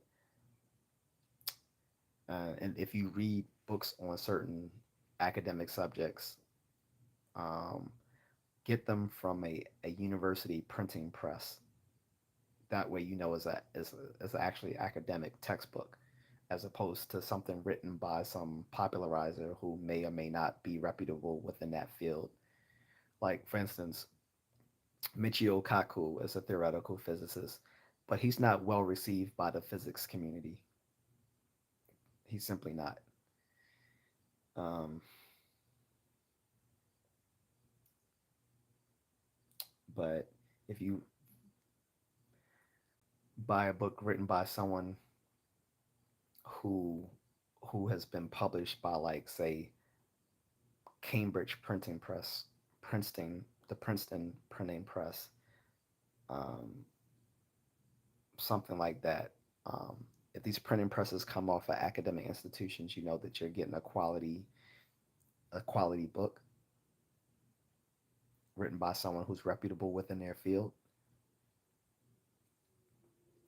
And don't be afraid to use the For Dummies series, uh, book series, to find out on things, whether it's physics or cooking or even martial arts, whatever. Jimmy says it was an example of an objective moral truth. That's not really the topic for today. And I have a strong suspicion that you're the guy that was here last week causing a lot of mayhem. I'm not talking about objective moral truth. This was a discussion on metaphysics. I think you guys need to understand there are different disciplines within philosophy, sub disciplines. They're not all related. Ethics is a completely different subject than metaphysics. they are not they are not similar. It's like coming into a discussion about math and asking about art. Anyway, Steve says play some Diddy, my dude. Well, here's the thing. This is the only thing I'm gonna say about that. I am not going to stop listening to anybody's music, regardless of what they do, because I didn't listen to the music. I didn't listen to the person's music because I thought the person was a outstanding human being. Most musical artists aren't. Most entertainers aren't. So that's all I'll say. And even if I stop listening to Diddy, I'm not gonna stop listening to Biggie because he's still my favorite rapper in the world and the best rapper, I believe. So I would never cancel Biggie just because Diddy's a problem.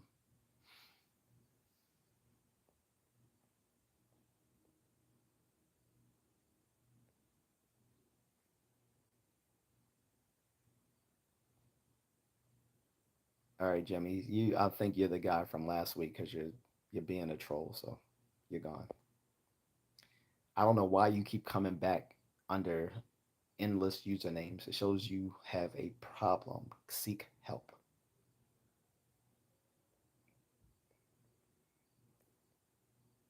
Steve says, "Can you separate the art from the person?" That's not the topic here. My topic was metaphysics. I'm not talking about Diddy. I don't care about Diddy anymore. I already discussed that in previous videos. Don't care. That's not the topic. It's not my topic. Please respect the topic. If you see the topic when you click on the live stream, that's what this topic is about. I'm not going to talk about Diddy. Full stop. If you want to address it as a metaphysical question, then maybe we can talk. But I'm not talking about the philosophy of art, which is a separate topic from metaphysics. Again, respect the topic. I don't I don't go into a I don't go into a discussion about pizza asking people what's their favorite car.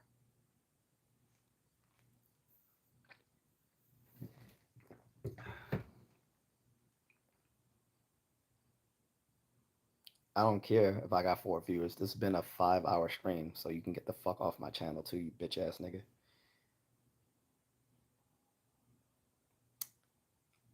I hate Gen Z. You know he's Gen Z because he's a fucking idiot. Gen Z have the lack of reasoning and capacity. I will guarantee I will put money that that was a Gen Z that troll. So was the other guy I had to block who's been here, Jimmy. He's that's his like eighth username. The loser has been on here like at least under I don't know how many different usernames that I had to keep blocking because he wants to keep asking me about moral truth, something we discussed like a week or two ago, and he didn't like how it went, so he kept trying to debate me on it for 40 minutes. Then tried to insult me, so I blocked him. Then he wanted to keep coming back under different usernames. I'm not talking music. If the only thing you can talk about is rappers, then you're probably not a very intelligent person. Because no adult male is going to spend his time talking about rappers unless he's some little fucking hood booger who has no other knowledge about anything else in the world other than hip hop. That's the lowest. That's that's a discussion for people who are morons. And Robert says, "Good night. I'm out. Thank you for your time. No problem, Robert. I'm out myself because now it's gonna come. I think only people coming on are these little Gen Z trolls who have nothing else better to do with their lives. So I'm out myself. Take care, guys."